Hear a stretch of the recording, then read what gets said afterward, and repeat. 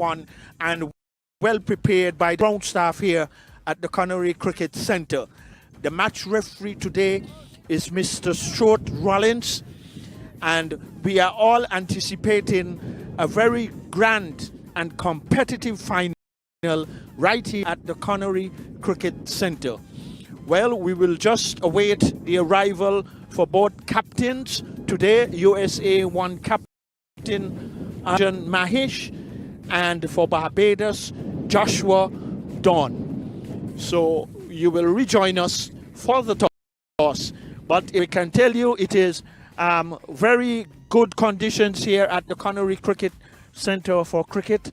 Nice, bright and sunny day, and we will all hope that that will continue throughout the day. As you can see, it is a very lush outfield, well kept, and commendations to the ground staff here at the Connery Cricket Centre for an excellent job, and to all the other ground staffs at the other venues, St. Mary's Park in St. Kitts, and also the St. Paul's Recreation Ground in St. Kitts, and over in Nevis, the sister island of the Federation in Nevis, at the El Comido Willett Park. So we will pause for a cause at the moment, and as soon as both captains come out and would have the toss going up, which will be officiated by Stuart Rollins, the match referee for this grand final. For now, this is Victor Eddy saying goodbye. No. You can put it on, you ready? Yes. Good morning and welcome to the Connery Cricket Centre. We are here for the grand final, and it will be contested between USA Team 1 and Barbados. Our match referee today is Mr. Stuart Rollins, and we have both captains. And as soon as they are ready for the coin, Arjun Mahesh of the USA 1, he will send the coin. There it goes up. We will wait.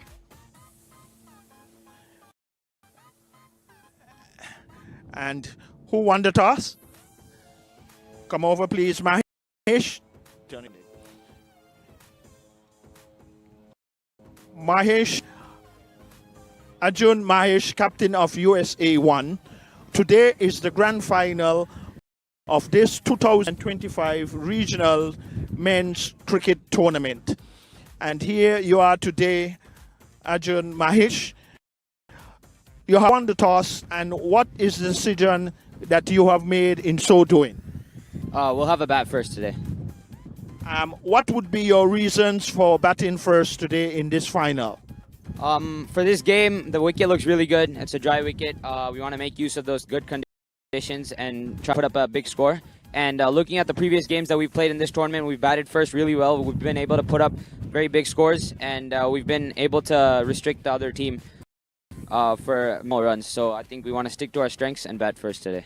Are there any changes that you would make knowing that this is the final and how important it is to be here at this Connery Cricket Centre? Yes, there are a few changes that we made. Our first choice fast bowlers are back in, and we're playing an extra batsman as well. So those are the 3 changes we. Well, all the best to you, Mahesh, in this grand final. Thank you, sir.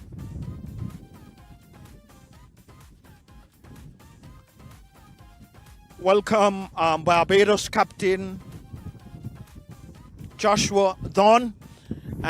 And Joshua, this is the grand final, and in a final, everyone, and no doubt your team today, Barbados, will put out their best foot forward in this final. If you had won the toss, Joshua, what would have been your choice?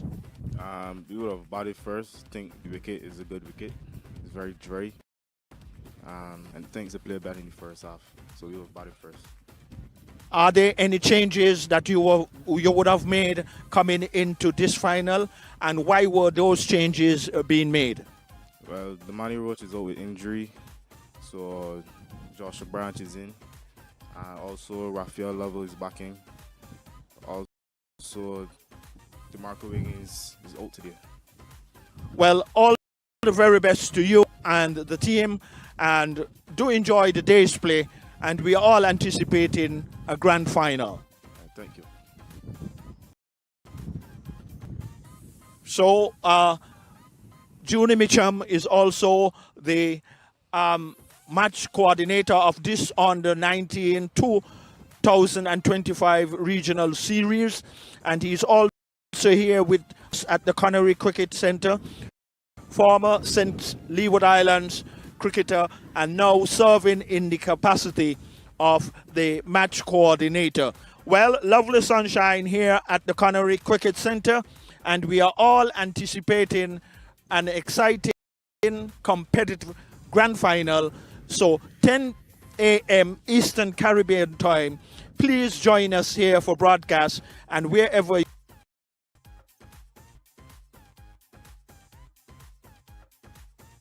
Cricket Center, we are here and gathered for the grand final, which will be contested between USA 1 team and Barbados. The USA 1 team won the toss and decided that they will bat first. And alongside me is Novel Mokal and yours truly, Victor Eddy. We will be bringing our deliberations of this grand final. As I say, a pleasant good morning to Novel Mokal. Good morning, Novel.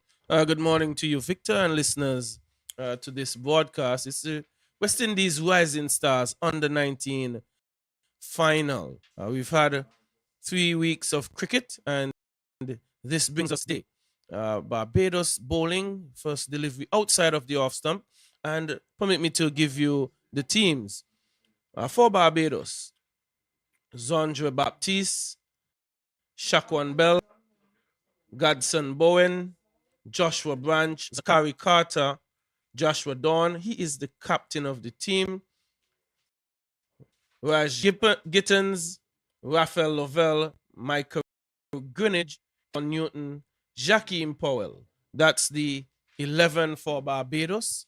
And facing the bowling here is Amanda Gill, and it's Gittins is the one. That one is going to be down to fine leg. First one's off the bat and first one's for the day, and one is had.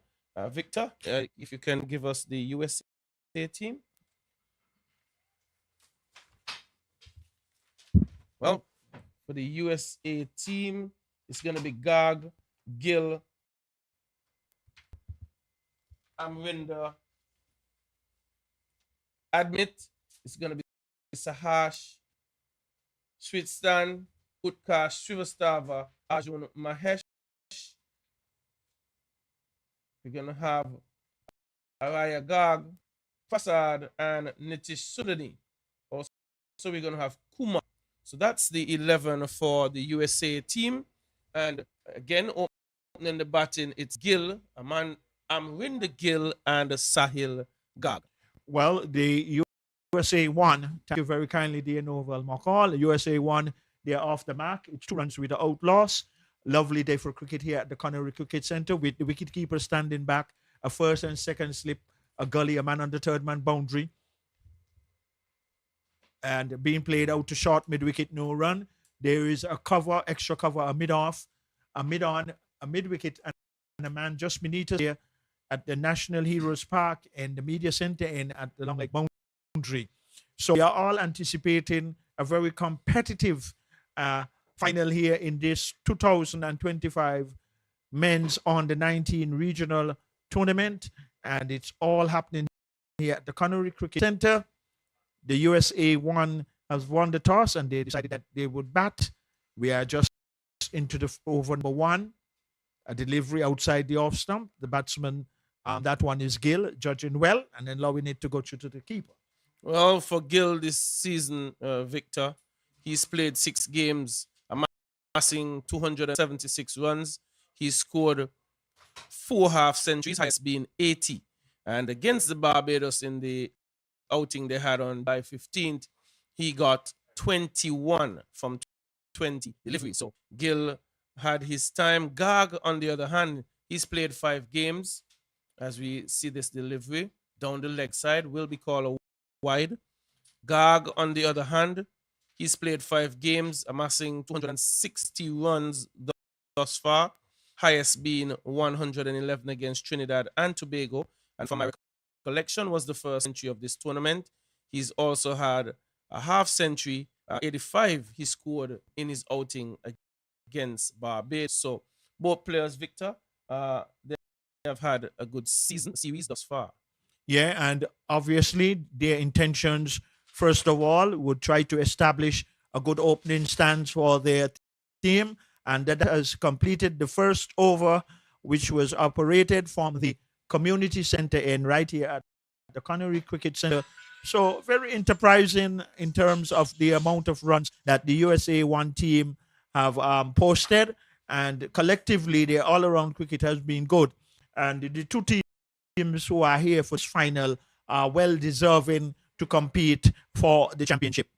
Well, at the toss, the captain for USA One, Arjun Mahesh, he said the reason why he has chosen to bat first, that because they have scored more consistently when they batted first, and here they have an opportunity because the surface is a very solid one. So, in agreement with him, I would like to agree that he, in my view, made a very valuable decision because it looks a good one. Occasionally, though, bowlers bowling from this National Heroes Park, and for what we have seen, both Novel and myself, the occasion delivery would keep on the low side. But number 22 for Barbados, he is moving in from the media center end. He's around the wicket, his left arm, and right away, Novel, he is right on target. So good start. It's Pollard. Pollard. Jakeem Pollard it is. Left arm over the wicket it is. And Powell is partnered by Gittins. I failed to mention that Gittins is tied for first on top of the wickets column. He has 14 wickets from the 6 games he's played. And Gittins, Jakeem Pollard, on the other hand, he's played 6 games, picked up 8 wickets. So both opening bowlers for Barbados, they have done relatively well in this tournament. Pollard, his best being 4 for 26 against the Windward Islands from 6.2 overs. So, Victor, good batsmen at this game for the USA, and I would want to say also good bowlers from Barbados as well. So it should be a good contest between bat and ball.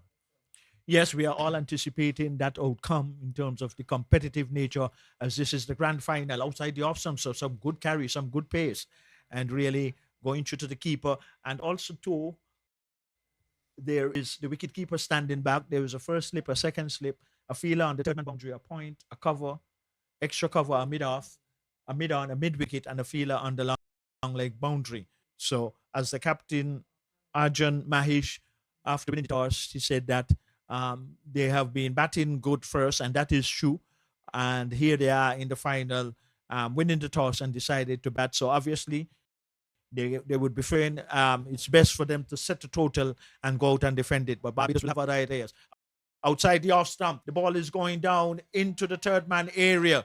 And even in all the matches that being played here, Novel and myself being saying that anything outside of the 30-yard circle and no fielder is close to it, it's going to cross the boundary.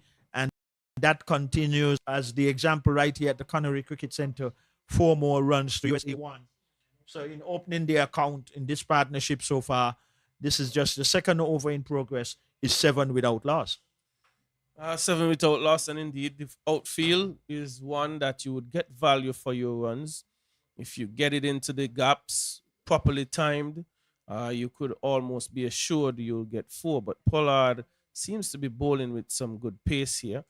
And that one's pitched up and easily pushed and scurry through for a single.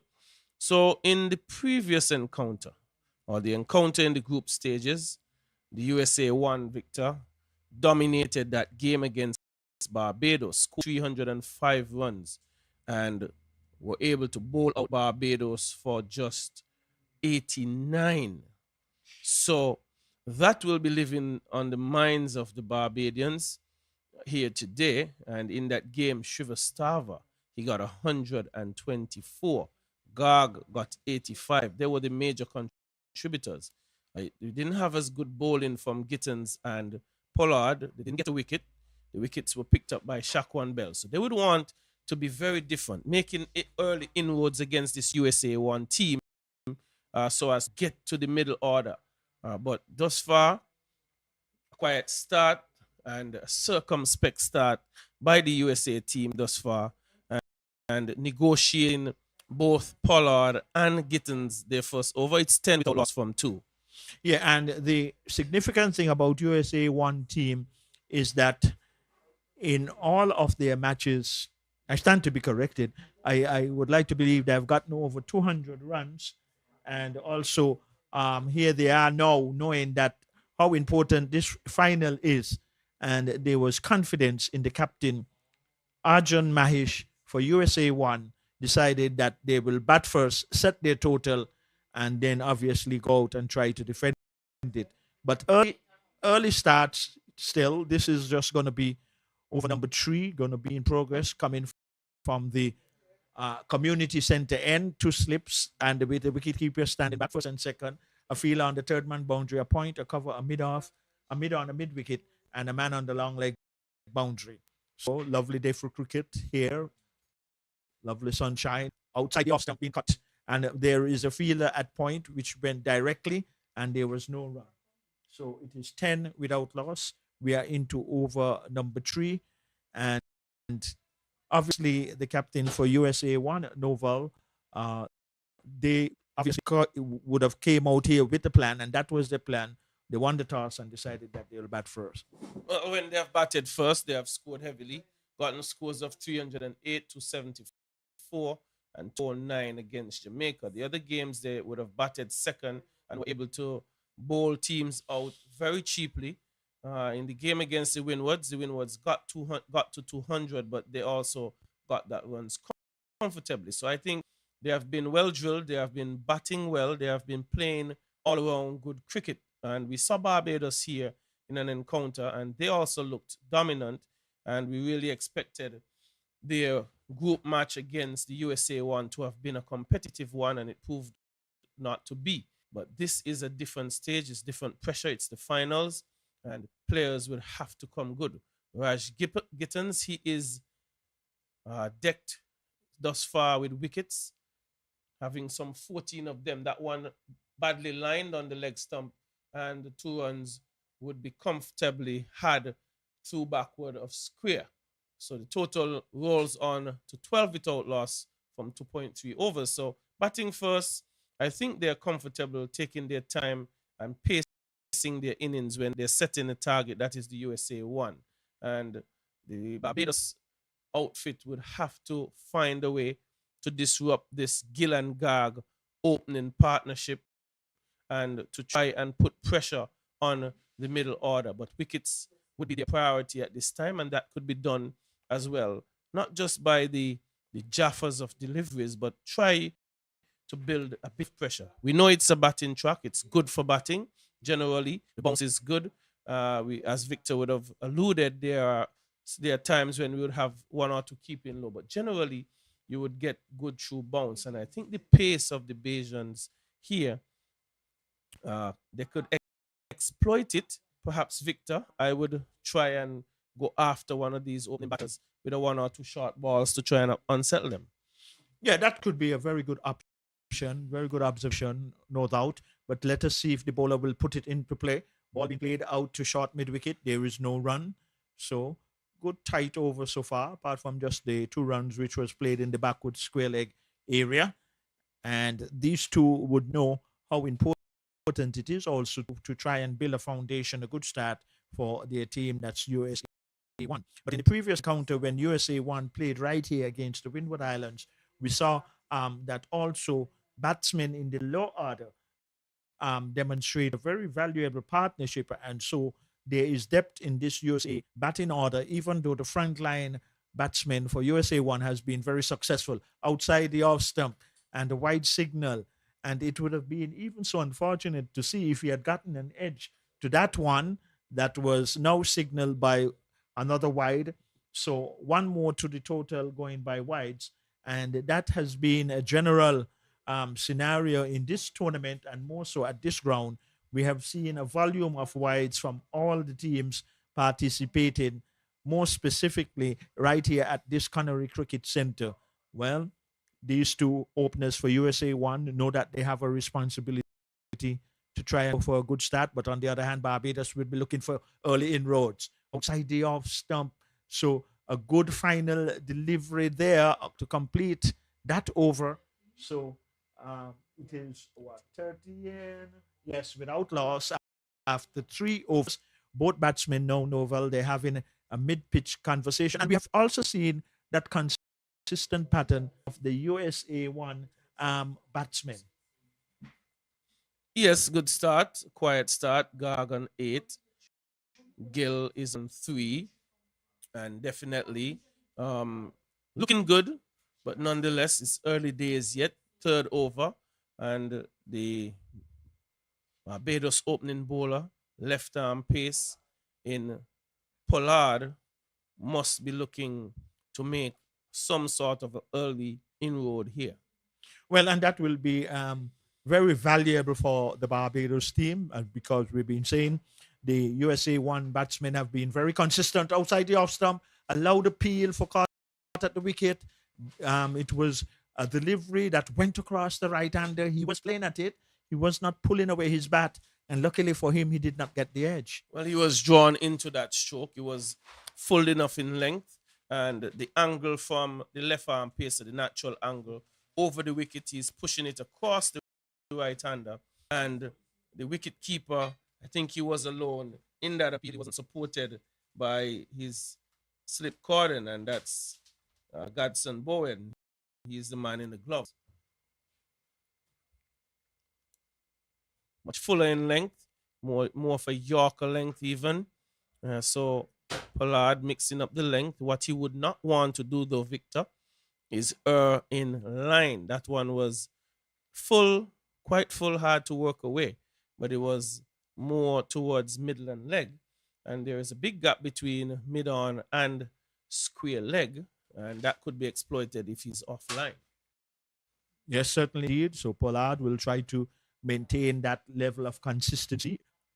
He should be looking for that area of the previous delivery to try and put that one. But on that occasion, I think it was well judged by the batsman, just dropping his arms, even though it was going across the right-hander.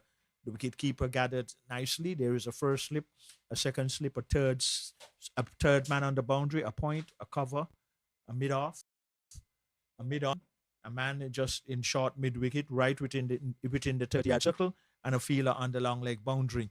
Operating from this, the National Heroes Park end is Pollard, and definitely over 6 feet tall, sporting the number 22 on the back of his jersey. And he looks down now, and he's on his way.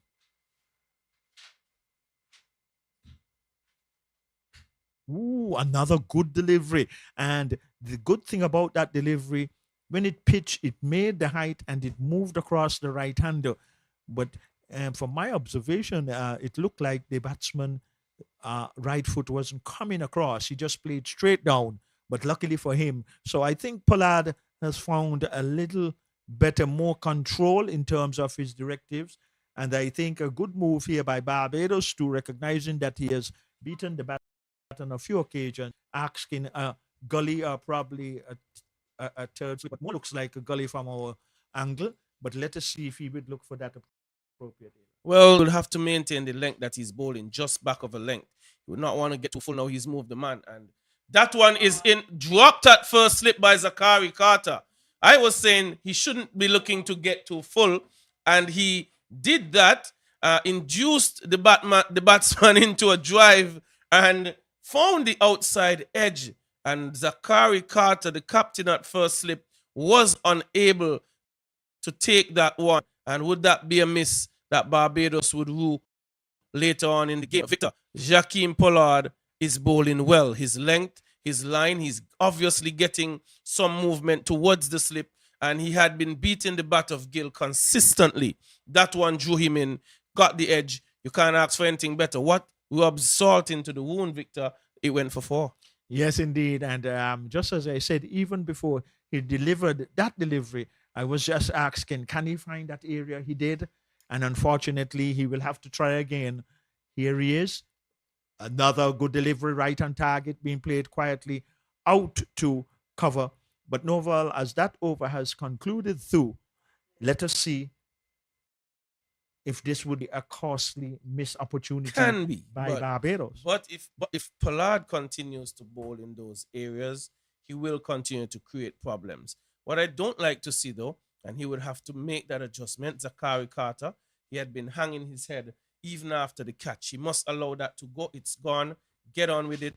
Get your mind back here. You have a team to lead, and you would not want the teammates to follow your body language. Just forget about it. It's cricket. These things happen. Take the next one. Yeah, well said there, Noval. Totally in agreement with you. And these two now, as the openers for USA won, they would realize now here is an opportunity with that given missed opportunity for Barbados to take the first wicket. And sometimes it can go either way. It can be either expensive or it can also turn in Barbados' favor again. They might just get that early wicket, which will be so necessary in terms of this final right at the Connery Cricket Centre. Well, only a solitary slip now with the wicket-keeper standing back, a third man, a pointer cover, a mid-off. There is a mid-on, a mid-wicket, a man to the right of the square leg umpire. And let us see what Gittins will be trying now. He played right where the fielder was placed, taking him out of the second slip area. So good movement there by Gittins. It was also played crisply, but it was well stopped, prevented any possibility of a run. Well, Carter would have moved himself into short mid wicket, and I'm probably looking to get a touch straighter to Gill. Maybe they're seeing that he has the propensity to play around the pad and looking for an LBW decision. So getting a touch straighter. We wait to see the outcome of that. Defended back up the track and getting feeling to his own bowling. And Gittins just appears to be bowling within himself, not trying to bowl too quickly, just looking to hit the right areas to make the batsman Garg play. So Sahil Garg, his highest score, 111 thus far, and Windies Gill, his highest in 80. And they have been churning out the runs, and another batter for them who had done well is Srivastava. So you get past those three. You might be in this, but you have to get past them. They don't give it to you. You have to work for it. Wider delivery. Driving at it was ill. Not pleased with his decision. That could have taken an edge, Victor. Sorry, Garg. My apologies. So 17 without loss from 4.4. Victor, not a quick start, but solid nonetheless. Yeah, and indeed, solid indeed. And Garg was a little guilty probably of going at that one. Well, if you're going at it outside the off stump, some coaches will prefer if both feet are moving to execute. But let us see what Gittins will do with this delivery. Outside the off stump, and he was playing at it, and luckily for him again, did not get a touch. Garg true to the keeper.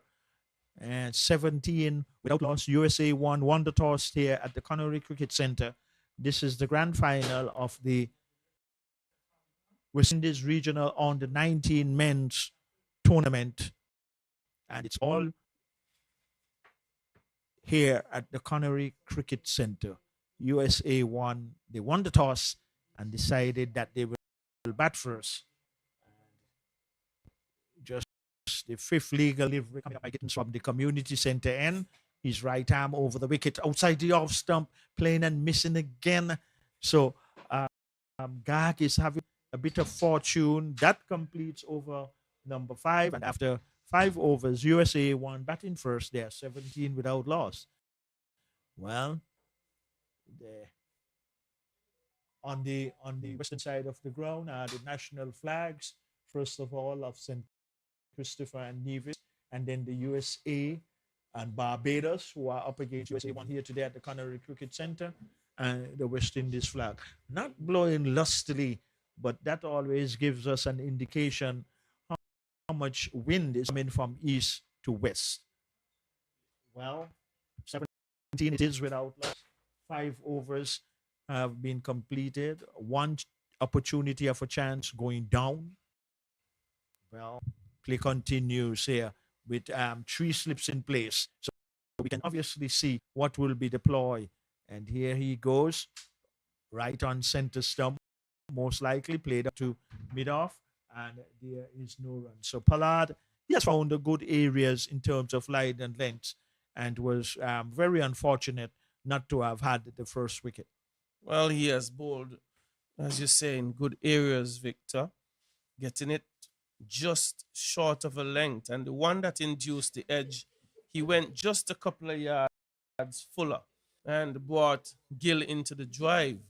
So what he did was hammer away at the back of a length, then got it up and asking Gill to drive, but he's driving even better here. That one going to cover point for 4. So getting it full on that occasion, not a bad idea, but didn't get the movement it wanted.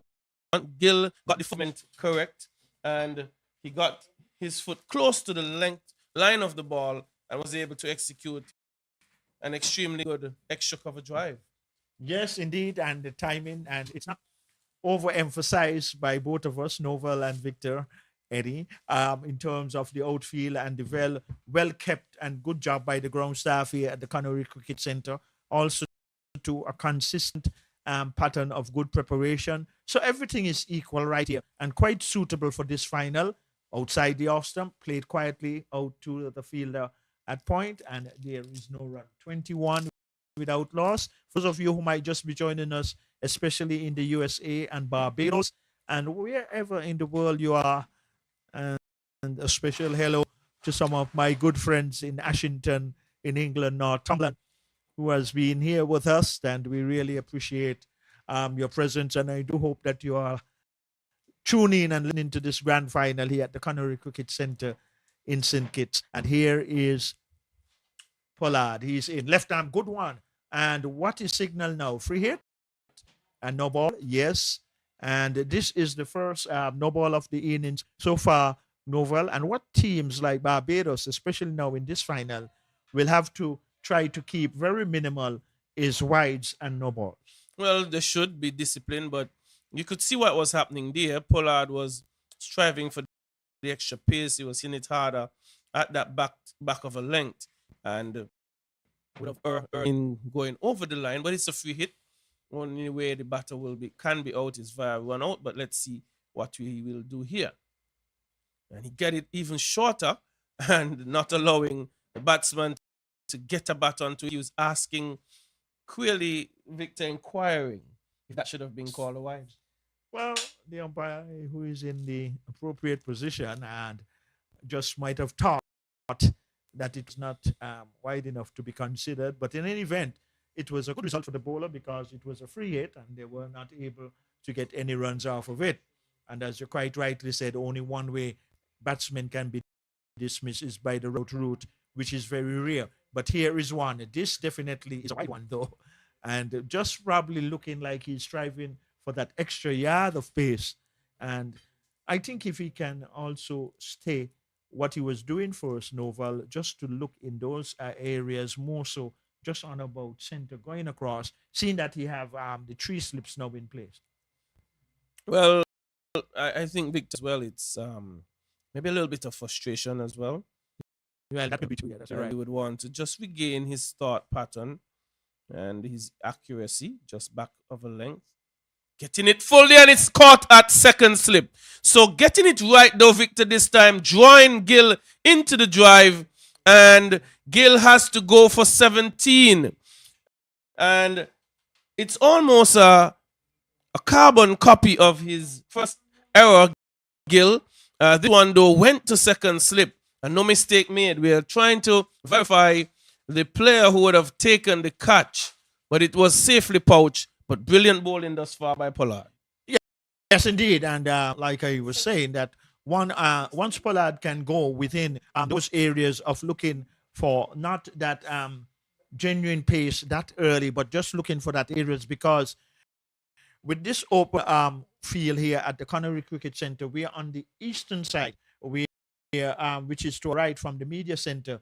There is not a housing project very close to curtail that lovely wind that is coming across the ground. And with the left-hander bowling from the National Heroes Park end. That also can be a contributor to the outswinger going across the right hander. Well deserving of that wicket because he had an earlier chance being put down off of his bowling. So this is a very good chance and an opportunity for Barbados to have gotten that early wicket. USA won, losing their first wicket, 23 for 1. Victor, the damage perhaps would have only been 8 runs. He was dropped on 3 and got 4 from the drop. And then he would have scored a boundary in this over. But Pollard is hitting some good areas, but not just hitting good areas. He has some pace with it, and it's really good to see. If he maintains this line and length for a little bit, he will be in business. Into bat at number 3 is Utkarsh Shrivastava. Has scored heavily, would have given you what he has done thus far in the tournament, and we'll be looking to build a partnership. The partnership this time broken at 23, Victor, as Pollard works his way from this end, and it's short into the pitch, and Shrivastava getting on it, bringing about the end of over number 6. It's 23 for 1. The dangerous Gill goes. Yes, and a very good opening encounter for Pollard, operating from this media center end and getting the first wicket earlier. Also, there was a drop catch off of his bowling, but that didn't deter his confidence. He kept his composure. He kept it in the appropriate areas, and he got the very valuable result for Barbados here in this grand final, and they're up against the USA 1. Sometimes on the lower averages, not just in cricket, but we see in other sports, sometimes, a lot of times teams go through the major process of a tournament, and when it comes down to a final on the law of averages, sometimes they lose the important one. Not saying that it will happen in this aspect, but that has been a pattern coming out of other sports. Well, here is the USA 1. Will have to try and consolidate outside the off stump, and that was very loose because it was almost very close for being called a wide, and there was the batsman Gar, and I think he was lucky not to have gotten an edge, and that would have been very irresponsible in terms of him going at that one that might almost would have been considered as a wide. So just losing his partner, he would have to realize now how important it is for them to try and establish a partnership. But this is the final, and this is where it matters most. Yes, a bit loose by Garg.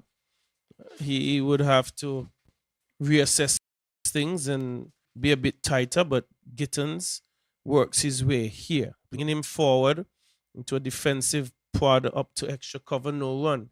Utkarsh Shrivastava, as I mentioned earlier, he's second in the run scoring board.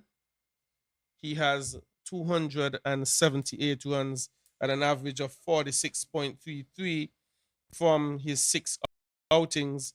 Has 100 against Barbados. Would have gotten 100 against Barbados, that being 124 on the 15th of July in that encounter over at the St. Mary's Park.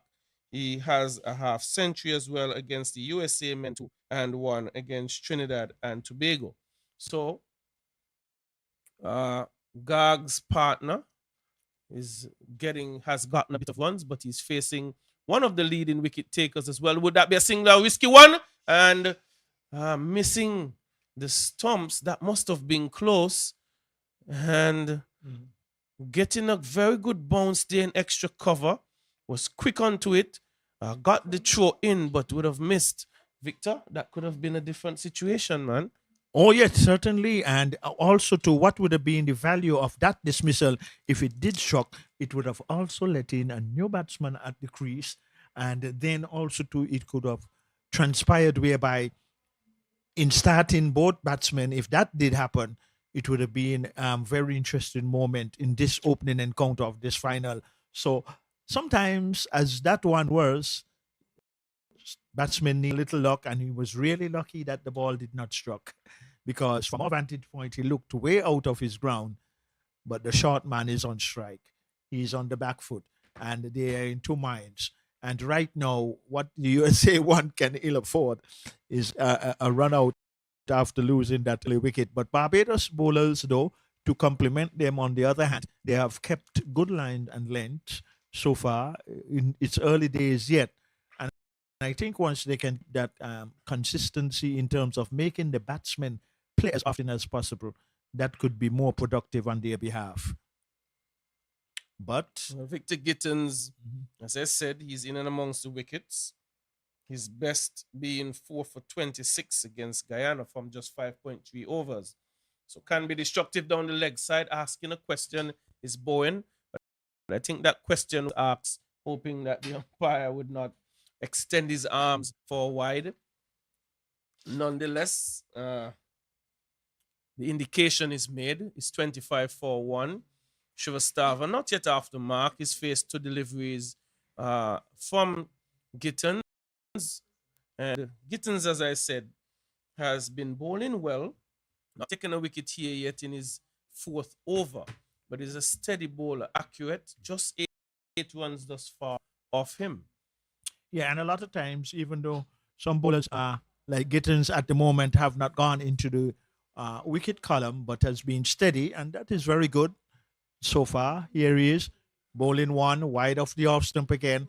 And what also to know that Barbados have gotten that early breakthrough, which was well deserving, they still have to be a lot much more precise in terms of their directions, because sometimes those extras like the wides and the free hits, and we have seen a few wides so far in this innings.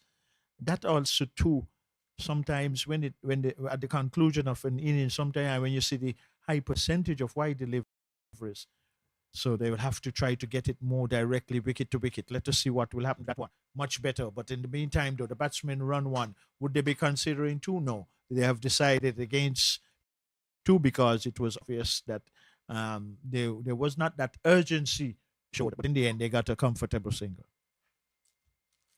27 it is for 1, and you're listening to cricket coverage here. It is the grand final between USA 1 and Barbados. It's the Western Regional on the 19 cricket tournament, where matches have been played at St. Mary's Park in St. Kitts, Keon, and at the St. Paul's Recreation Ground in St. Kitts, and at the El Comida Widat Park in Nevis, down the leg side. And what I was just speaking about, Novel, and we have seen it right here at this venue where we have been carrying out our deliberations, the percentage of wides, and we will get that from our very efficient scorers in a while, how many wides have been conceded so far. And is it 6? Confirm as 6 so an far. extra over thus far, Victor. In wide, just like that. You're right on par there, Nova. You're supposed to be allowed 300 deliveries in a 50 over encounter, and they have already conceded an extra over. That one driven through cover, and I think it will get very close to the boundary, and it crosses the boundary now, and had no chance. There was Baptiste trying to chase that one down, and 4 good runs to Gag. It's 32 for 1 from 7 overs. Well, I was fortunate there too that it was Novel describing that boundary with the sharper and brighter eyes, recognizing that it just crossed the boundary as he described. And Novel, good looking stroke. The timing was good, but there again too, Gittins gave the batsman all the opportunity to extend his arms. It was wide of the off stump. He got to the pitch nicely and placed it well. And on the deeper side of the ground here at the Connery Cricket Centre, which is the eastern side from where our media centre is, it also raced across the boundary line for 4. So, Novel, the openers and the first 5 for USA 1 have been successful with the bat, but we also see too that there's some talent in the lower half of the order. A good delivery, but here again, another no ball. And sometimes, Novel, it looks like we actually mention about something. It comes like it happened. We're not fortune tellers. We are only commentators. Yes, we are. And again, Pollard perhaps, again, striving for that extra yard of pace, overstepping. But I think it had Shrivastava in a tough bother, short of a good length, making some height. He does have an opportunity to free his arms here and getting it through forward of square. Baptiste working hard. and getting there and hurling a powerful return in. Well backed up there by the man coming from mid-off to do some work. And 2 runs picked up by Shrivastava. So Pollard would want Victor to go back to that length he had in his second over, even though he picked up the wicket in his third, where he was just hammering away just back of a length, and then he got it a touch fuller. So just like batters need to be patient, so too do bowlers. Bringing Shrivastava forward. So patience perhaps would be the name of the game. Just use that discipline and hammer it just back of a length. Allow the angle to take it away from the right-hander, and you could get it fuller and induce a drive. But at the moment, 35 for 1, USA 1 batting, and Pollard, who has picked up a wicket, working his way here from the middle center end.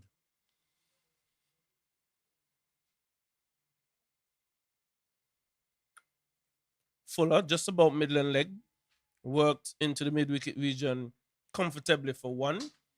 So Shrivastava getting on his way. He's now 4. Gag 13, 36 for 1. And the thing about that single there, Noval, the calling was so early and the running was so swift. So that's the next segment too, in terms of communication between batters. But I will agree with you totally that Pollard, go back to the areas where you've been successful, because where you've been successful, keep trying to nag away there, and that's better, because only unless then if the batsman proposes challenges to those area and gets on top of Pollard, then he can think of other options. But because he have been so successful, first of all, a drop catcher going down off him and then taking the wicket, still look for those areas would be no doubt the suggestion coming from his coach. You've been successful there. Keep trying there all the time until that has failed you. Then you go to other options. Let us see what he will do with this delivery. Outside the off stump hammered, and it's 4 runs. Well, Gil got the invitation. Sorry, Gag got the invitation to drive. And Victor, they would have taken a man from the extra cover position, but he went to cover point there. And even though it was aerial, it was very safe, but he was thumped to that area. So 2 full by Pollard, but I know the thinking must be, I'm looking to induce the edge. He would have had 3 slips, and that has brought about a field change immediately, pushing the man back into that area. So he can now think about getting it full and be comfortable with it, that he has a little protection there. This time he pulls back the length, and I was hoping he would do the same thing. Just go full again. Yeah. Let's see if you're going to drive. And like how too that was the last over for Pollard in that aspect, I'm not too certain that I might have just redraw the third slip. I would just ask him to try go back there to see if the batsman might also go back, believing that he have a chance to execute. But a lot of times it is, strategy, and bowlers will have different ideas towards us too. But at the same time, though, because you've been successful in that area, and you yourself, Novel, know as a bowler, if you've been successful in an area, and if the batsmen get on top of you in that area, then you go to the other options. But do not change it if it's been successful and working for you. But anyway, is there going to be a change of bowling? Yes, Shaquan Bell coming into the bowling attack. Right. And this also too going to be interesting as to how he starts. But also to Novel, it is at this moment very minimal in terms of these two, but they are consolidating and building a nice little partnership. And we know that the top order for USA 1, their batsmen have been prolific. Well, Shaquan Bell, up to this point, playing 7 games. He's picked up 10 wickets, and an economy rate of 5.66, his best being 5 for 53 against this same team, USA 1. So getting into his medium paces, and that one is chopped out point, easily fielded by Griffith. So 40 for 1. Victor, just about where teams would be for at the 8 over mark. So we know run scoring. Once you stay at the crease here, you can get runs. So one would say about par at this stage of the inning for the USA 1 team. Well, good, comfortable forward defensive by a man who has been in tremendous form for the season. And I indicated earlier to Novel that we saw in the game against the Windward Islands that this USA 1 team too, they have depth in the lower half because remember that valuable partnership in the middle that was so important. But though these two are settling in nicely, so Barbados will have to try and break this partnership. Here is one driven, but straight to cover. So immediately, he has started on a good line and length, and really looking to keep it in the appropriate areas. The keeper standing back, a solitary slip, a short third man, a point, a cover, a mid off, a mid on, a mid wicket, and obviously a fielder, most likely Benitez here on the long leg boundary. So these two, a little mini partnership, I would call it at Just this 17 at this stage. yeah, building up. Mini it is. And here's one tucked. They're going to run the first one quickly, but it could be dangerous if they're going to try two because the throw was very accurate. The keeper did not have to move backward or forward just to gather. And in the end, it was well judged for just a single. Very good workout in the deep. The throw was even better, right alongside the stump. I'm sure Bowen would love that for most of the day. Well, indeed, why not? You do not have to go too much left or right or overhead and jumping and so forth. Here is the delivery, to play it quietly, and that is a very good single. Why it was a very good single? It was played with soft hands. The field had short, extra cover had to come in, and both batsmen having to cover 22 yards. But the early calling, that communication is very relevant, very important. It's a final, and every opportunity, obviously, the USA batsmen, they have run well between the wickets. And as Novel said, collectively, they have really met high standards in all areas of a cricket game. And this is the final, which matters most. On the law averages, some persons will say, you are just lose one. Very well hooked. But there's a fielder beneath us down here on the long leg boundary. And one more to the total, though. And that's the wicket taker, Pollard. Yes, he was the man on the long leg boundary. Bell going short just to test Shrivastava a bit. But he was able to roll his wrist comfortably and getting it down to long leg for 1. 9 overs completed, 43 for 1. Gag 18 and Shrivastava 6. Partnership continues to grow. It's working into it. It's now 20 runs from this partnership. Pollard, the wicket taker, he's going to be into his 5th over now.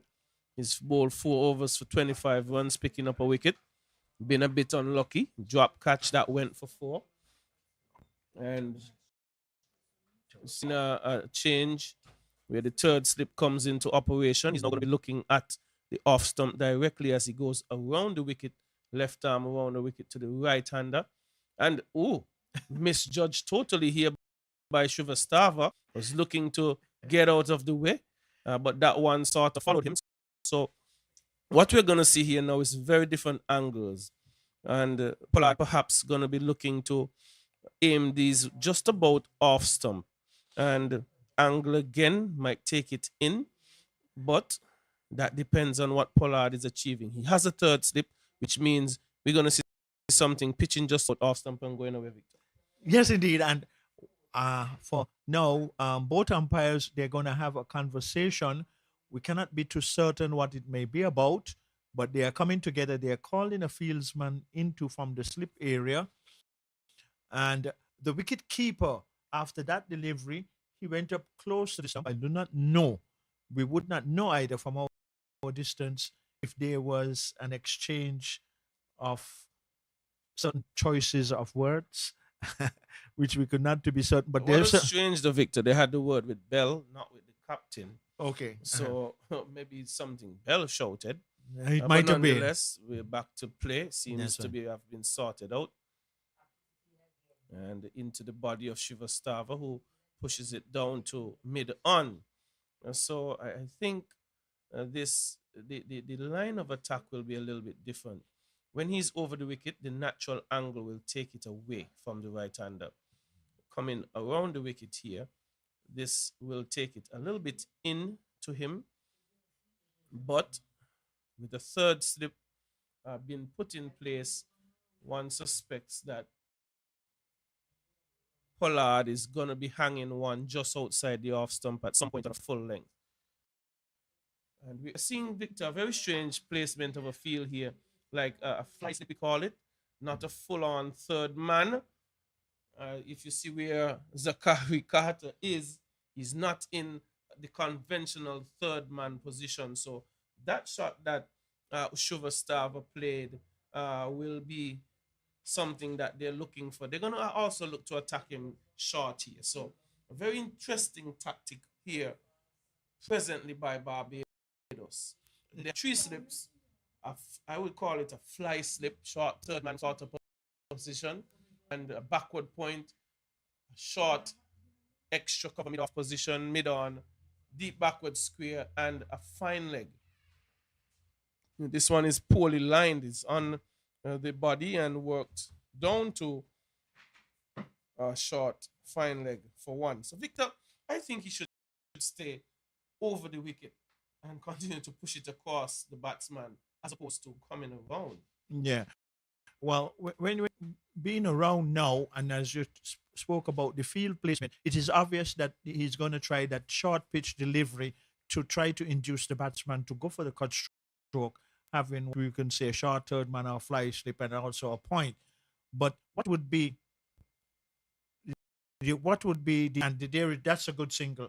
What will be the good thing about him bowling on this side of the wicket now? If he can master that outswinger from that side, which is challenging and difficult, but if he can do that, that's a beautiful delivery.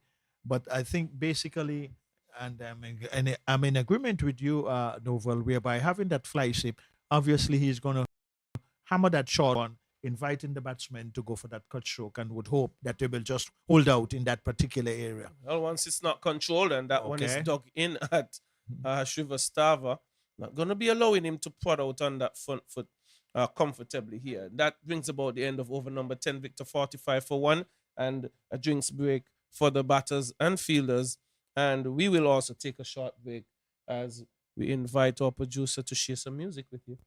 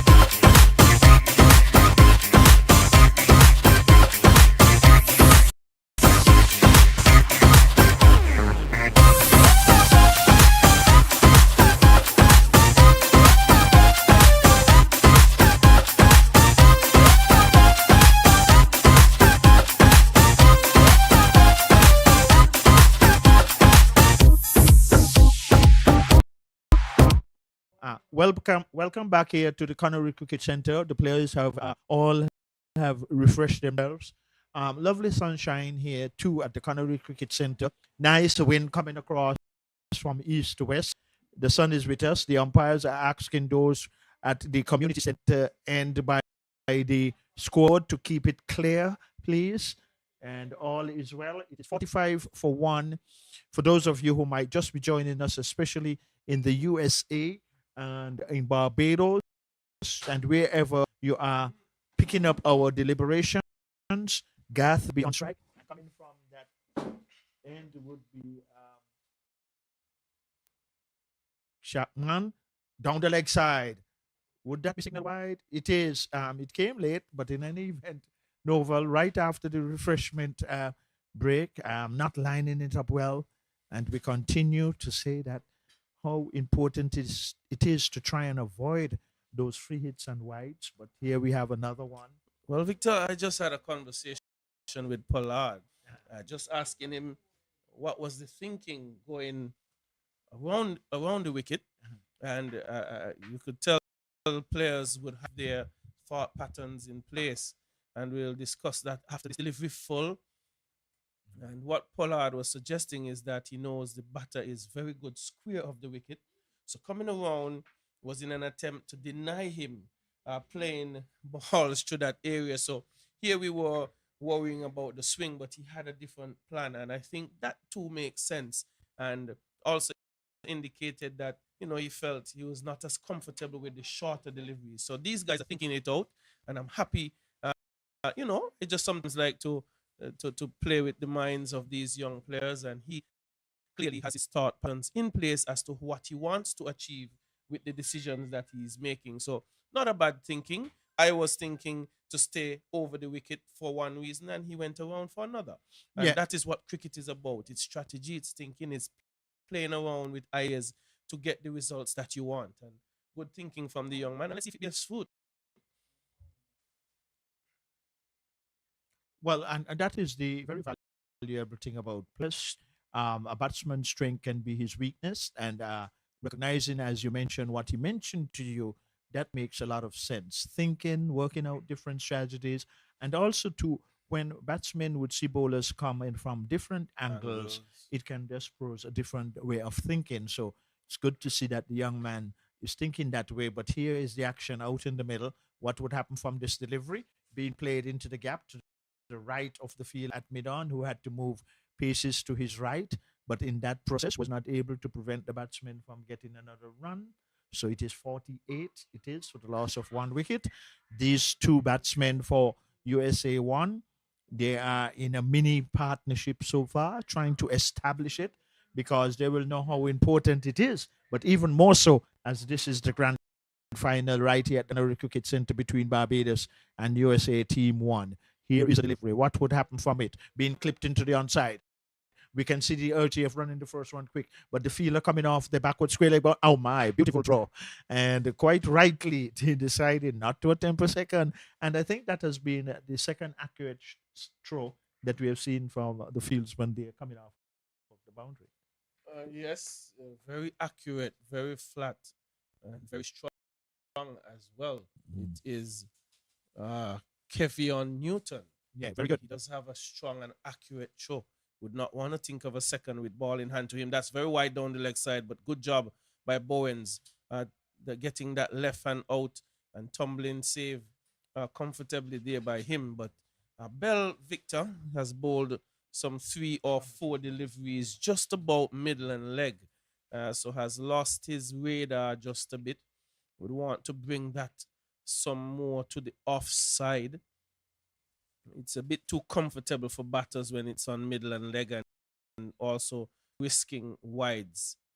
So into the pitch he goes, and defended easily by Garg, who is on 20, 49 for 1. Victor Garg has gone about that 20 without us even noticing him getting there, just knocking it around.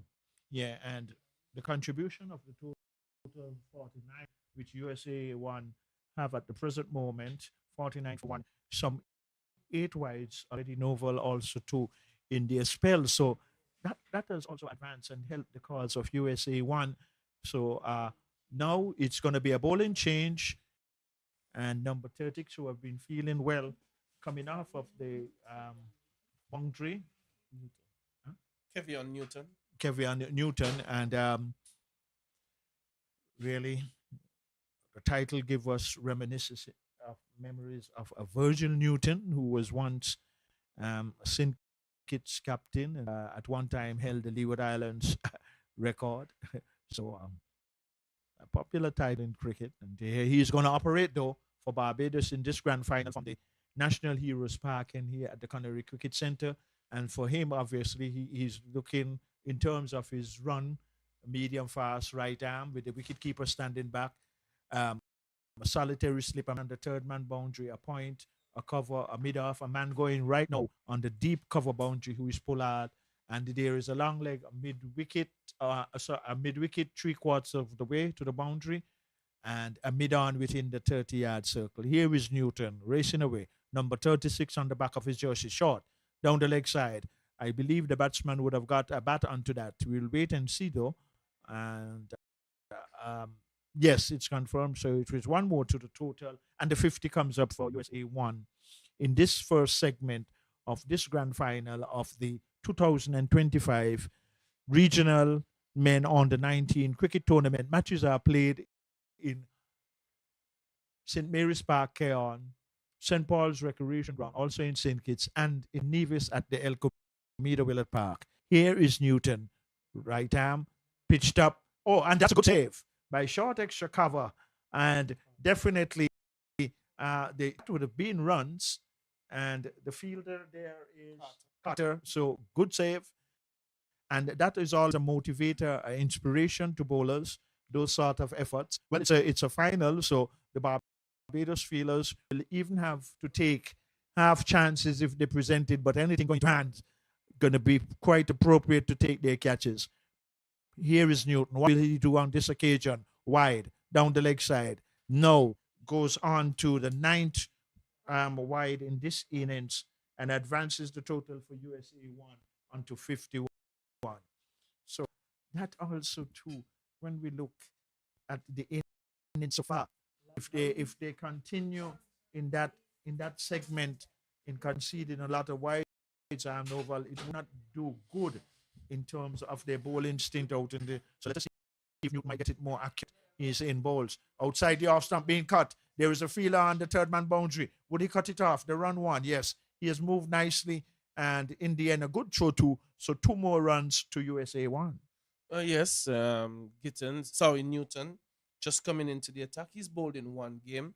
He bowled just 1 over prior to this, 1 over for 14 runs. Wow. And Newton would want to be better here today. He has conceded some 4 runs, 1 wide, couple of shorter deliveries. Seems to be keen on, as we would call it, hitting the deck. But he would want to do that more on the offside. Hasn't shown that discipline just yet. But I think at times those midland leg deliveries so early tends to be sort of easy balls for batters.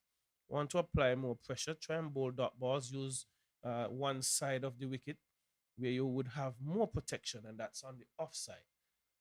Well, the field placement, you're so right, Noval. Heavily pack offside field. You can't afford to be going down the leg side. There is one again on the batsman leg stump that's played it out to a fielder who have to move to his right at a short square leg area. But in the process, the batsmen were able to get a run. So these 2 batsmen, though, Noval for USA 1, they're going at a minimal, reasonable partnership developing between these 2. And these 2 batsmen for USA 1, they have been amongst the runs, and they would know at this final how important it is for them both to get some runs for their team. But here is Newton. He will have other ideas. Pitches it up, and good fielding. Oh my! Has he hurt the batsman? Oh my! Was he really? I wonder if he was really looking to throw that at the wicket. Yes, he was. Gag would have gotten out of his crease, and then, was looking to fire it back at the stumps. Gag lost his footing, but probably would have been in. brings about the end of the first over that Newton would be bowling for 6 runs. 55 it is for 1. So 50. Yes, so 23 to Garg and 10 to Shivastava. Shakwan Bell has been in amongst the wickets, would have taken a 5-wicket haul against this USA 1 team. Well, and would want to see if he could replicate that or something close to it, and to try and put his team on top. Victor, we have a lot of cricket in St. Kitts. We are expecting 3 T20 matches, West Indies versus Australia beginning tomorrow night. And at 7 o'clock, that one crunched down on there at Warner Park. So we would have held this tournament throughout this month of July, and we're inviting the Australians here at St. Kitts in Warner Park tomorrow evening. yes, and Novel Markall will be there, all being well, and you will hear that prominent voice giving his deliberations. Many congratulations, dear Novel. But it's true, and even though and how the West Indies have been playing, we know that in St. Kitts and Nevis, they are strong supporters of cricket. And in all the eventualities, I just believe that people is going to turn out because it's somewhere to go and have recreation and really enjoy cricket because, I mean, let's see more lovely cricket here at the Canary Cricket Center too, whereby USA one are consolidating after losing that first wicket. These two are going along quite nicely and knowing what it is and how important this championship is being. And Novel, you have known too that a lot of times in not just cricket, teams will go right through winning. And when it comes to the final, not saying this, people usually say, and the law averages, you're due to lose one. Well, in most tournaments, you saw Yeah. to lose a game, but that's a very Ooh. brilliant delivery by Shakwan Bell. Yorker length being crunched down on by Garg, and that one was homing in on the middle stump. Well, and there again now too. I think we've been deliberating that consensus whereby why not go back for Yorker again? You know, go back because you're seeing the quickness of deception too in his action, and really all credit to Gat there. He did get out a good Yorker, but probably it might be a different way of thinking. Oh my! And so says the nice accommodative bounce to the fielder out on the deep backward square leg boundary. And the meantime, they would have gotten a single. Nova, looking at these two batsmen now at the crease, I think they have assessed the pace of the wicket, what they have demonstrated so far. We have not seen any indiscretions, and they're taking every opportunity when any delivery is loose, put it to the boundary, but also accumulating the ones and the twos. Oh yes, that's the way to go about it. No risk needed, no indiscretion needed at this time. They would want to force Barbados to be the ones giving them what they want. They have built themselves a solid partnership here of 34 as Shakwan Bell invites Shrivastava to defend. So, yes, 57 for 1, just about 13 overs almost completed. Good work thus far. Losing the only wicket of Gill, Shrivastava getting into his work, 11 from 23. Garg, as per usual, not expansive, not too flashy, 20 from 38. But Shakwan Bell would have been the major destroyer in their last outing, and No, he played that in the ground. that seems to have been a bump ball to me. Oh yes, But an appeal by the Barbados players and asking them to settle down there is the umpire.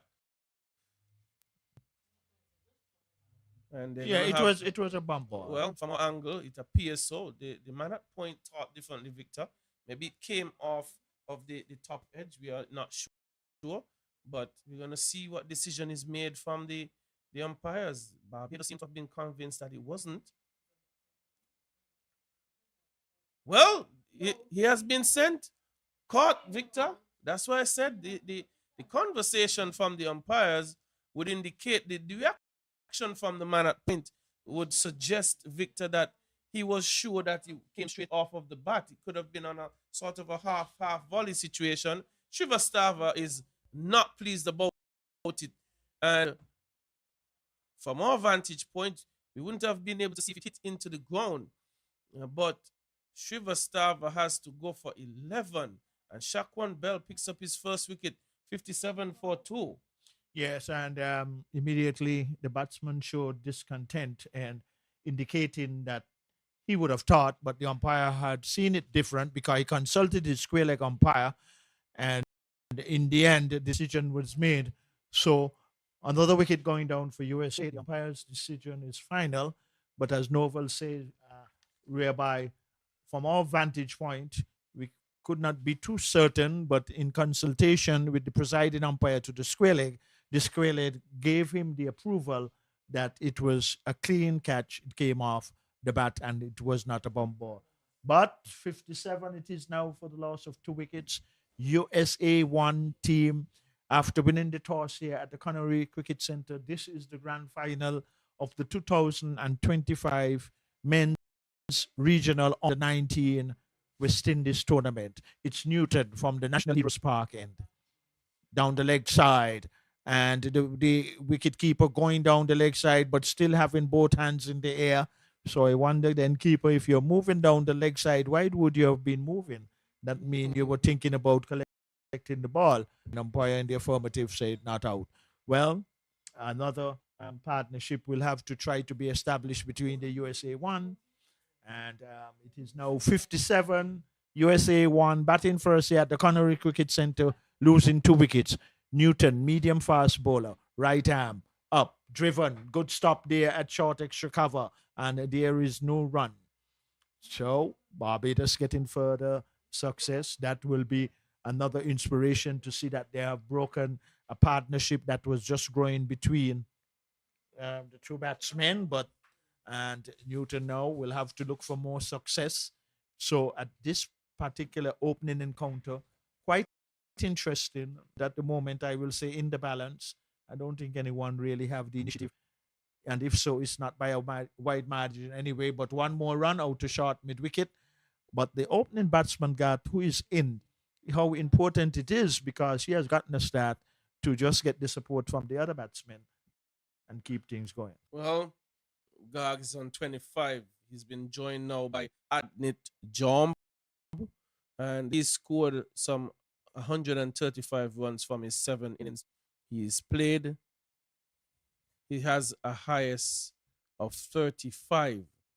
So Jean would want to get better than a 35 here, but the Barbados team, they would definitely have other ideas. 58 it is for 2 from 13.3. I think down the leg side, a loud appeal by Bowen. Still has his hands up, not getting a response from the umpire, and that might have taken or brushed some part of his clothing, but nonetheless, not a response from the umpire. So Jean faces his first deliveries. That one, Victor, I find the pitch has shown a lot more consistency in bounce than in a few of our other games. It looks a good pitch to bat on. The carry is nice. The bounce is true. And pace bowlers are invited to have a go at it. And digging in this one in is Kevion Newton. He had to hit it really short, and it climbed over the head of Jomb, who was under it. And one of the obvious things, too, as you quite rightly said, to the bounce thus far, especially the bowlers operating from the National Heroes Park and where we saw in previous matches, but early still, because this is just the first session, we did saw deliveries keeping on the low side. We have not seen that as yet. And here is Newton, better pitch delivery. Wicket plays it down to mid-off, and there is no run. That has been the final over number 14. So we will just have to wait and see. But usually when bowlers are operating from the community center here at the Connery Cricket Center, the consistency bounce have been very good. But occasionally in previous matches, when bowlers operated from the National Heroes Park, and we saw occasionally where deliveries kept low. But thus far in this opening encounter and final, this morning's play, we have not seen that yet by any bowler. Victor, another observation. You recognize we are now into over number 15. Barbados, they have not used a spinner as yet. They have maintained pace bowlers up until this point. So it must be a plan that they have, that, that they want to keep bowling maybe as many overs of pace to the USA one team. Well, it just looked like from that overthrow there, the umpire gets struck. I do not know if he saved runs, but he's now flexing his. It looked like he struck him around the shin area, but he seems to be all right. Well, there was a man backing up who would not have gotten into the outfield, and I'm gonna bring up interesting conversation to you, Noval. Here is the delivery being played into the short mid-wicket area. We have to move to his right. Do you think, on a consistent basis, that umpires should be wearing helmets? And I'll tell you why. well, in the T20 format, I'll say yes, because there are a lot more attacking strokes being played. Probably every other delivery, there would be players will be going hard at it. But I think in the other formats, perhaps no, they have enough time to see it coming more frequently. But you might have a different thought process on it. No, you have given. Oh my, this can be risky. The He's batsman, out. Oh, he was out of his ground. Was jumped. and and we wonder for a moment why was he looking to attempt when the ball was traveling quick to the fielder at short extra cover, and then he fortunately he lost his foot in our balance to an extent that and for him it did not hit the stump, because just losing that wicket, that would have been even more detrimental. But in the end, fortune favored the Braves, as many would say, and that fortune really favored USA one. Yes, Very he scary. would have been out of his ground by some distance. He had given up on the and getting back even, short into the pitch jump, riding that one quite comfortably, and picking up a single to get off the mark. 560 now it is for two. Yeah, and the umpires concurring. I think the square leg was thinking probably, but yeah, one legal delivery left in this over, two, sorry. So I do not know why he was moving like that, because he's not a left-hander and a right-hander. Anyway, you have to be more astute, but in the end, two more legal deliveries to be bowled, and it is to be done so by Bell. And batsman Garth settles. Garth should know that the responsibility, he has gotten the start. His team have not gotten off to a flyer. One striking him on the pad, out appeal.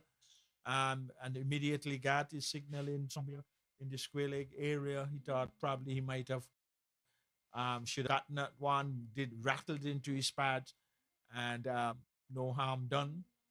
Well, Barbados can feel very good at this particular moment too, knowing that a relatively new batsman is at the crease, and if they can just keep Garth away from most of the strike and get more deliveries into the newcomer at the crease, Bell misses his run, and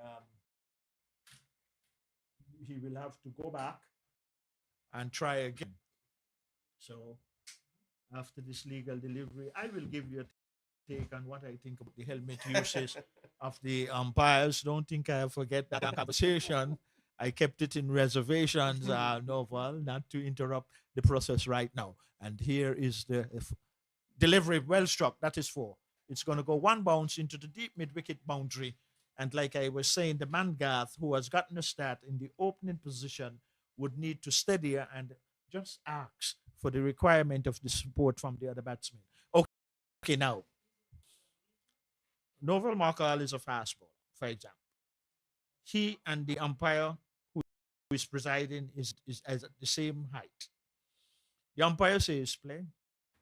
The batsman has struck it head height to Novel Markall, and at the last moment, Novel was getting out of the way. How much time does the presiding umpire has to get out of the way, Novel? Well, he should have been getting out the way the moment it was struck, not after the fielder is feeling it. Right. But I see where you're coming from. And there Because- has always been risk. Yeah, know, that with I was looking umpires at and so that's what I forth. looked at. Because too, the quality of the bats Oh, they're right now better. too They're they're better. far better, They're and better. and sometimes it's just if you think about it, what the structures that the bats are made out of today now, the race. So it has yes The thing alertness. is, though, the umpire still has another 5, 6, almost 6 feet away from the stumps, sometimes depending. So But- still a little more time to pick it up. Yeah, Noble, but the description I gave, you and the presiding umpire is the same height. But then, even though he has about 6 yards away from the stumps, but how much time when you just move at the last moment for him to get away and it's the same height? Not a lot of But time. that is pure speculation on my behalf. No, I mean we've seen umpires being hit with the ball before, Yeah, but and they you gotta be careful. They do watch More so keenly in 2020, I'm in talking the about. now. T20 version Yeah. of the game. Anyway, here's because- Newton. Driven down to short Oh mid-on. no, that's some poor Hemisphere, feeling. they might get 3 if they're running fast. I'm not Branch, too certain. Joshua Branch No, missed they're that. settling for 2. Went through him. And Victor is on that edge of the square. Perhaps it could have been that, right on the edge of the square. It's a little higher than the normal field itself. So it could be that area that sort of would have undone Joshua Branch there, coming across from a short mid-on position. Novel though.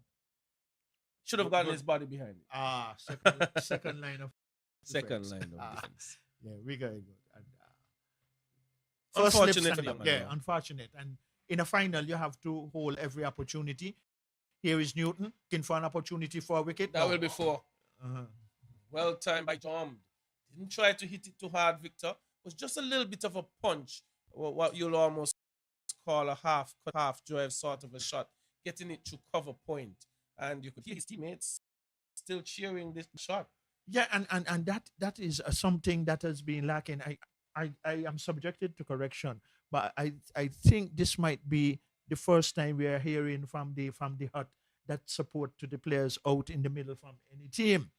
And 4 more runs. The total advance is now on to 70 for 2 for especially those of you who might just be joining us here at the Connery Cricket Center in the US of A and in Barbados. Here is Newton moving away from the National Heroes Park end, played out to mid-off, who have to move paces to his left, prevented any possibility of a run.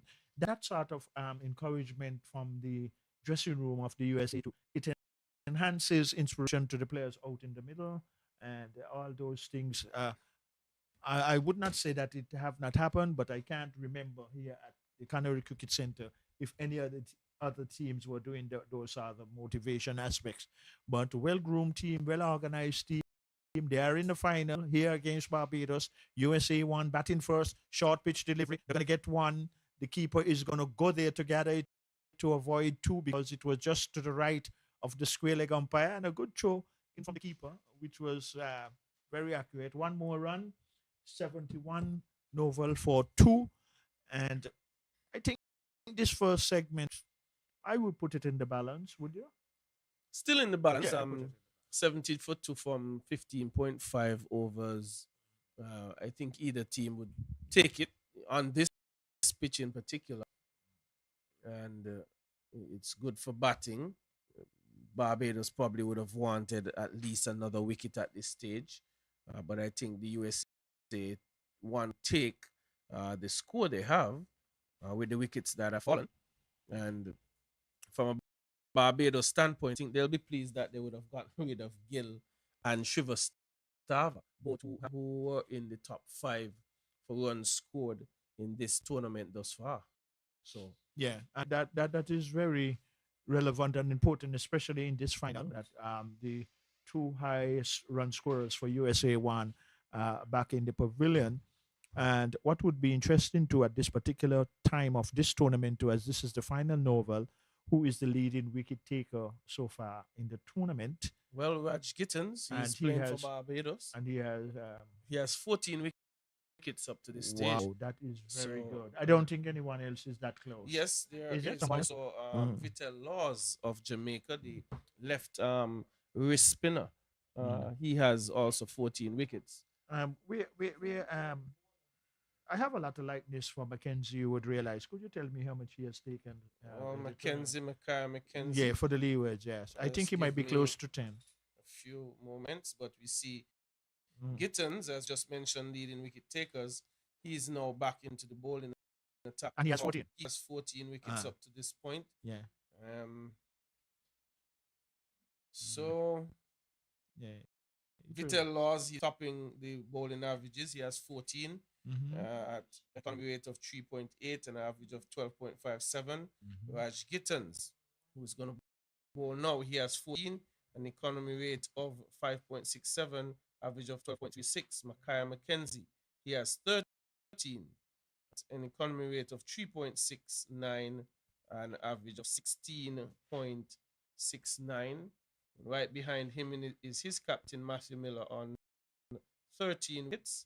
And then we have both Kurt and Kirsten Murray, and they are twins, we are told, from Grenada. Both would have picked up 12 wickets up to this stage. So those are the leading wicket takers. And this man on screen bowling for Barbados, he's also at the top, very top of the bowling charts in this tournament. So to just what you With have, 14 wickets up to this point. yeah, and to what you have indicated in Oval, from our end, let us say now that in the bowling segment, and once they're going to be selecting, probably even if we say a 15-man squad, most of those bowlers more likely possibly would have a chance of getting in that makeup. It depends on what they're looking for, the construction of the team. Yeah, that's how many right. pacers, how many spinners, and that sort of a thing. Yeah. But it's good to see players getting good performances under their belt. It's important that you consistently, as a bowler, pick up wickets. If you're a batsman, you want to get runs regularly and get your average. I would say as a batter, anywhere above the 40-run mark. Well, on the USA one team behalf, their averages are very high in terms of the batting columns. But what matters more now is this grand final. They would need to really put a total on the board that here is more runs, though they run one. Is they going to be risking it two? I think they have decided earlier, Quack. No, they have just decided to take the one. Well, Victor, the reason for that is the Barbados fielders from the deep seems to have cannons of an arms. They seem to be able to fire it in really good over the top of the stump. So one could ill afford to think. You could think about two. You may not want to turn for two with the ball in hand from these Barbados fielders. And Victor, again, what we've seen, we're in over number 17.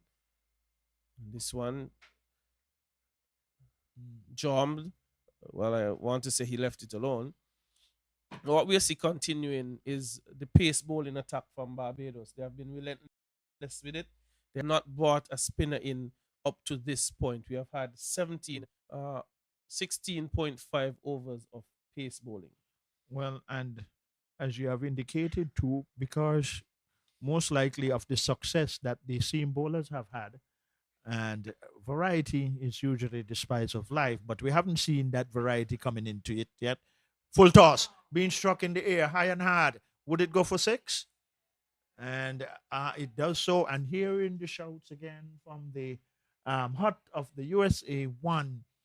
And really, that is how teams and USA 1 would need to consistently capitalize. Anything loose, execute well, and that was good execution on the western side of the ground, clearing the boundary for another 6. Well, that got out of the hands of Gittins. You could tell the moment he bowled it, he was not pleased with himself.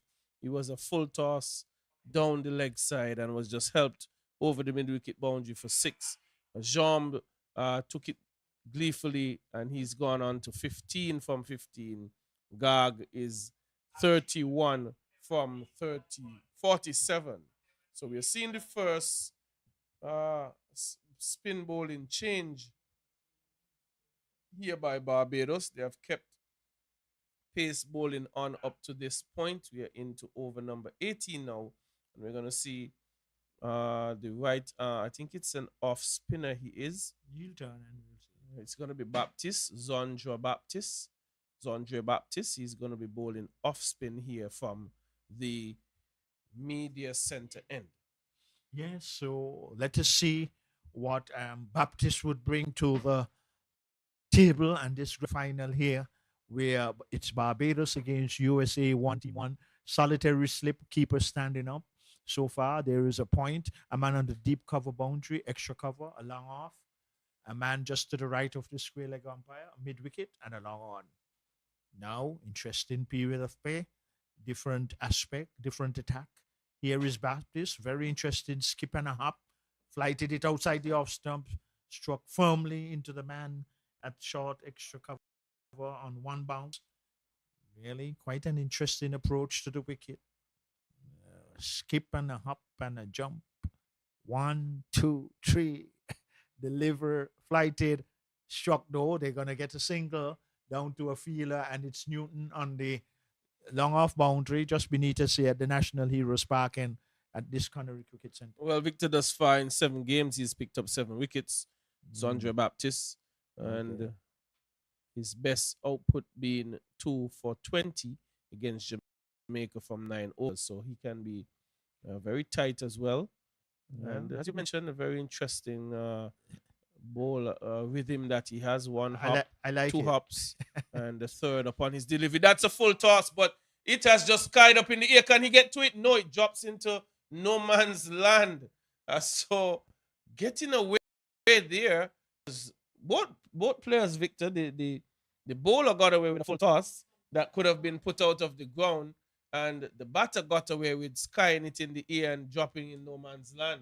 And asking for some attention, his gag, but a poor delivery by Baptiste that almost caused the downfall of Jean. Yeah, and for moments, I was also looking, but the umpires in the more appropriate position. I was looking for height, but probably it wasn't that high at it all. wasn't. It wasn't above the waist. Okay, No, it wasn't. but a little pause of play, and is it Gad getting some refreshment in? Yes, getting some refreshment in. Seems to be some treatment for some reason. Some reason, but 81 for 2 Nova, and as far again to these two batsmen, they are trying to establish a partnership for their team, which is very important at this segment of the game. You are listening to regional on the 19 cricket final right here in St. Kitts from the Connery Cricket Centre, and it's being contested between Barbados and USA Team 1 for the championship of 2025 men's under 19 regional series. Matches being played St. Mary's Park in Cairns and St. Kitts, and at the St. Paul's Recreation Ground, also in St. Kitts, and in Nevis at the El Comido Willett Park. So here is the grand final, though, and we are all witnessing it here. Lovely weather for cricket. The wicket keeper not satisfied that the fielders are in the appropriate positions, but sometimes this just take up a little of time. Well, he's asking now the fielder to go right out on the backward square leg boundary, who was just to the right of the umpire at square leg within the 30-yard circle. And here is Baptiste. Let us see what he will do. Flighted delivery, and it came off not where he looked like intended. He looked more like he was looking to play it in the onside, but in the end, it went along the ground out into deep cover, and the batsmen, they were able to get another run. So these two are putting a nice little partnership together for their team. That's the USA one. Baptiste will try to dislodge one. Right arm off spinner, much better delivery. The batsmen are getting another run into that gap, playing it just to the left of the field out cover, and another run. So they're doing the USA one, doing what is necessary, looking for those ones when appropriate, and they have taken them nicely. No risk, just defending it out into cover where there's a massive gap. The extra cover is fairly straight. We see Zachary Carter and Kevin Newton shifting positions. He'll probably be in the quicker of the two. We'll be looking to see if he can cut that one off. Baptiste, though, working into his first over. Plus, as he delivers more on middle and leg, still going to get one, and 5 comfortable singles off of that over, and 85 now, 84 for 2. Barbados batting here in, USA one team batting here in the finals against Barbados. Yeah, and immediately both batsmen, when that over was completed from Baptist, who operated from this the National Heroes Park, and having a mid conversation, and quite rightly so, they have gotten off to a start to build a foundation of a partnership which USA one would greatly need. But on the other hand, Barbados would need to continue taking wickets and keep the game in the balance. It is still, I would say, in the balance at this particular moment. Projected total from here on in states 234. There's going to be a bowling change also too, Novel, from the community center end. A six, more than a 6 footer tall, that is, and the bowler would It's be a Carter. Carter. So That's, very physically built, Novel, thick and broad and solid. he's a massive man, tall, and he's left arm orthodox leg spinners going to come into operation. Joshua Dawn, the captain, ringing the changes now. And that one, Full toss, a full toss that goes for 4. straight into the onside boundary, down to the backward square leg boundary for 4. And it's vacant as well. There's no one there. I wonder why that. I mean, especially on this side of the ground. Well, here Victor, at the Connor- thinking is he's bowling left arm leg spin and would want to keep his going across the right hand. outside the off stump where there is You're right. a lot of protection. So he has erred in line immediately. So that's where the protection is now. That was a bad ball as well. But because there was protection, he got away with it. Yeah. No, he cannot err in length either, because if he's short enough, Garg, who is well set on 38, I'm certain he will be able to get it behind square. So it's a cat and mouse situation. I think sometimes it's a bit brave of bowlers to, Wild signal. in this format of the game, to he's just using 3 players on the leg side. So that wide came because he's now forced to be on the off stump and staying wide of it, because he doesn't want Garg to access the gap, Victor, from short mid wicket right around to fine leg. There's a big gap, and I could imagine at some point Garg is going to bring the sweep shot in, because, as I say, it's a massive gap in that area, and you would have to be very disciplined in your line and length. And Victor, we're talking about the modern game, so we could also see that scoop shot coming into play as well, because anything past that the keeper as well will be 4. So Zachary Carter, I think, is, well, this must be something he practices. So we'll wait to see how it goes. But again, that gap is very wide. That will be the area he would want to bowl more consistently. Bringing the over to an N6 off it, it's 90 for 2 from 19.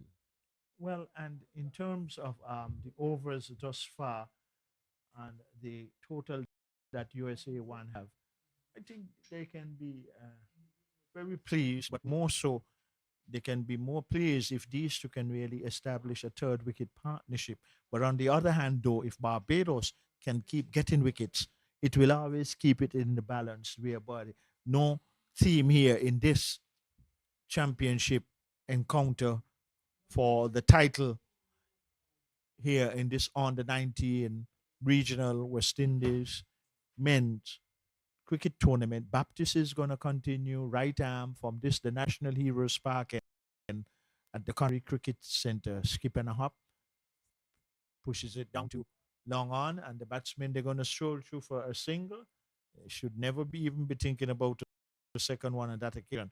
Now, I have seen where 1 or 2 fielders have been losing their headgear, which suggests that the wind that is coming from east to west and the flags on the western side that is giving that indication. So if we can bowl that drifter just on about center stump, it will be interesting. And that might have been it, because as you know, Novel, as our spinner coming from this end, that can be a very, very good delivery. Yes, it's he's getting Nice, that strong one. assistance from the wind, but probably would want to keep it in the ear just a touch That's right. to get that assistance. You would also want to keep the shiny side or the shiny side of the ball to the slip as well, to aid in that little drift or movement away. One of the things that help drift And that's something I learned as I went through my short bowling career. Your action aids in that too. So the higher arm action that you have as an off spinner, which is not the norm, and two runs are going to be had here.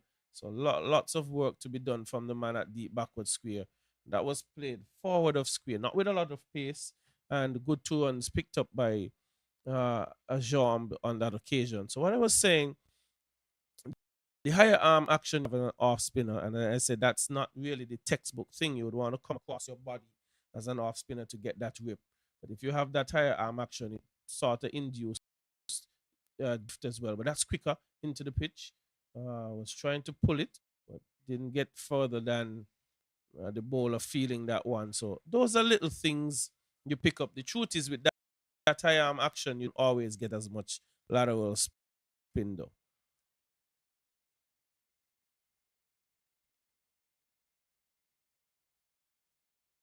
Well, a relatively good over there by Baptiste, but I'm in agreement with you because then to the off spinner as Baptiste is, he will just have to leave it a little longer in flight. So then whatever the projection of the wind which is coming from east to west, that will give some assistance too. But on the other hand, where the left armer now is bowling, and because more so now to the breeze that is the wind that is coming across the ground, and you made a very valuable point in terms of the field position. That goes to And first slip, and and it's is taken well, has very taken an good. edge and quite comfortably taken in first slip, very low by the captain Joshua Dawn and the dangerous Gag Victor. He goes so Zakari Carter getting it to touchdown just about an off stump, bringing Gag forward, taking the outer edge to first slip.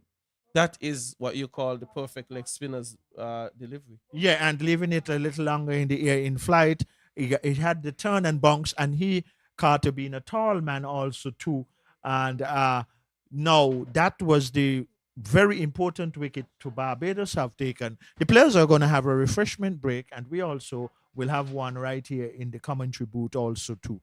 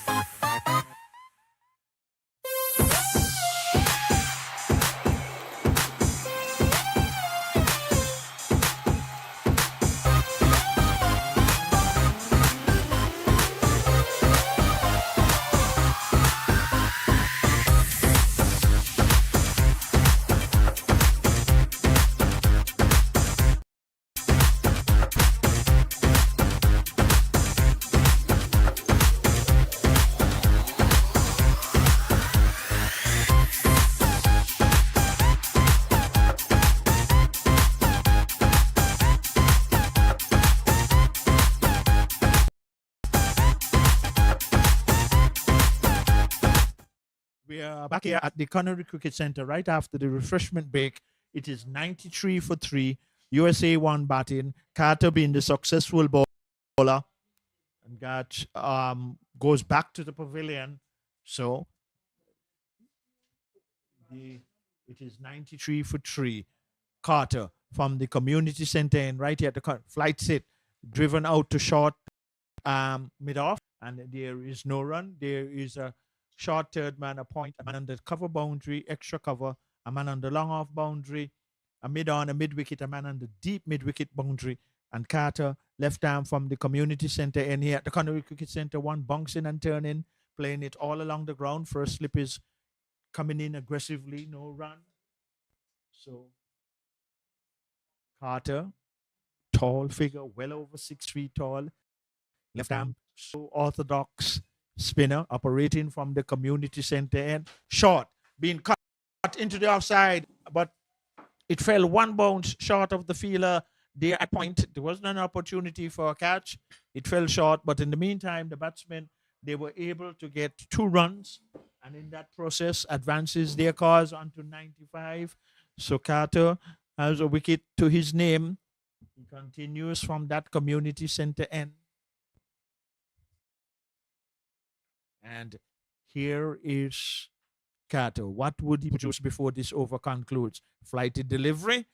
It goes past the right-hander, shouldered his arms, keeper standing up, solitary slip, short third man point, deep cover on the boundary, extra cover long off, mid on, short mid wicket, and a man on the mid wicket boundary. Carter bringing success to his team Barbados in this grand final here at the Connery Cricket Center, and the batsman are judging it well, spinning across the right hander, goes through to the keeper. That's the end of the over. Well, Victor, end of the over it is. And as I took my walk break, I would have met some of the Barbados fans over there. And I want to make an immediate correction. The young man opening the bowling for Barbados is R.J. Gittins. We would have been calling that name incorrectly for some time, and we would ask for your forgiveness. And that correction was made to me by his dad and mom, who are out there looking at him. So, for listeners out there, the name number 10 for Barbados, leading the wickets column in this tournament, his name is R.J. Gittins. All right. But who we have bowling is Mr. Baptiste on this end of the attack, and off spinner. And that one is defended up front here by Jambe. He's what is where Victor to 19. Not extravagant by any means, but solid, and has a lot of work to do with Sahash here. He's facing up to Baptiste, the off spinner. He has picked up 7 wickets thus far in the tournament. A much better delivery, bringing him forward. So, Victor, with that wicket, Gag, such a dangerous player, looked good. Getting into the middle order now. Do you think Barbados are slightly ahead, or it's still in the balance? Quick single taken. Good one. Yes, a good one indeed. Well, removing Garth, that would give Barbados the slight initiative, because what happens now is that a new batsman is at the crease, and if Barbados are thinking about it in this way, really trying to bowl most of the deliveries now to the new batsman, and seeing then if they can keep taking wickets. But at this particular moment, I would say that Barbados have the slight initiative at this particular All moment. right. Yes, with 21.3 overs bowled. I'm wondering from the USA point of view, though, even though it's early days yet, what total they think can be a total, whether it's modest or whatsoever, that they can really feel like they can compete in this grand final. But that is far off still. 7 wickets are in hand. And what we are seeing from Baptiste is actually running back to his bowling mark. So they must be very much concerned to have putting in these overs, which is quite relevant. And by the unofficial time, we will get that. But here is Baptiste, good delivery. And there was a batsman trying to the scoop, which would have been evidently a good one because there is no fine leg. But our unofficial time is some 12 minutes to midday Eastern Caribbean time. So how many overs have been bowled? This is the 22nd one in progress and being bowled by Baptist from the National Heroes Park. And the USA would be looking for a partnership. Barbados will be looking to take more wickets, bounce again and turn.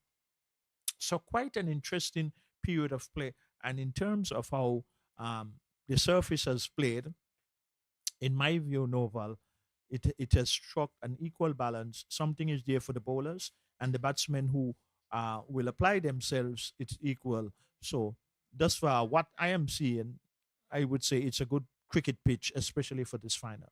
It is, and as you have rightly said, Victor, it's a matter of application. If you stay in long enough, you can get runs. You can work the ball around. Barbados, though, would have used the pace bowlers up to the 17th, 18th over, and now they have started the spin attack. And this one is going to be chopped down to backward point. And good work by Baptiste, not allowing it to get past him. Sliding work as well. Some recovery work needed here by Jamb and Sahash. Carter short. Cutting that one was Jamb. Not going to get it past the mat cover point.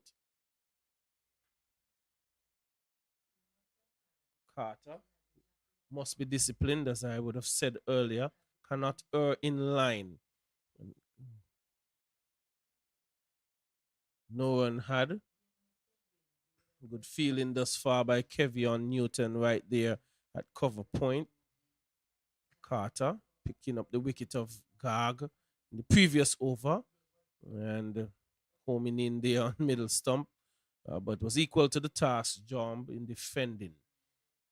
96 for 3 into the 23rd over we are going, and bowling this one is Carter. Flighted into mid wicket. It was a full toss and another catch put down. This time it's gonna be Michael Greenidge, the man guilty of that. It was firmly struck, I would say, much to his right, got a hand to it, parried it into the mid wicket region, and second catch going down, we would say here, Barbados. It was a full toss, but this one is finally swept, and it's going to come close to the boundary here. It's going to be pulled in just short, and a powerful return hurled in by Bell. So 99 it is at the end of over number 23. USA 1. They are the ones batting, winning the toss, electing to bat. So Zachary Carter from his 3 overs, 11 for 1.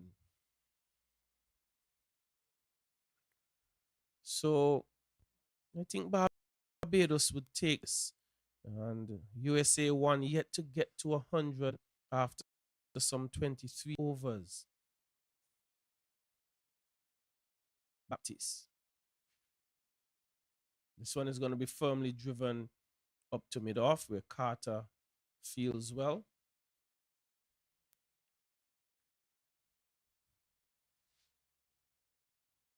So Barbados now unleashing their spin attack after using pace bowlers for a long time.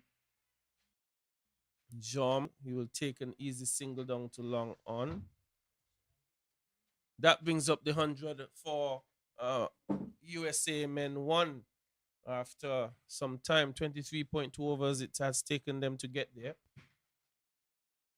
So Barbados would have been crunching the scoring and chipping this one, and that's a brilliant shot up over extra cover, wide long off, you may want to call it, and a very good shot played by Sahash, chipping, getting close to it, opening himself up, playing one of the more difficult shots that can be played in cricket, and he has gotten 4 runs. So taking the total now on to 104 for 3. Sahash picking up his first boundary as well. Well, Baptiste. This one, going to play another sweep shot.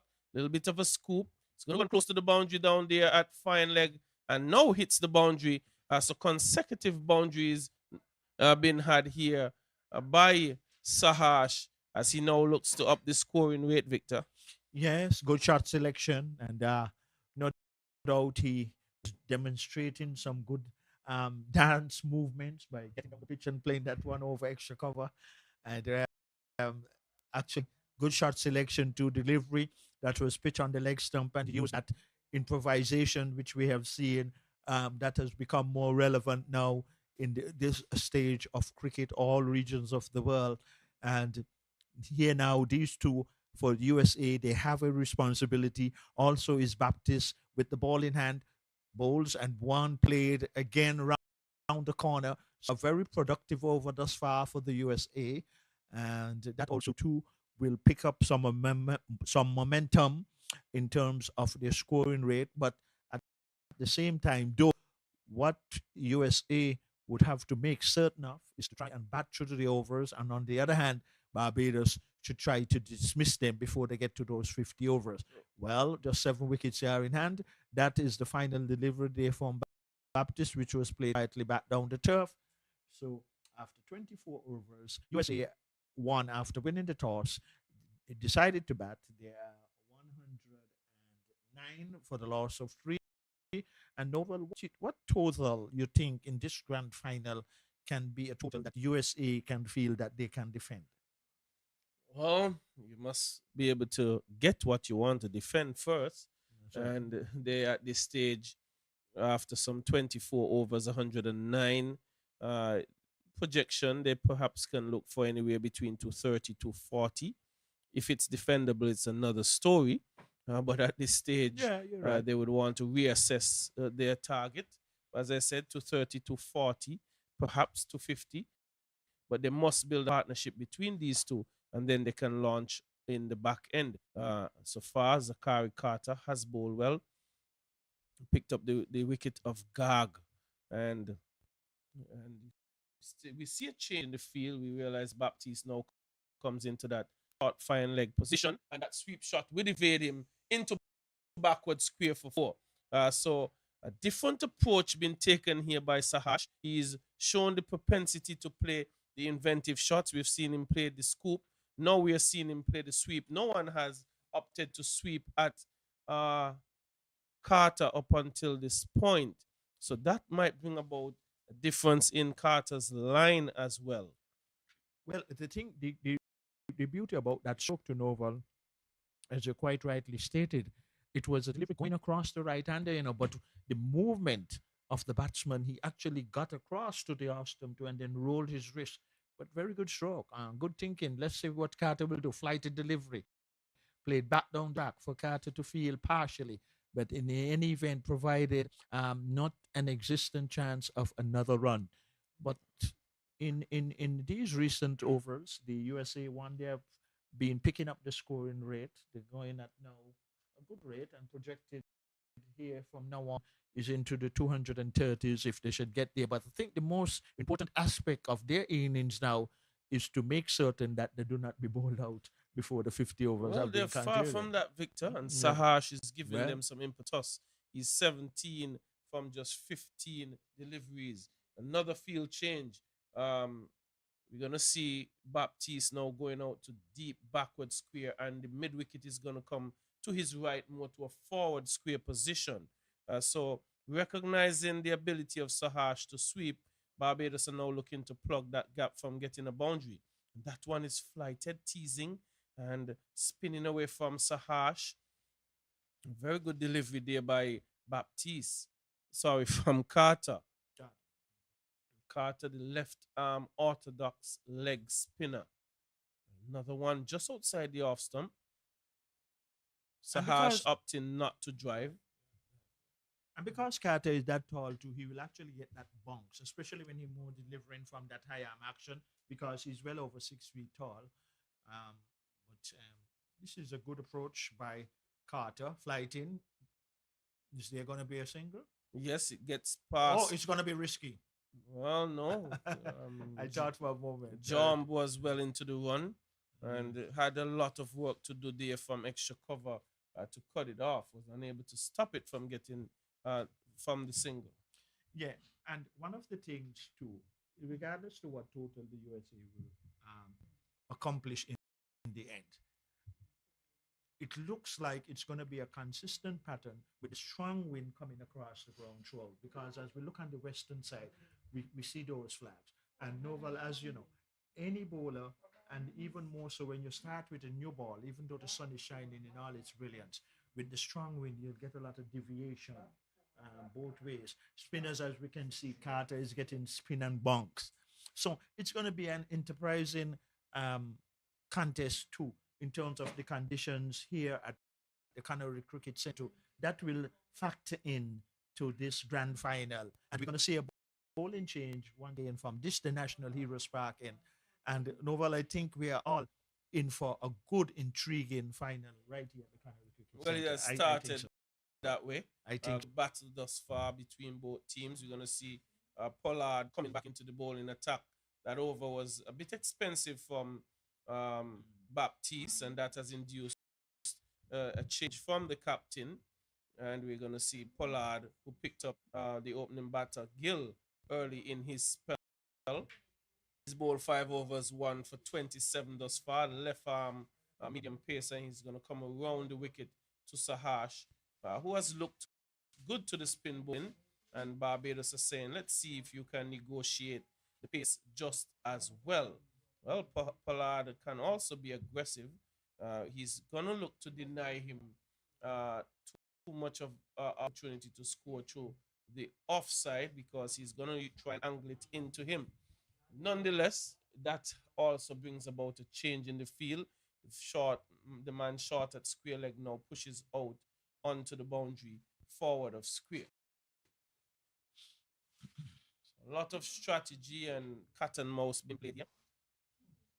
Pollard, a short one at Sahash, getting under it, and well, Bowen would have done something very interesting here. It seems like he saw Sahash off the crease, ran up to the stump, tried to flick the bails off. He missed that one. Then he tried to throw the stumps down. He missed again and would have given a bye in an overthrow.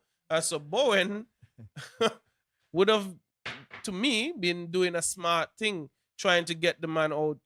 Well, it would have been stumped. But missed everything on both occasions, even though he was so close. well, A calamity of errors there. this is what finals bring, like this one. But the man Pollard, he's going to try again, and very entertaining. And the spectators will be enjoying it. The few that are here at the ground being played at the outer point. A nice accommodative bounce to the field at point, who have to move some 2 paces or so to his left. The keeper standing back with a solitary slip. A third man on the boundary, deep cover on the boundary, extra cover mid-off. So there again, indications, heavily packed offside field, and the man Pollard bowling from this side of the wicket though.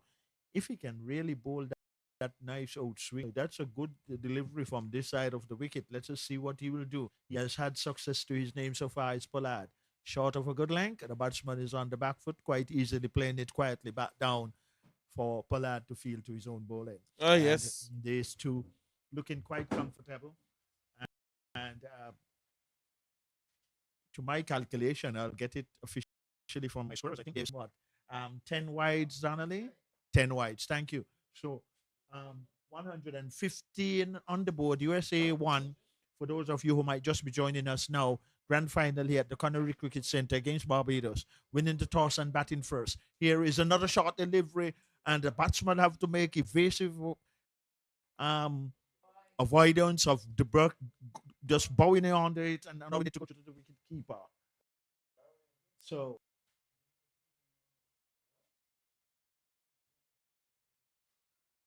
USA won 115 for the loss of 3 wickets. They won the toss here at the Canary Cricket Centre. You are witnessing 2025 Under-19 Regional Cricket Tournament, played quietly into cover, and there's no run. Lovely weather here for cricket at the Canary Cricket Centre. It's Barbados against USA 1. USA 1 has been the more dominant of the tournament so far up to this final in terms of collective performances in bowling, batting, fielding, catching. But now what matters most is this the final, and it's all happening here at the Connery Cricket Center. 115 it is for three, and projected total from here on in is 231, and the battle is on, but it is all happening out in the middle. And to continue for Barbados from the Connery Community Center, it's going to be Carter. Oh, change of bowling. Thank you, thank you, thank you.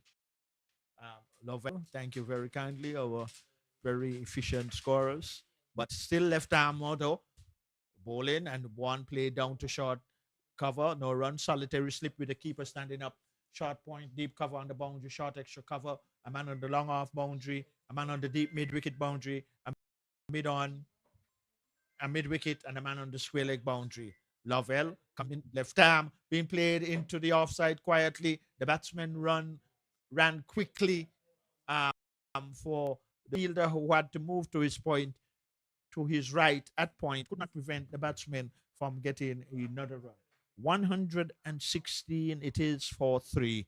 USA won, batting first here, first segment of this grand final right here at the Connery Cricket Center in St. Kitts. Matches are being played St. Mary's Park in St. Kitts, St. Paul's Recreation Ground in St. Kitts also, and at the El Comida Willard Park in Nevis. But here is where it matters. This is the final of the 2025 Regional Men's Under 19 tournament being cut. And he's going to find the gap. It would not get close to the boundary because there is a fielder coming around from the deep cover boundary. He had to move some 10 or 15 yards to his left. And in the meantime, in the process, the batsmen were able to get 2 runs. Well, these two going along nicely. Change of bowling from the community center in Lovell is in the attack.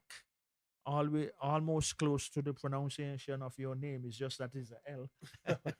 Well, not really. My name is Norval. Okay, all Some right. people say Noval or Novel, but it's really Norval. Okay. That's going to go through. You think so? But lots of work for the man on the boundary to do. He would not get there.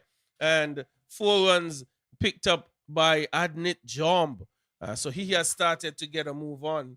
The scoring rate is being picked up slightly here. It goes to 4.58. But Raphael Lovell not doing what Carter was doing in terms of keeping runs down. But he has picked up 3 wickets, Victor, in the games he's played. So would want to be a lot more disciplined than he has been. Has presented 2 shorter deliveries that were cut away. And that boundary, he hammered it actually. The batsman really pounced on it and struck it hard. And even though there is a fielder on the deep cover boundary, and here is another single down to a deepish mid-off. So the scoring rate in terms of how they are batting, and even though they have lost the 3 wickets, that's USA won, but they're going at a good pace. What they most likely would be thinking of, not to be bowled out before the 50 overs have been concluded. But on the other hand, that should be the priority for the Barbados team. And Lovell has been introduced to see if he can get the 4th wicket for Barbados, operating from the community center end here at the Connery Cricket Center, right here in St. Kitts and Nevis. This on the 2025 men's cricket tournament being held short. And luckily for him, he did not get that outer edge. It made a little more bunks. The final delivery from Lovell coming from that Connery Community Center end. It is now 123 and overs for. And interestingly, we will get the partnership figures in a while for our listeners. After 27 overs, 123 for 3 Novell. What is the partnership? It's 30, and Sahash is the man who has given this partnership the impetus. He has 19 out of that. He has scored quickly, 19 from 23. Jom, a little more circumspect. He's 29 from 41. See, Pollard, he's going to go into another over. Seamer bowled quickly in his opening spell. It's one short of a length, defending his Jom in behind it. And that's the area that Pollard would think he should hit away at for a while. Give a couple of deliveries at that length. Force jammed to score off it. But he's bowled 6 overs for 27. Not bad. I think very good. Been unfortunate. Had a catch drop off him as well. That catch also went for 4. That's the funny thing about it. Shorter. Again, defending his job. So you see him that one more center stump. You wouldn't want to get too straight, Victor. Would want to just keep that off stump line. He has the protection at cover and at third man as well. Mm-hmm. Has a slip in, so Barbados, Don, the captain, also still thinking about wickets. Not going to get too comfortable in just looking for dot balls. He's also keeping a man in a catching position. Even shorter, this one is going to be steered down to third man. It should just be one. Powerful return by Lovell, even though Victor just seems to have just lobbed it out of his hand. It still gets up there. So the Barbados players seems to have very strong arms out on the boundary.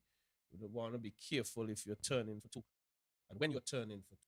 And in previous encounters, right in this Connery Cricket Centre too, you have made that a very valuable and important point. And here is Pollard. I'll get to that though. Being pulled, and it's going to go into the mid-wicket area.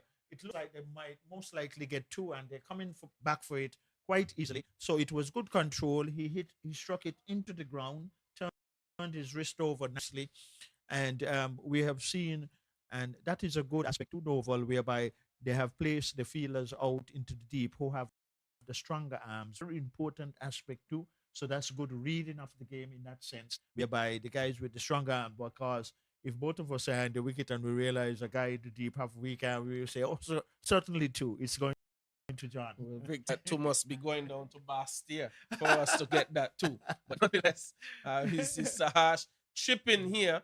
Victor, the obvious thing though is Sahash has come in a more aggressive fashion than the others. So maybe he has gotten the license to be a touch more aggressive, and John will be the man who will hang around to work it around, because he has played the sweep shot. He's been a little more innovative in playing the scoop and that sort of a thing, and see him chipping, trying to hit this one for Pollard over the top. So he seems to be given the license to be a touch more responsible to kick on the scoring rate.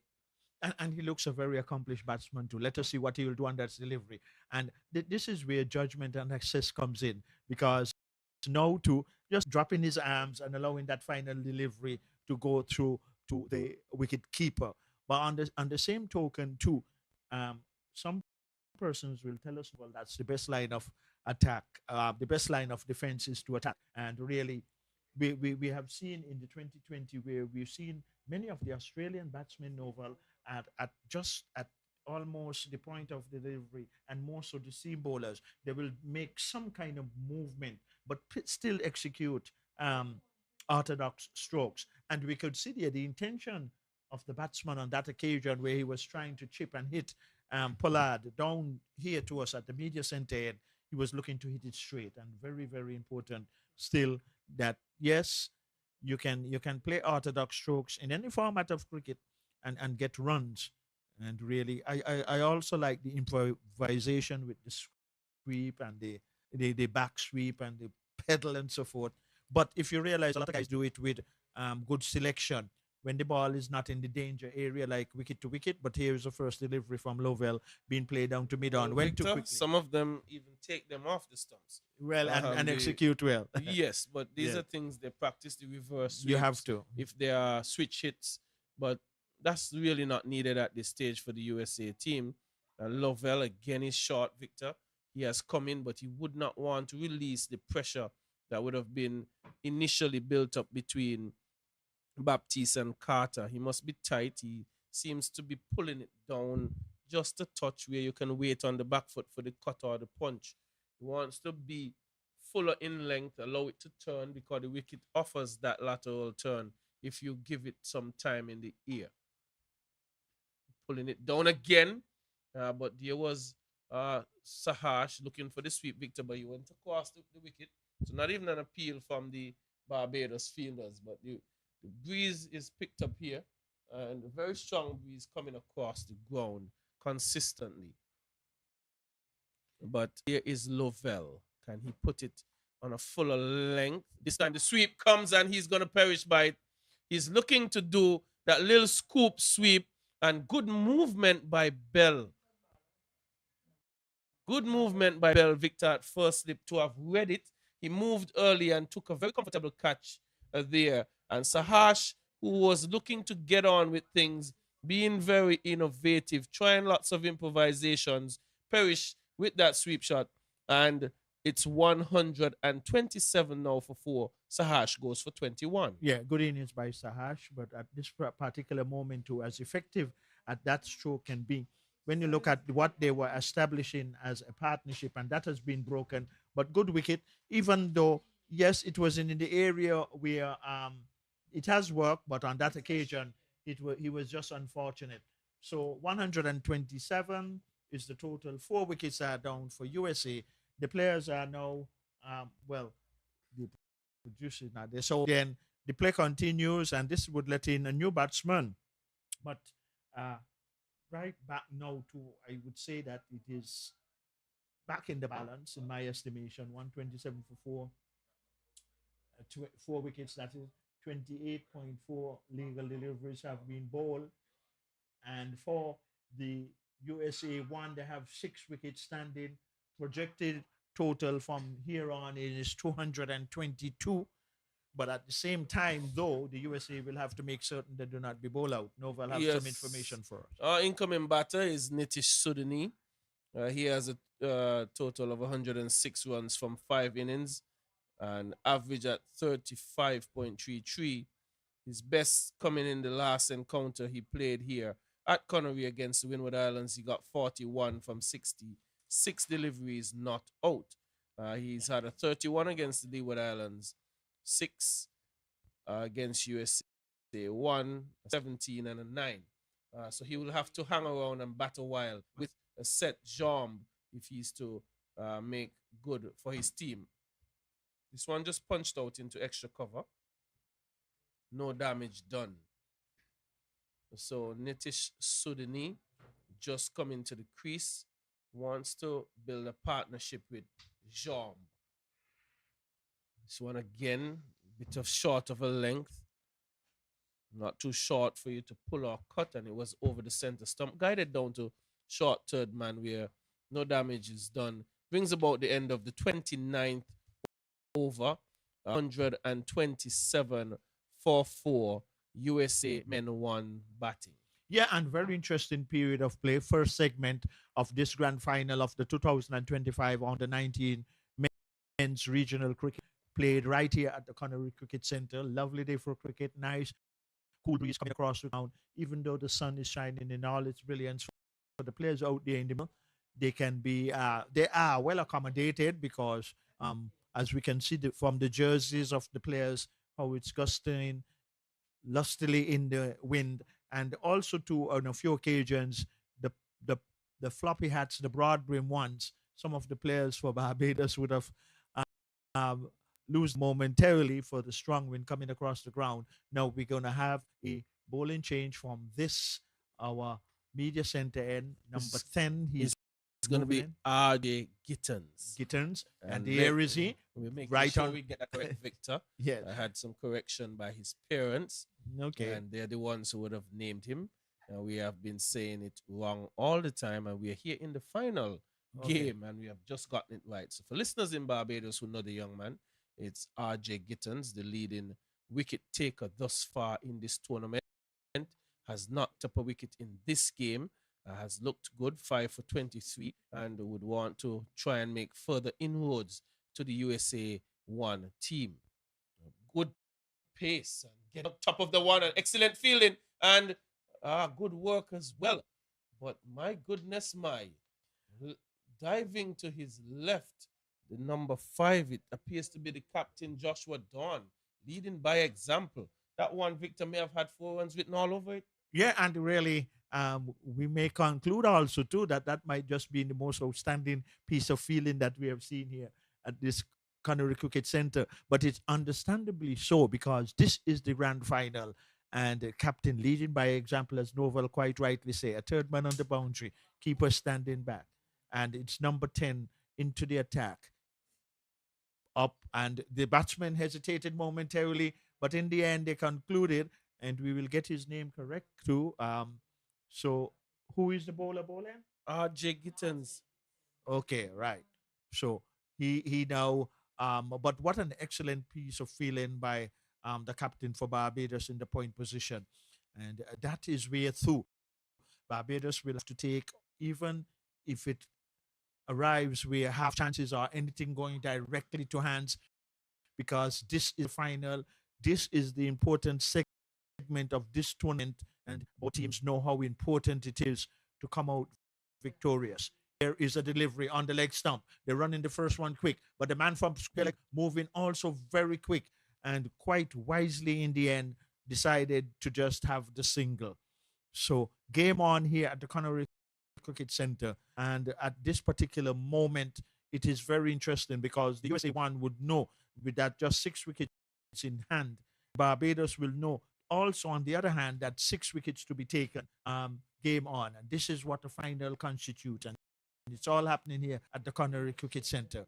In now another delivery outside the off stump, and another wonderful save by the captain, diving to his left, but on another occasion collecting it with both hands. So no doubt, always usually one of the most specialized areas, and most of the times a very outstanding fielder has placed himself there, and the captain has given himself that responsibility at fielding at point with this quick and fast, heavy, lightning quick outfield here at the Connery Cricket Center. Let us see what this delivery will produce. Being quietly played and quite rightly decided, no, it's going to the captain. He has been feeling well. So that has been a good over to start with, and another good over for Barbados. We greet you with the news in the USA that USA won the toss, batting first here at the Connery Cricket Center in this grand final. With me is Novel McCall, and Novel at this particular moment, very interesting period of play. And this is what a final constitutes. It is now 129 before 30 overs have been completed, 20 more left. What can be a total that USA 1 can be pleased with, and what can Barbados look to do now is try to bowl them out? Well, they would take another 100 runs from this 20 overs, maybe 120. But Victor, just updating listeners who are tuned into this one, might be interested in the other games. And that's a full-length delivery that's going to be hit past wide long on for 4. So Nitish Sudhini getting on the go here. Very good shot being played. It was flighted, and he opened up and tugged it wide of long on for 4. So in the third and fourth place match, Windward Islands batting 175 they are for 4. They have bowled just 33 overs thus far. Here's Lovell defending that one down the track. In the fifth and sixth place game, Trinidad and Tobago versus Guyana, they're 111 for 6. Trinidad and Tobago batting. Flighted again, worked down to long on. And in the 7th and 8th place match, Leeward Islands and the USA men 2. 127 the Leeward Islands are for 7. They have continued to do fairly ordinarily. But here at the Connery Cricket Center for the championship, the USA men won, winning the toss, electing to bat. And they are 134 for 4 from 30.3 overs. This game hasn't gotten away from either team. They have both been fighting well. I will say to you, in the first encounter, USA men got 308 in that match. That one spun and bounced. It was wide as well. In that game, Barbados capitulated for 89, and they would want to do better. Same thing happened. USA team batted first. This time, they seem to have gotten the game under control. Barbados. That is that Wide one again. will spin wide. 12 wide. Lovell, that's the 12th wide, I'm told. Rafael Lovell not getting it accurate. On the same end that Zachary Carter bowled from. And so he dragging it down just such can give it some ear, but on off stump, that's better. Short of a length, unable to stop it from going out into the deep for one. So Adnit Jomb controlling this partnership. He's 33 from 52. His highest total thus far in this tournament has been 35. You want to get better than that, though. Lovell. This one's skidding on. Bowen has done a tidy job behind the stumps. As usual, you see keepers being fairly diminutive. And he's one of them, very short. Another from Trinidad is also very short as well, Ramanan. And this one being chopped into point. So bringing about the end of over number 31, it's 137 for 4. Yeah, and a very interesting period of play. And immediately, both batsmen, they are in mid-pitch having a conversation. And we can only anticipate what that conversation could be. And most likely, I would like to believe, no indiscretions, work it in the gaps. If they get loose deliveries, try and execute. And at the same time, too, on the other hand, Barbados would be looking to make further inroads. And on the other hand, for USA 1, they will, or the intentions would be to try and bat out the 50 overs.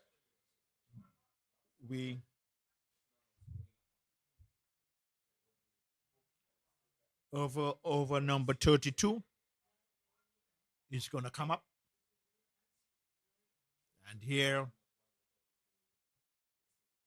outside the off stump, and has that beaten the keeper, it's going to go close to the boundary. There is a fielder coming around, and for some reason, the batsman was slow, and we're now going to wait for a signal from the umpire. Oh my, that was close. There wasn't a signal from the umpire, so there was one run. That was close. Luckily for the batsman of the USA 1. And it's R.J. Gittins. He is operating from the media center end, which is the National Heroes Park end, right here at this Connery Cricket Center. Grand final. Here is Gittins. Up, bowls, hits it to short mid on. Good backing up there. When throwing at now the strikers end. So Barbados very aware how important it is to keep things very tight.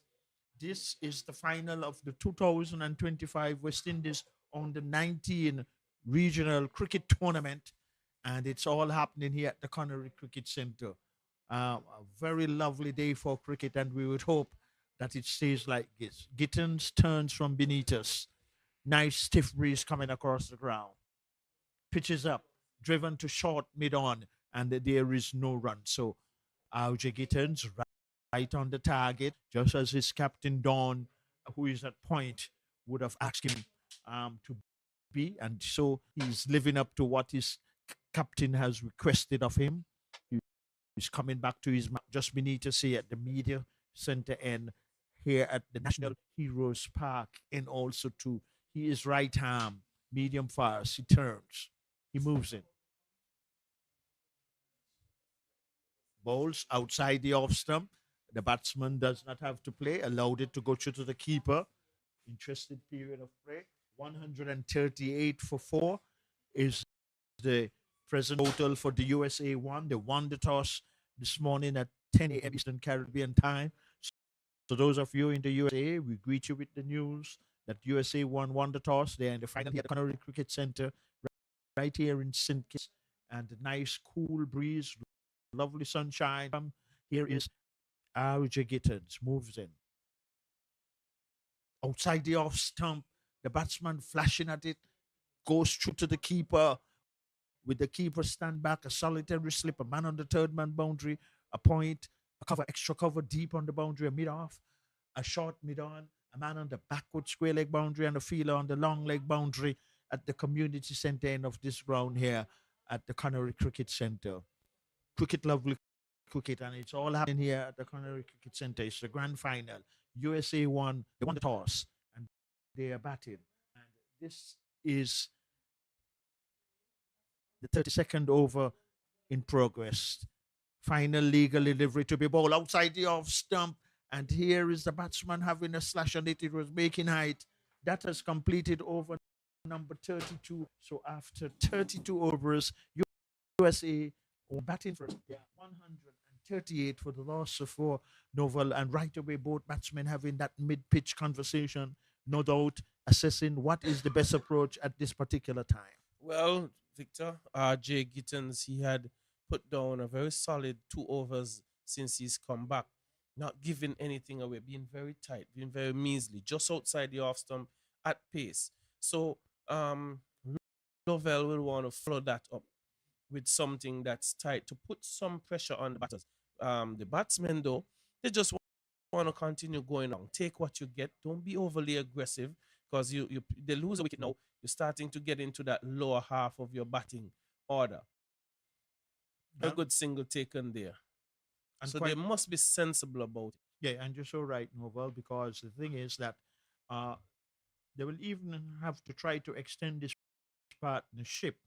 That is relevant, but on the other hand, Lovell will have to try and bowl in partnerships too, with his bowler RJ Gittins, but it's the left-arm orthodox spinner Lovell from that community centre and being driven, but is ignite accommodative bounce to a man who is at a shortish mid-off. There is a long off on the boundary, and there is a wide long on, a short mid-wicket, and a deep mid-wicket on the boundary on the western side of the ground. Lovell coming from the Connery Community Centre, and his left-arm orthodox flights that one a little flatter. And here is the man at slip. Did he get an edge? Oh, no, that just spun. Oh, Victor. he just spun and bounced a lot. But then too, for the batsman back being turned to us, and with that bounce and turn, and then we did not see any alarm from the first slip fielder taking the ball in both hands. So if it was, then he would have gone up with the appeal. That wasn't to be so. But a good delivery there from Lovell. Can he repeat? And does so on a good length and played back down the pitch. So, as Lovell would say, doing in partnerships with ball in hand is just important as bat in hand by both batsmen. So good contest going on here in this grand final between these two teams, vying for the championship. Here is a delivery, fatter, being played down to third man. Would it have the legs to cross the boundary? I think it's going to get close. We'll have to wait and see. Well, it was Newton who was chasing it, and he's one of the quicker fielders for Barbados. He would be able to. He didn't have the pace on it, though, Victor. Jom didn't really chop at it. He just steered it, and Lovell would not have been. It wasn't a quicker delivery, but still good work by Newton. Cover that ground to reel it in. Right, it's going to be Lovell. Swept.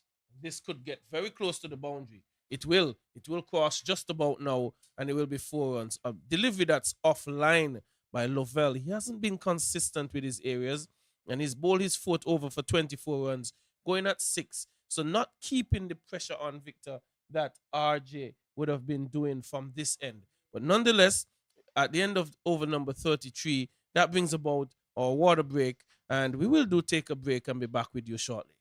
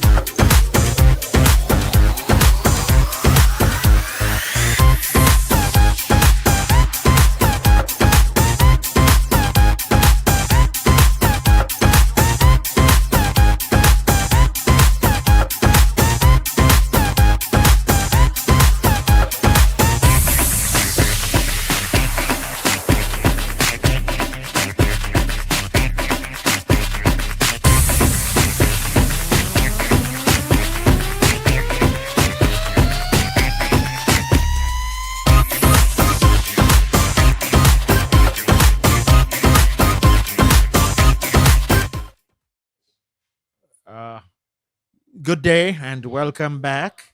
Num- Number 5 is Don. Okay. Joshua Don, the captain. Yeah, he's number 5. He's going to operate from the media center end. The refreshment break has just completed. He is the captain taking it into his own hands. Flighted, played down to long on the run 1. And I think even though they are looking for 2, they can well decide against it. And in the end, they did so. So 1 more to the total right after the refreshment break. And Joshua Dawn, the captain, taking some responsibility now, and at a very appropriate time. With this now is just that was just the first delivery of the 38th over, field changing, solitary slip, keeper standing up, a man on the deep point boundary, short extra cover, a long off, a man at short flag, a mid wicket, a mid on, a man at deep mid wicket boundary. Here is Dawn, the flight in, played down to a short mid on position. There is no run, so we are back here in the action here at the Connery Cricket Center. Joshua Dawn, the captain, flights that 1, being played down to wide long off, the run 1. A fielder is down here. It looked like Gittins on the just beneath us here at the media center end at deep long off. But in the meantime, both batsmen, they were able to get another run. 147 for 4. USA won after winning the toss. Batting first here at the Connery Cricket Center. Flighted. Be played into the offside. They run 1, and they can well advise to take just the 1. Advances their total USA 1 onto 149. And they have lost in that process.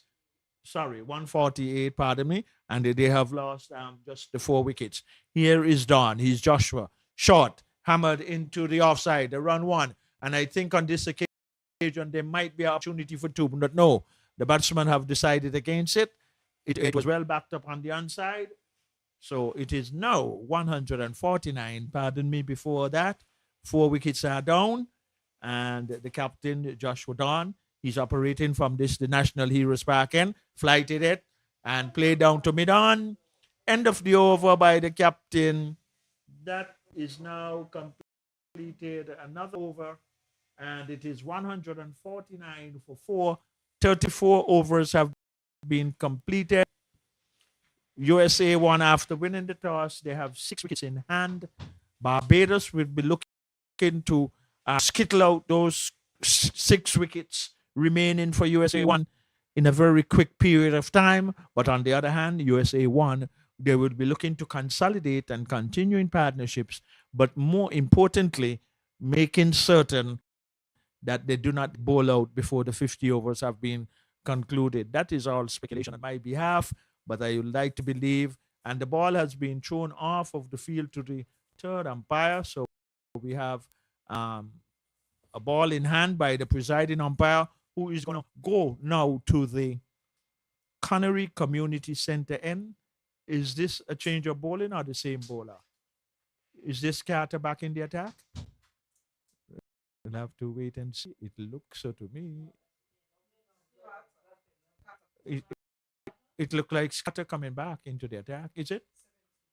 Yeah, Carter. Okay, that's good. We're doing it nicely together. Here's Carter back into a spill, flighting it, being struck down to White Long on the run 1, and I think they're going to get 2 because the man from White Long on has come many yards to his right, some 10 or 15 yards, and in the meantime, the first delivery after Carter has been reintroduced from the Connery Community Center, and the batsmen were able to get 2. It is the final, USA 1 against Barbados, right here at the Connery Cricket Center. Lovely sunshine, but nice wind coming across the ground. Outside the off stump, being played down to short 3rd man, an accommodative bounce for the fielder moving to his left, prevented any possibility of a run.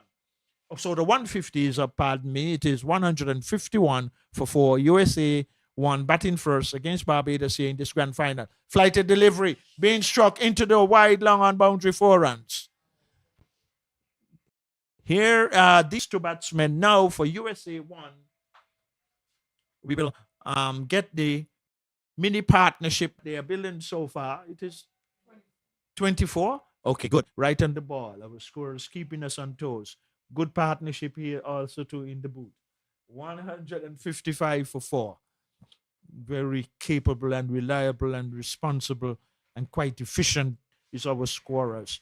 And we do hope that everyone is enjoying our deliberations. And it's the grand final right here at the Connery Cricket Centre. Flighted delivery, turn and bounce from Carter.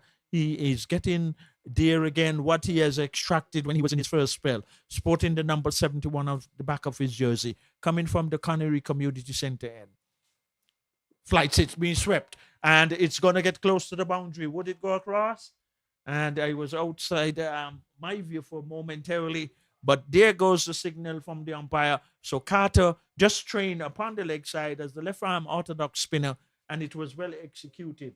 So partnership states now 32 of 37 deliveries. So doing some revival to the USA team partnership by these two, and from their captain Mahish, that's the USA team one team and players, they would hope that these two can go deep or into even the closure of the 50 overs. But on the other hand, Carter with ball in hand, he has had a wicket to his name. He will be looking for more. Flights it, being struck out into the deep. There's a fielder gonna get under it, takes the catch, and just after a productive over, the 5th wicket going down for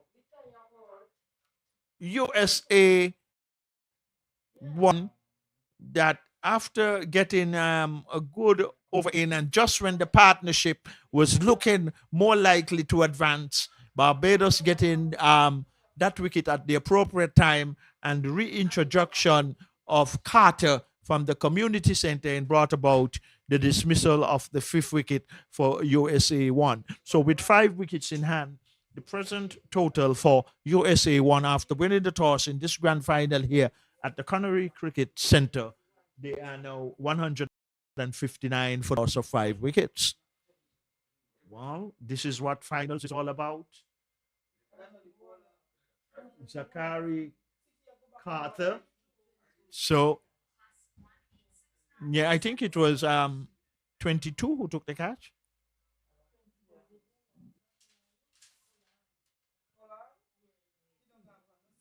Yeah, well, Joshua Dawn is going to continue from this our media center and or the National Heroes Park and here right here at the Connery Cricket Center. For those of you, especially United States and Barbados, who might be just joining us here from the Connery Cricket Center, we greet you with the news. USA won after winning the toss. They are 159 for 5. This is the final of the 2025 under 19 men's regional cricket tournament. Here is Joshua Dawn, the captain, being played straight past him. It's going to come down to a fielder who comes off the long off boundary, but in the meantime, USA 1 advances their cause onto 160 for 5. 5 wickets are in hand, and number 5 have the ball in hand, who is Joshua Dawn, the captain of Barbados, making an adjustment to his field, bringing a fielder from out of point, carrying him to a short fine leg, bringing the man of the wide long off boundary in Gittins into a mid-off position, a deep extra cover on the boundary, solitary slip, the keeper standing up. Here is Joshua Dawn, right arm, flights it, plays it back down the pitch to the captain Dawn to field to his own bowling. There is also a short mid on, a man on long on, and there is a short mid wicket and a short fine leg. Joshua Dawn, right arm over the wicket, being played straight to a fielder at short mid wicket, misfields partially, but wisely the batsman did not attempt to go through for a run, which would have been totally uncalled for. Here is Joshua Dawn, right arm off spinner, flights it, bat and pad close together, quietly back down the track. So the captain keeping things tight for his team, Barbados. This is where it matters most. This is the final. Flighted delivery being played wide off the fielder at short mid wicket. It would have been risky, and wisely in the end decided just to take the 1 run. So Joshua Dawn, the captain, has been steady so far. 161 it is for 5. We are into over number 36. Legal delivery final being struck high and hard. Would it clear the boundary or fielder down there? Somebody takes the catch.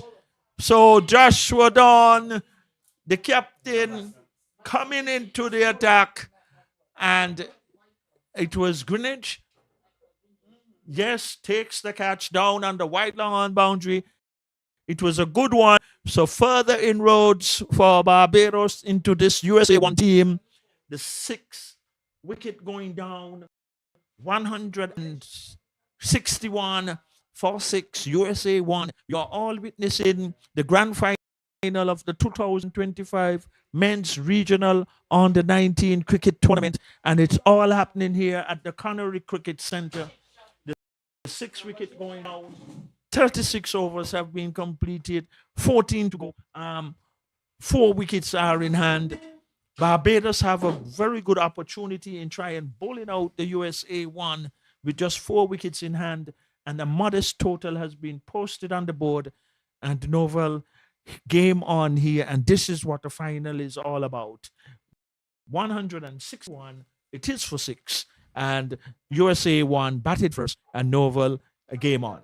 Well, Barbados battling their way back here. They stayed in it. They have been consistent. They have played well. This one clipped down to long on Mahesh, the wicket keeper. Getting one there. Sorry, yes. But Victor, good work by Barbados. They have been consistent. They have stayed in the game. What they have done better this time around than early on, Victor, they have taken the catches. Yeah, and that is not just an adage, but a reality. It catches really win matches.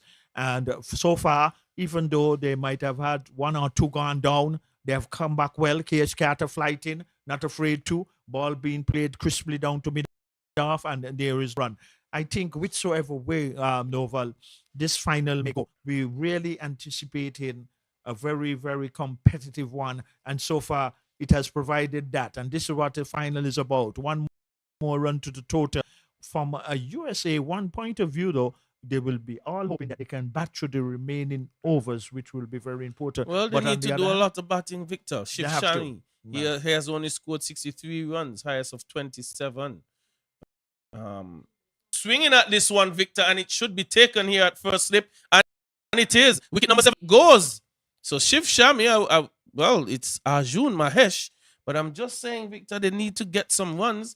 And sweeping across the line of Zachary Carter's delivery, Victor, that would have been spinning away from him, taking a top edge, taken comfortably here at first slip. And Barbados now, Victor, would you say who's ahead? Would you be bold enough?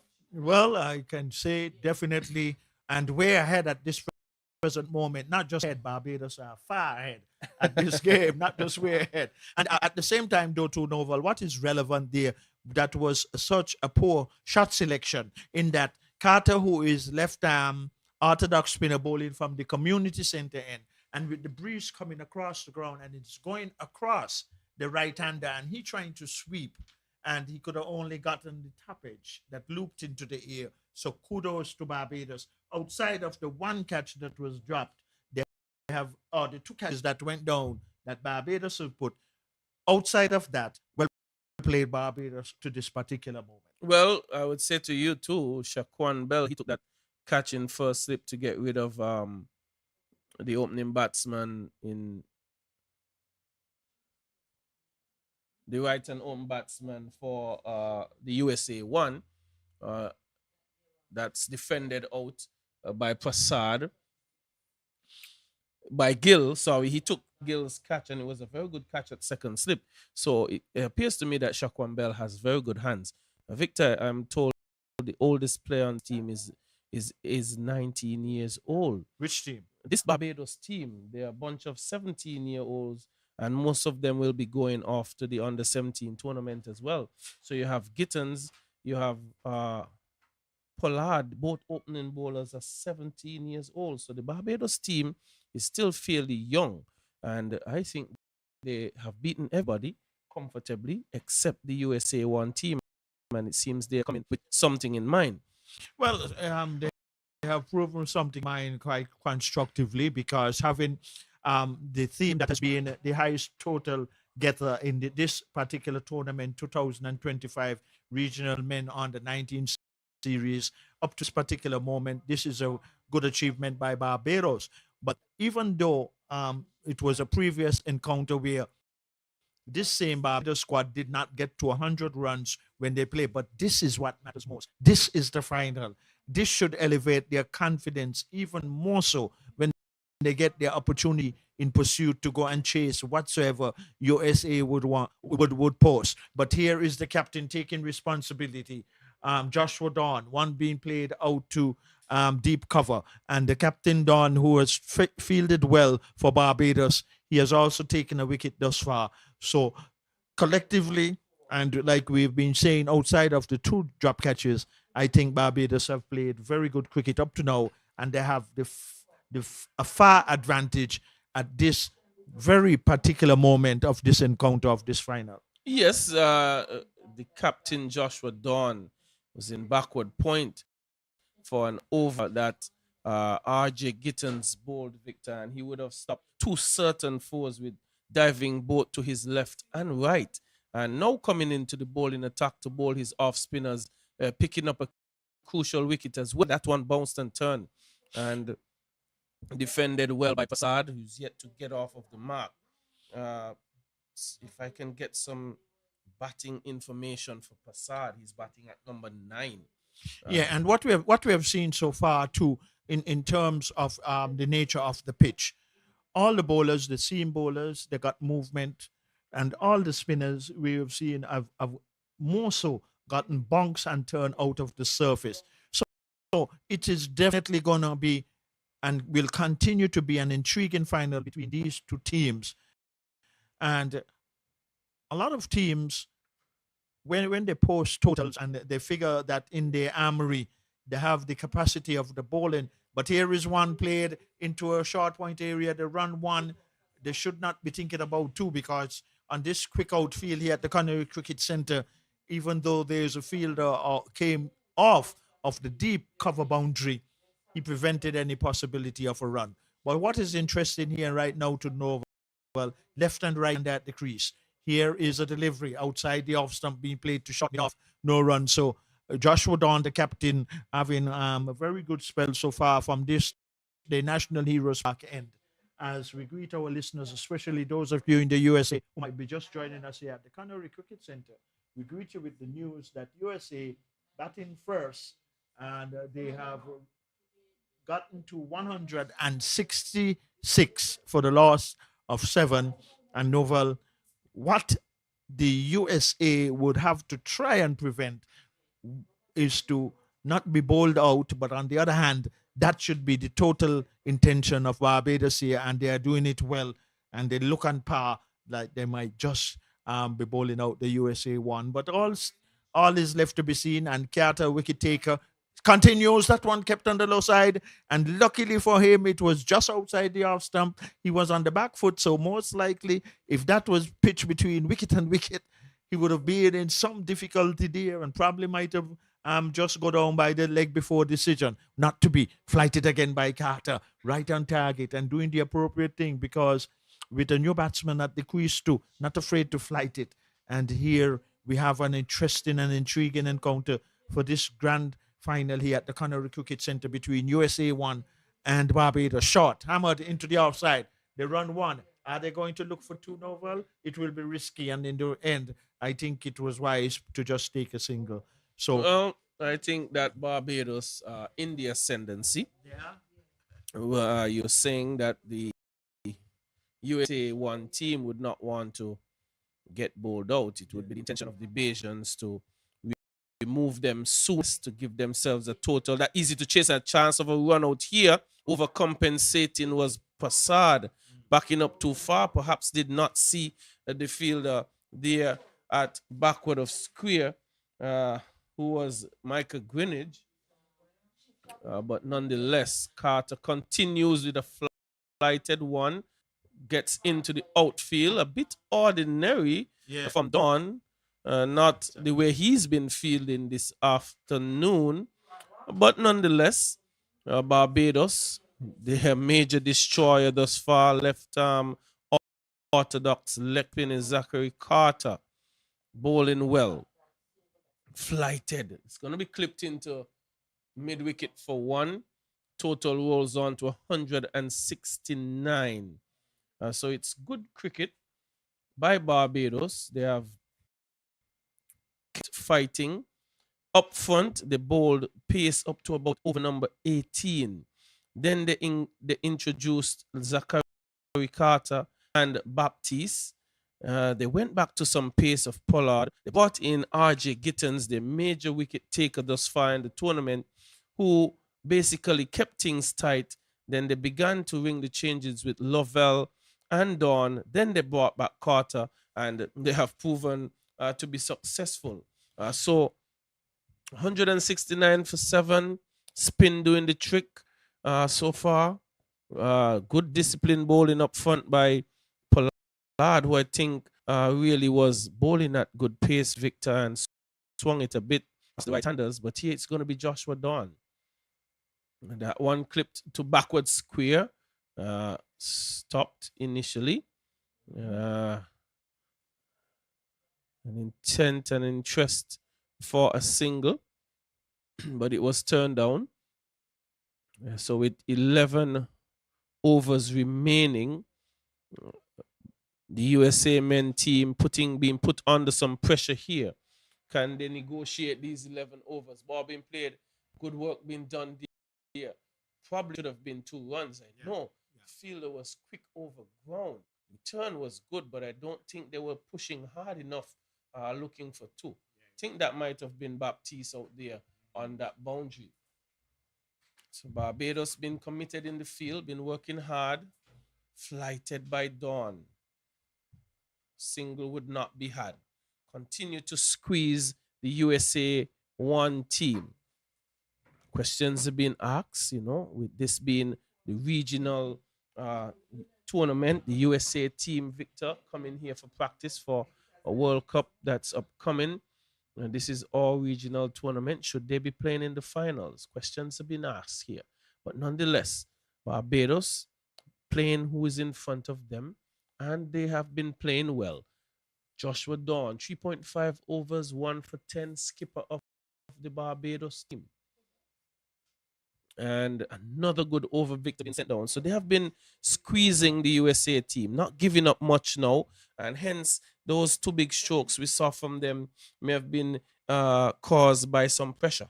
Yeah, and bowling in partnerships created that pressure, and Barbados have done that well.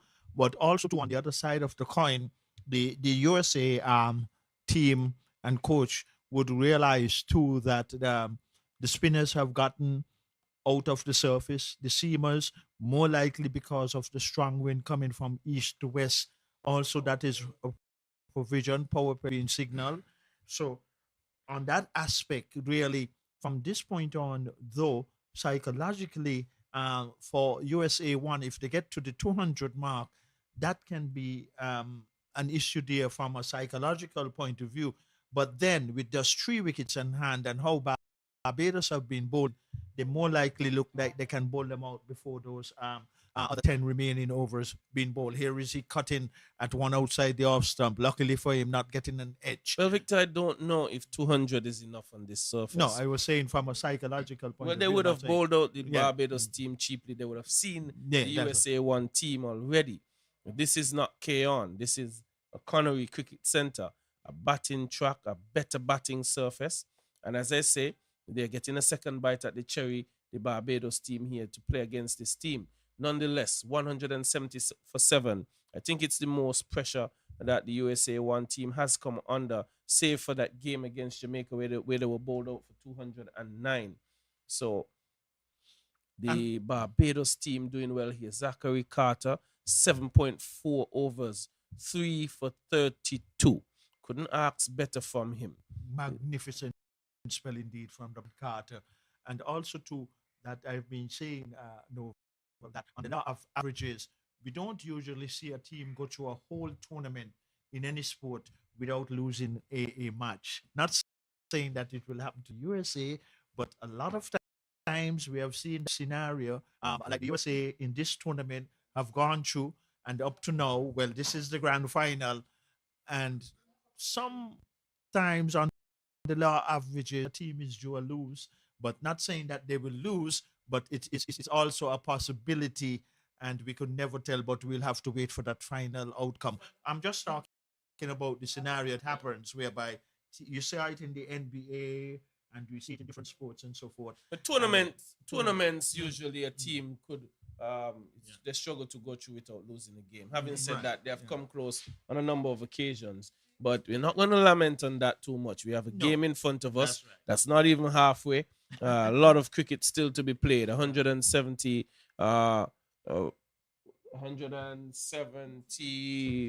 it is for 7. Right. Joshua Dawn into his 5th over, and he has gotten through them fairly quickly as well. He's been tight.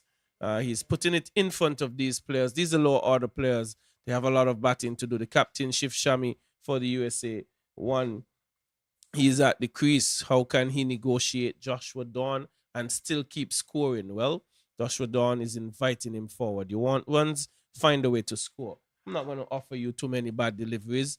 I'm going to put it in front of you. If you're good enough, hit me down the ground, hit me out of the ground. If you, that's fun. I don't know if it took an edge. No. Well, Dawn turned immediately on a dime, uninterested, just knew that he bowled a good delivery and was ready to get on with things. And he's not thinking anything, Victor, other than let's see if you can score. So the USA 1 team is being squeezed here. It's good off spinning. He's worked his team into this position where he can be bowling with the confidence in over number 42. And good work there by the young man Newton, it is, who has fielded well. Sorry. No, it's the number 36 in. Yes, it's Kevion Newton. I got it right. He has fielded well all this time. Driving again, but this time we'll get into the outfield, and just going to be one coming into the attendance is Michael Greenwich, who returns just 1 off the over. Victor. Joshua Dawn continues to bowl well. 5 overs just for 11 runs and a wicket as well to go with it. Yeah, and keeping in the stream of things, why Joshua Dawn's spell is so important to he's the captain, leading by example. And in these latter parts of the overs, you always need bowlers who can be very tight. And the captain, I think, has gotten it right in that aspect where he's into the attack at the appropriate time as it's getting closer to the 50 overs. And the man in ball in hand, Cat, who has been the chief kit taker. So they are doing it quite appropriately in partnerships between Carter and his captain, it's Carter. Here is he looking for his 4th wicket short, being played into the onside. And quite wisely, I think, because USA 1 can ill afford for our next wicket to go by the run out route, which in really there are still overs in hand to go there. 173 it is. 7, 3 wickets are in hand, and here is Carter, flight in 1. And one of the things that is observant, yes, Carter is well over 6 feet tall and is a spinner. But we realize that when spinners are looping it novel from both ends, they are getting that bounce and turn. So it's going to be interesting, being played straight down the ground. A fielder is coming to his right from the long off position, but in the process, the batsmen, they were able to just get the 1 run. So in partnerships, both Carter and Captain Joshua Dawn for Barbados doing it excellent right here. And he is operating from the Connery Community Center in Carter. He has 3 wickets to his name. He's looking for the 4th one. And intentionally, Barbados are looking to bowl out USA 1. This has been their lowest total so far. USA 1 beating outside the off stump again. So something is definitely there for the spinners. It has been demonstrated by Carter, especially, who has 3 wickets to his name, operating from the Connery Community Center in right here at the Connery Cricket Center. What would this delivery produce? Swept into the long side and just train. And what has also been noticeable, every time the spinners just trade down the leg side, the majority throughout this inning so far by the USA 1, they have made good use of those deliveries. Well, it's offline, and the margin for error clearly is small. It's the end of the over. The margin for error is somewhat small, and Zachary Carter strayed in line, and Prasad took the offer, and he swept well. There isn't protection on the backward square boundary, picking up 4 runs. Well, we're going to see another change in bowling. It's going to be RJ Gittins coming back. He's bowled in a couple of 2-over spells here on the back end. And I think Dawn should have continued, though, Victor. Joshua Dawn has bowled so well up to this point. And I think he could have even delayed bringing back RJ Gittins just a bit. Take another 2 overs. He's had bowling a number of overs, producing just 1 run here, 1 run there, and could have kept it. But nonetheless, Gittins too, who has bowled well, maybe it's a timely introduction, and maybe perhaps he's looking for wickets as opposed to containment. Yeah, and but what you said was so relevant because the captain Don has been spot on in partnership with Carter, left arm orthodox spinner, right arm off spinner from this. But let us see what Gittins might prove a point to his captain and first delivery right on the target. But I will agree with you, though, Novel, that in Joshua Don's position, I would have just also liked to see him bowl an extra 2 overs at this particular time where it matters in curtailing the scoring rate between the overs that are remaining. And because he was doing such a valuable job, but it is Gittins from the National Heroes Park and be reintroduced, and he's on his way around the wicket to the left-hander, being stroked nicely into the cover area. But the man is going to come in from the deep, and in the meantime, the batsmen were able to get a single. And really, that point cannot be overemphasized there. I thought Joshua might Don, that is, might have just missed out a little though in terms of the reintroduction of Gittins because he was bowling good in partnership with Carter, and just the 2 extra overs if he had continued. But not saying to there again to Gittins might just prove it being justified by reintroducing him from the media center of the National Heroes Park and here at the Connery Cricket Centre. Outside the off stump, guided down to third man. And that's a good intention by the batsman looking to did run the first one quickly for any opportunity of a second, but there was none. And outside of the 2 drop catches for Barbados to Novel, they have fielded well. Well, Dawn would have bowled 5 overs for 11 runs. Yeah. He picked up a wicket. And perhaps, though, Dawn thinking, let me bring my strike bowler back. He's picked up 14 wickets in the tournament. Good. One of the leading wicket takers, just separated by economy rate and stuff like that. So perhaps thinking RJ would be the man to do the job. Mind you, Victor, he has bowled very tight as well. He's bowled 7.4 overs for 28 runs. Bowled up front with the new ball, came back for another spell, bowled 2 overs. That 2 overs only produced 2 runs. This one has only 2 runs as far. So perhaps Dawn, knowing that he's not a frontline spinner, and just bringing back his strike bowler here. That one is going to be helped through square leg for 1. Pretty much of an inventive sort of shot there being played by Shiv Shami. But nonetheless, Gittins, RJ Gittins, continues to bowl well. His mom and dad are posted out there in the stands, just watching this one and supporting him along. Yeah, and a very good supportive aspect in that aspect there by the parents coming and giving that support. And Hiltons would like to put some pleasure to them swinging across the line. There was a loud appeal. We'll have to wait to see if any bat was on that one. Well, it's not looking like any signal. Wait, we have to wait and see. And okay, so actually he got a little edge onto it. There was no signal from the umpire. So 1 more run to him. And why I would agree with you to the Novel in that he has been Gittins, that is Auge, has been the chief wicket taker for Barbados in this tournament. And also to what is good about it with Joshua Dunn, that he can come in closer to the remainder of the overs for how tight he has been bowling. So after 44 overs, we greet you with news that USA won Team 1 in first year in this grand final against Barbados. They are 182 for 7, Nova. Well, yes, they are. Been put under some pressure by Barbados. Their bowling has been spot on, and this is an inventive shot, a sweep, but it should only get 1 as RJ getting with a very strong throw. And Victor, we spoke about it that the Barbadians, they have been using players on the boundaries who have really good arms can get it right in. The throw was a bit on the wayward side. Major wicket taker in Zachary Carter. He's bowling his final over, and the USA men's team would probably can't wait to see him finish, so that they could get an ease. He's spun it. He's bowled in good areas for most parts. He's earned on line because he's been asked two right-handers to bowl with just 3 men on the onside. A sweep shot, not much power.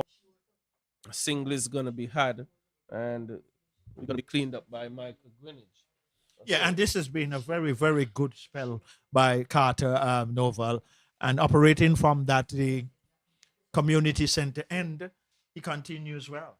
Yes, he's been bowling well, defended. Now he's bowling to lower order players, Victor. Not as accomplished what we would assume here. Prasad is the man. 12 he's on from 24. Shami 9 from 26. Yeah, they haven't been scoring freely at all. Not been allowed to either. Swinging this one over mid-wicket. It will go all the way. 4-6. A well-needed boundary, but it not just getting a boundary, but a maximum. And so very, very important runs here. Swinging that one from Zachary Carter over the mid-wicket region. The man from wide had no opportunity to stop it.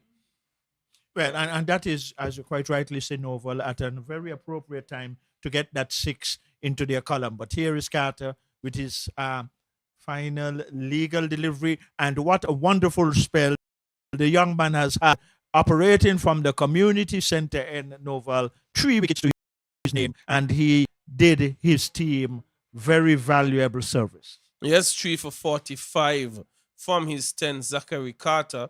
And he can now spend the next 5 overs thinking about what he would need to do from a batting standpoint, as he's such an important piece of the Barbados puzzle from a batting perspective.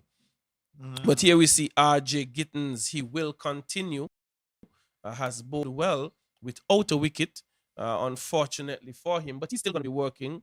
A very fit looking young man, strong as well, bowls within himself, clearly capable of more pace, but focusing on accuracy as opposed to pace. And he will continue 8th over. I will clarify that. Into the pitch he goes. Quick single being taken, and quick single picked up there. Was not able to be denied by Shaquan Bell. So acquaint me, please, Noval, with what you just mentioned about the batting. Anyway, it's Gittins from this day media center end, and I think the approach though of the USA one with just these 3 wickets are in hand. I've been saying it that it will be very important whatsoever runs they may finally end up with, but just make certain that they do not get bowled out, but just continue to bat.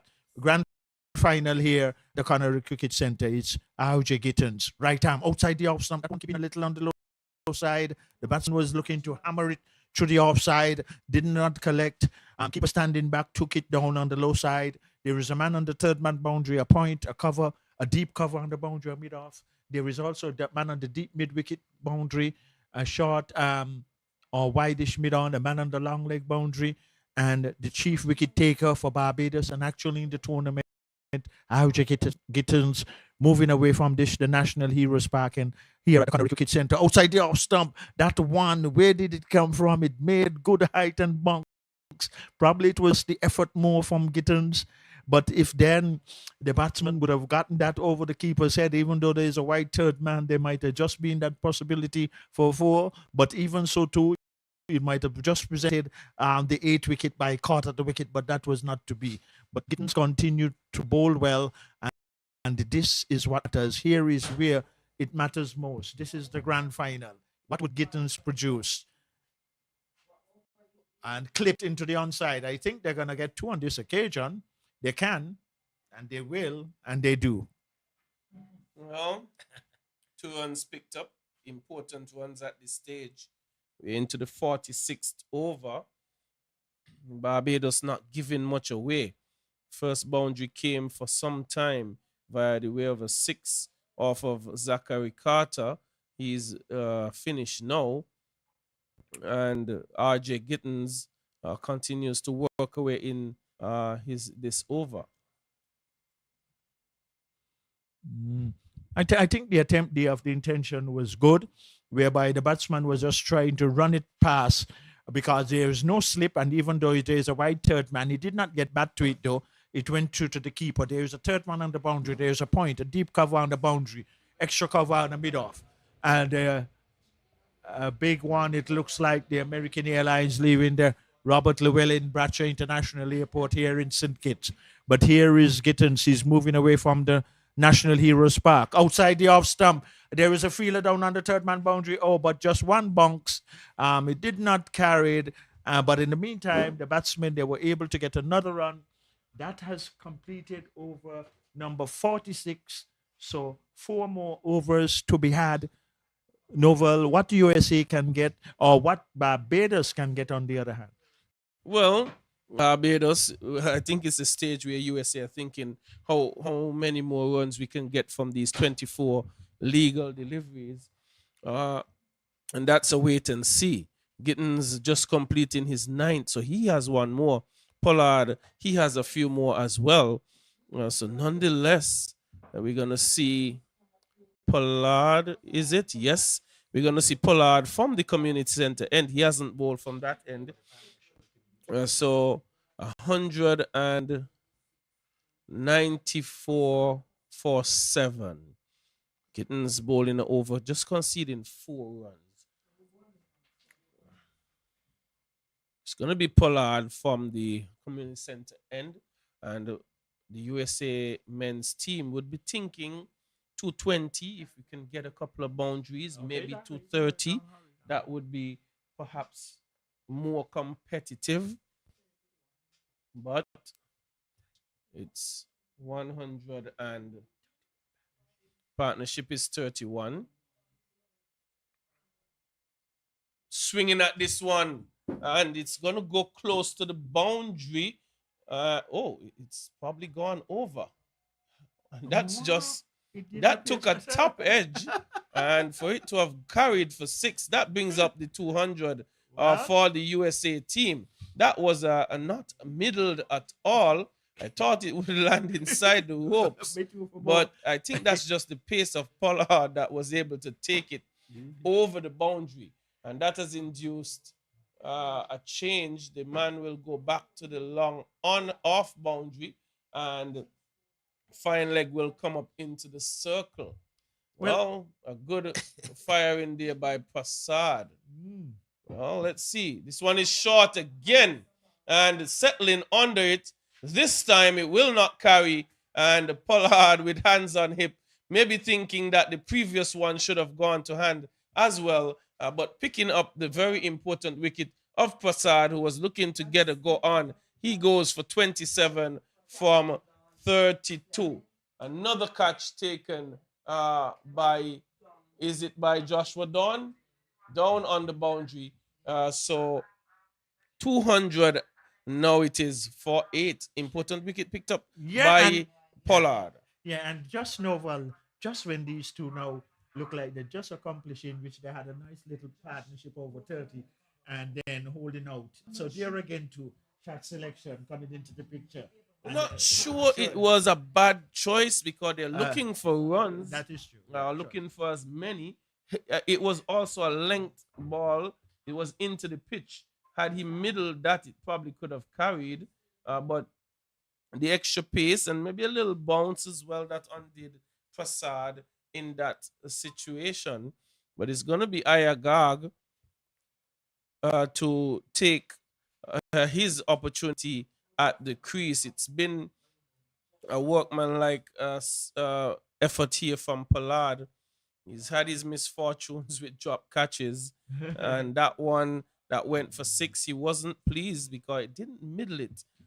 But anyway, it seems to be he's going to use a different approach this time around, where he's going to hit the deck a little bit harder at these lower order players. It's going to be Ayagag. Can he negotiate the pace? Well, that one is going to be wide. So Pollard definitely would use the shorter stuff here on the back end of things. 13th wide.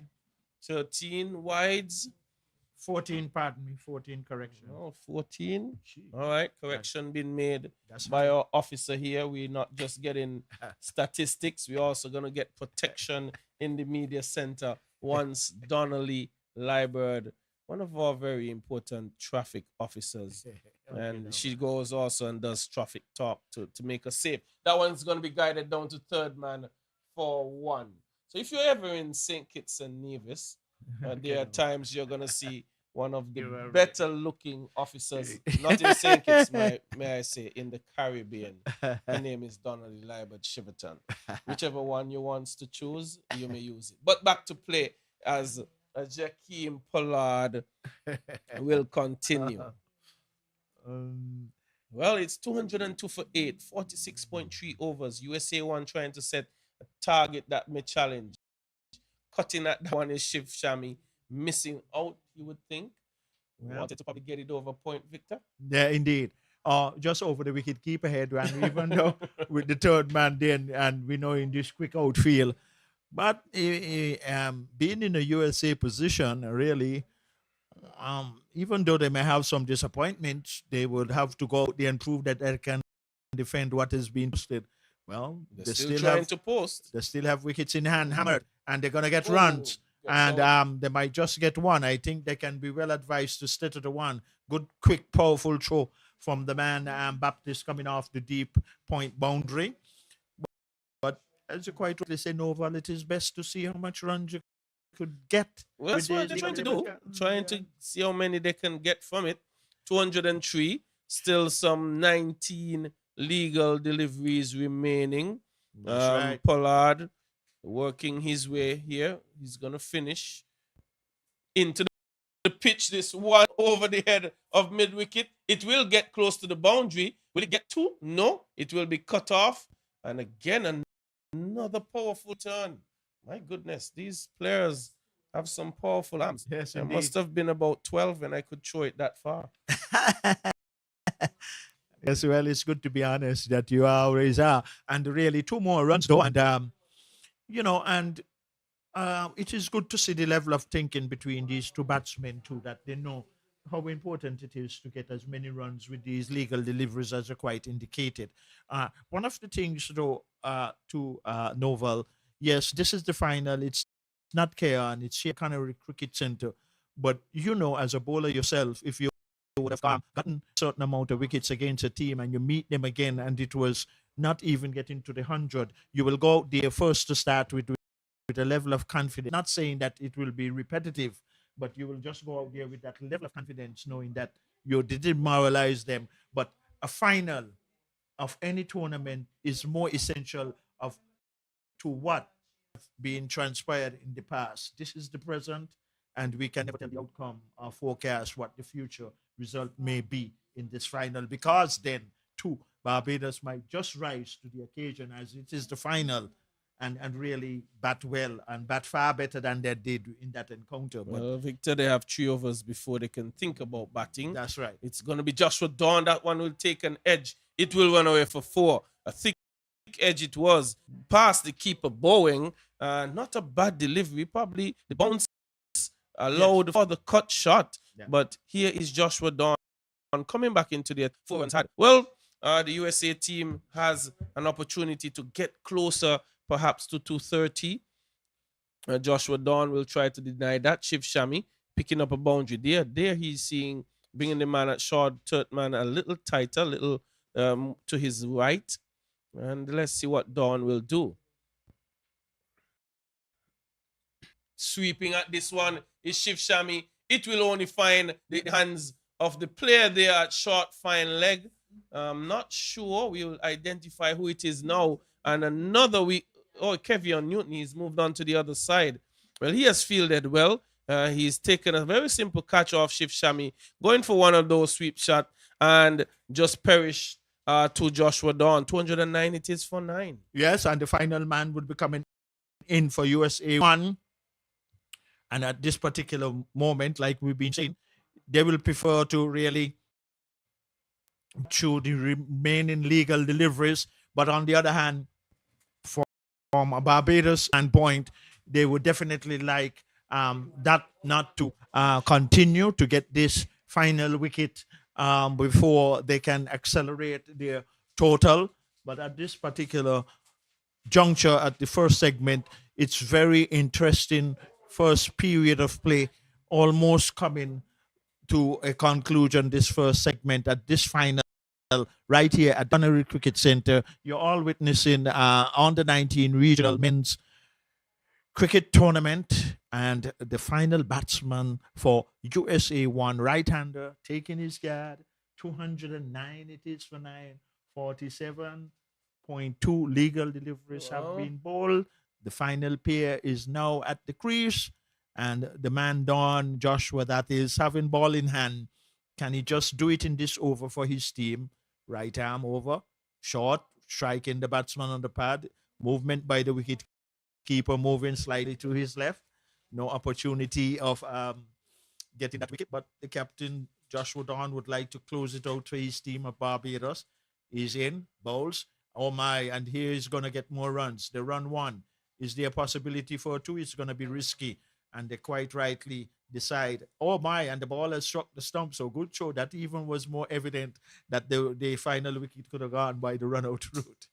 Well, it was a good show by Lovell. Another one with a powerful arm. It wasn't very far away. No. And picking up was the keeper Bowen, just seeing what it would have been doing.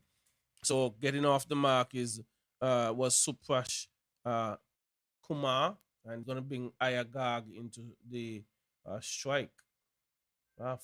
Full toss, and we're knocking that one out to cover for one, thinking of a second, which isn't on, and taking the total to 211.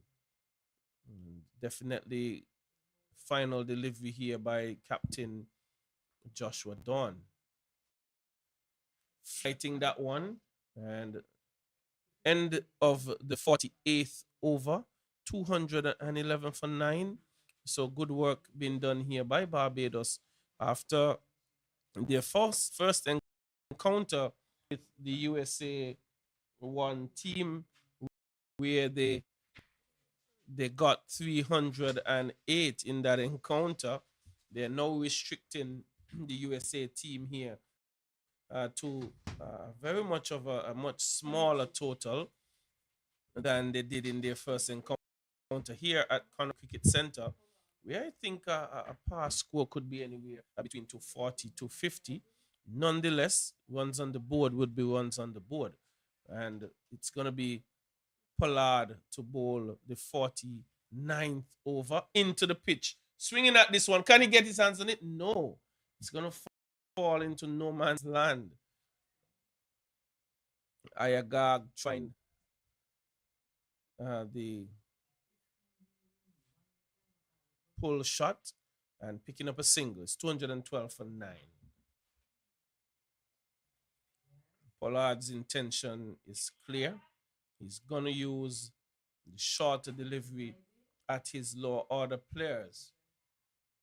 Field placing continues to change, bringing the two men into the circle. Now pressing back the fine leg. So the third man who will come into the circle. Bold, using the full length delivery and trying to go for glory was Kumar, and his off stump knocked over and ending the inning at 212. Barbados will think they would have done themselves justice to bowl them out, the USA men one team, for 212.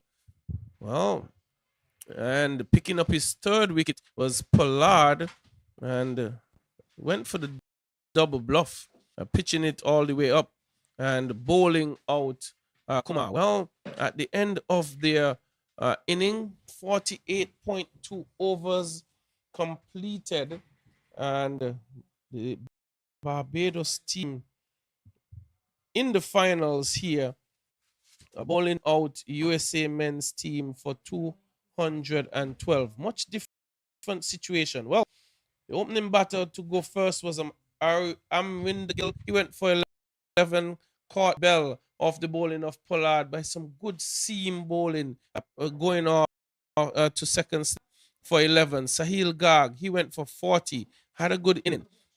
Utkarsh Srivastava, who was leading the USA men's batting effort, he got 11. Shakwan Bell was the man who got him, caught Zonja Baptiste. Adnit Jamb got 38 from 59. Joshua Dawn picked up his wicket, caught Micah Greenidge. Sahash got 21. Lovell got his wicket, was caught Bell. And Bell has some good hands. 24. Nitish Sudhini, he got 24 from 27. Was caught Pollard off the bowling of Carter. Mahesh got 2. Shiv Shami, not captain in this game. Mahesh is doing the captaincy. He got 15. Prasad got 27. And Kumar was out bowled by Pollard. Ayagag was left not out on 5. Major wicket takers, well, it was Pollard, 3 for 43 from 8.3, and Zachary Carter, 3 for 46 from his 10. Joshua Dawn, the captain, chipped in with 6 overs, 2 for 17. Lovell got 1 for 24 from 4, and Shakwan Bell got 1 for 15 from his 4, rounding up the bowling effort. Well, USA men's team got to 212.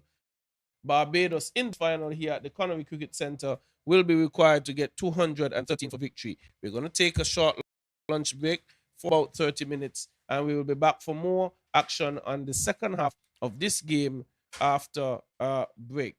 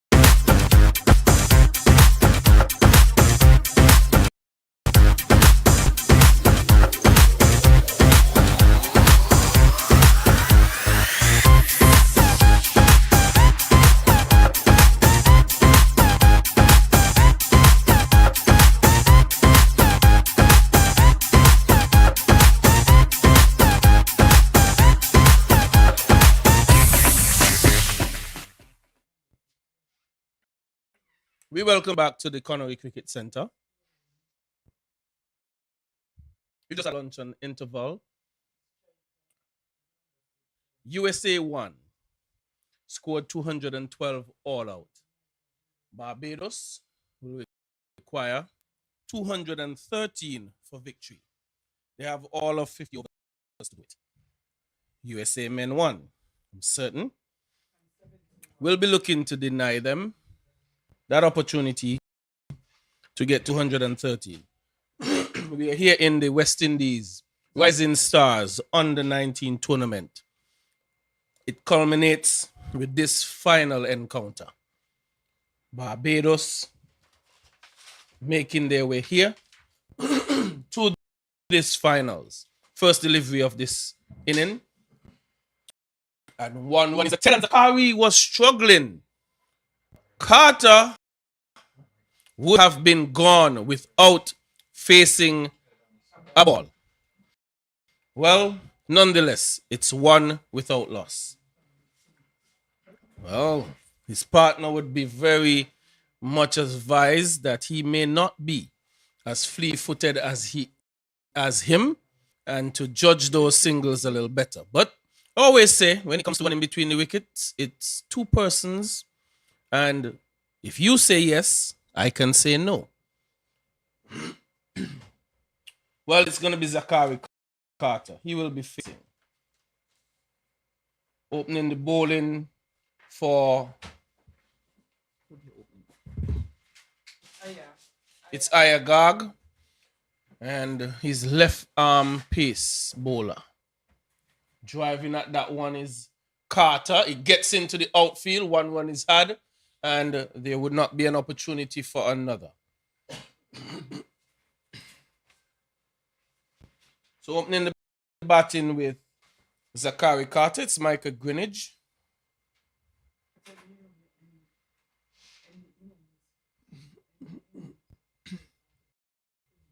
So quick start by Barbados. 2 without loss. It's the final here at Connery Cricket Centre. Greenwich to face. Cutting at that one. It gets past back with that third man. He's chasing for all his worth, but it's much too quick out here at Connery. Once it gets into that outfield area and you're not close to it, 4 runs will be the result. So Zakari Carter gets his first boundary for himself and for Barbados. Just to advise you, Zakari Carter coming into this game was leading all-run scorers with 7 innings. He's at 290 runs, an average of 41. So he has scored heavily. Micah Greenwich, he also has been going along well. He's gotten 200 runs. He's gotten an average of 28.57. His best being 85 against the Leeward Islands. That was his sole half century. Carter, on the other hand, has had 79 against USA 2. 78 here against Trinidad and Tobago, and has had 62 against Guyana. And I could say that he would have given away. Oh, that's advancing was Greenwich, and show how in good backing up being done. So far in the over, 7 runs off it with 1 legal delivery remaining. So both batters would have done themselves fair justice. Micah would want to improve on that average. But the man to face, Carter, has had a very good start. He's batted well. He got 70 here against Trinidad and Tobago. Was out caught to, I say, a good delivery. But in K-on, leaving that one outside the off stump, that would be the first wide as well, taking the tally on to 8. In K-on, St. Mary's, one thought that could have batted longer and get to 100.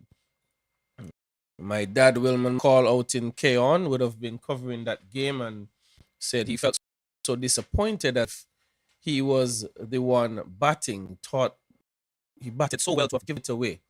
Really felt hurt by him not getting to 100. And this one been chopped by Carter in fine Carter style, just crunching it past point for 4. and another boundary is had. Total moves on to 11 without loss. Barbados of 12, without loss. Barbados in the first over, getting a good start in their quest to get 213, now needing 201 from the remaining 49 overs. So, couldn't ask for a better start for Barbados.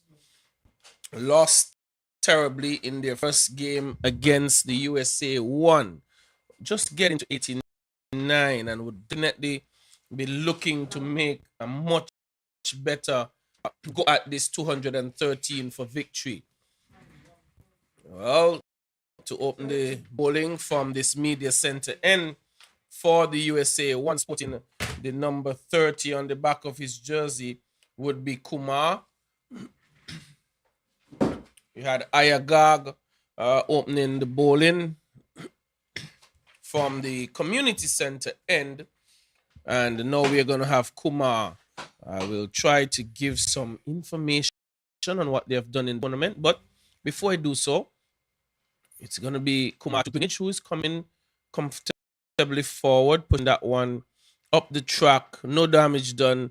And before I give you that information on these two bowlers, I will welcome Victor Eddy after his lunch. And generally, when he has lunch, he's a bit slow to get back because he's a bit heavier than when he left us here. Sound speech that cannot be condemned. Well, Suprash Kumar has had 4 games. He's 6 wickets so far in the tournament. His best being 3 for 23 against Guyana. So, not bad from 4 games. Well, he's bowling to Greenwich. That one worked into the onside for a single. Moving the tally on to 13. And his bowling partner, Ayagag, played in 4 games, has had just 2 wickets. And his best being 1 for 27 against Barbados. That was on the 15th where they would have won that game. So, Barbados in their quest for 213 now requires another 200. Victor from 292 deliveries. A good start in the first over and 2 deliveries thus far. Well, it's going to be Kumar to Carter. Carter is pushing that one up to long on. We are Nitish Sudani. He fields. And just another run. Continues to tick it over, as one would say. So Victor immediately after just some 9 deliveries, Barbados requiring 199 to win. Now it's a long way off and work to do.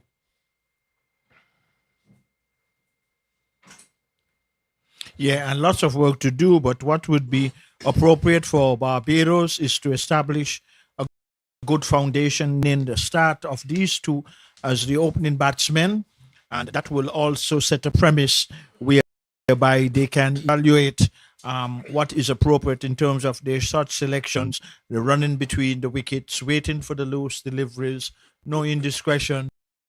But on the other hand, it will also mean to how consistent and accurate would the USA 1 bowlers bowl and how often they can keep it wicket to wicket deliveries. We'll wait and see what this one would be being executed into the square mid-wicket boundary for 4. There is a fielder on the backward square leg boundary, and that was nicely timed. I think the batsman on that occasion was Greenwich, and that is a very popular name coming out of Barbados. We could remember the renowned and legendary Sir Gordon Greenwich. And also, too, there was also a younger cousin or brother who was Alvin Greenwich, who I played on the 19 cricket tournament in 1974. That is high reputation, and he was also an open batsman. But here is another Greenwich facing, but he's left-handed. Different to the 2 others who were right-handed, played it out to point, and there is no run. So this grand final between USA 1 and Barbados, for those of you who might just be joining from the Connery Cricket Center, earlier this morning, 10 a.m. Eastern Caribbean time, the USA won the toss, decided that they will bat, and when they batted, they scored 212, and I think it was 48.2 overs, which really didn't go to the full extent. But this man Carter, who is on strike, he has shown that he has good skills and batting ability, and if these two can really set the platform, well, like everything else. But what is good here by the USA one, they have two solitary slips on the gully. Here is a delivery, hit high and hard. That is going to go for 6. It does so. It cleared the long off boundary, and we have seen this from the man. And good shot selection. Only 2 fielders are allowed up inside that 30-yard circle. No one is posted on the deep long off boundary. There is a fielder on the long on, and in previous matches we have seen the same Carter executing anything up to his half with superb timing. So this is a good steady start for them. Steady, Victor. Yes. They have hurried on to 24. 24, yeah. From 2.1. Well, there we are. Swift. Very swift indeed. And this is 24 going to more. go for 4. You can run as fast as ever. This outfield is too quick here at the Connery Cricket Center. All Carter was doing is guiding, and in the complex of how this outfield is fixed to, there's a slight slope coming down to the media center end.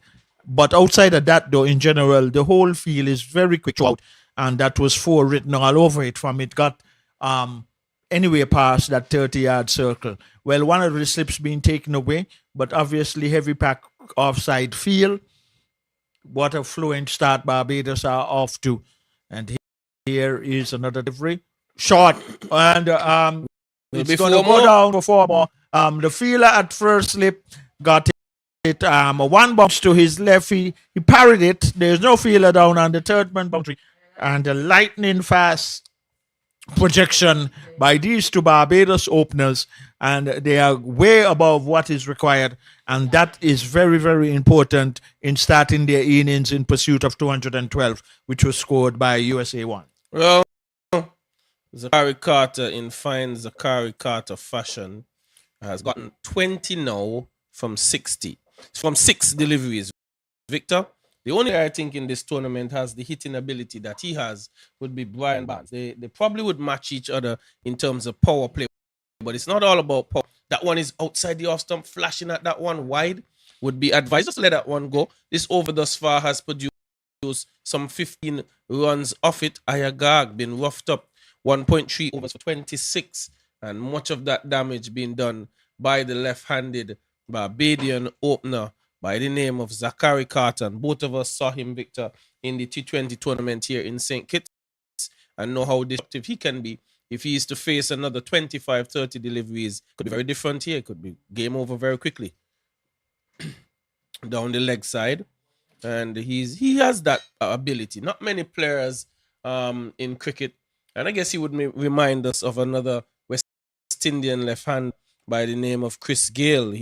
When they get going, when they start sweating and flowing, have very good eye-hand coordination. They can be very, very dangerous, and bowlers struggle to contain them.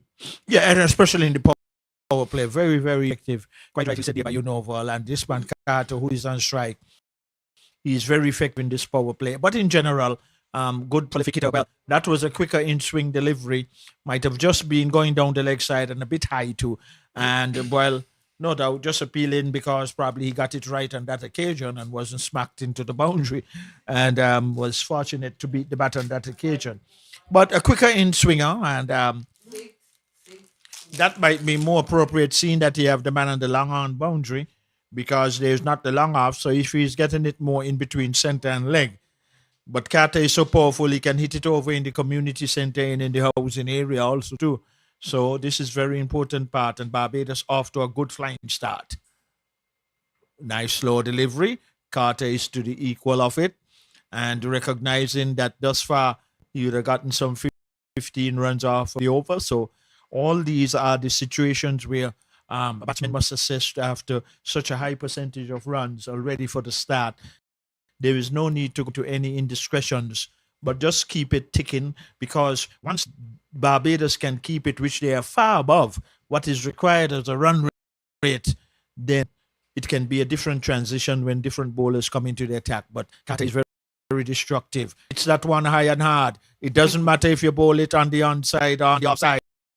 He clears the boundary from the final delivery. What a productive over for Barbados in their pursuit. And I think that the ball has cleared the end at the community center end there. So it's gone into the residential areas for another 6 by the man of name Carter. And it is now, 40 without loss. What a start for Barbados. Well, he didn't even seem to have hit that really hard, Victor. The timing was great. Timing was, yeah, but his intent was clear that he was going long. And Barbados making 89, I think it was, against this team. USA won in their first outing. Victor, they almost half of that in 3 overs, 40 from 3 overs. So if you're just joining us and you're looking at your screen, there isn't a mistake. Donnelly don't make mistakes with scoring. It's 4-0 without loss from 3 overs in quest or in pursuit of 213 for victory. Well, the captain Don for Barbados couldn't have asked for a better start, and the team general. But here is USA looking for the first wicket, hug into the onside. It's going to go past the boundary, another 4. A delivery that Greenwich got all the reasons right, took away. It was back of a length, going further down the leg side to the left-hander, and he executed it into the deep forward square leg boundary for another 4. Mighty, terrific start by Barbados.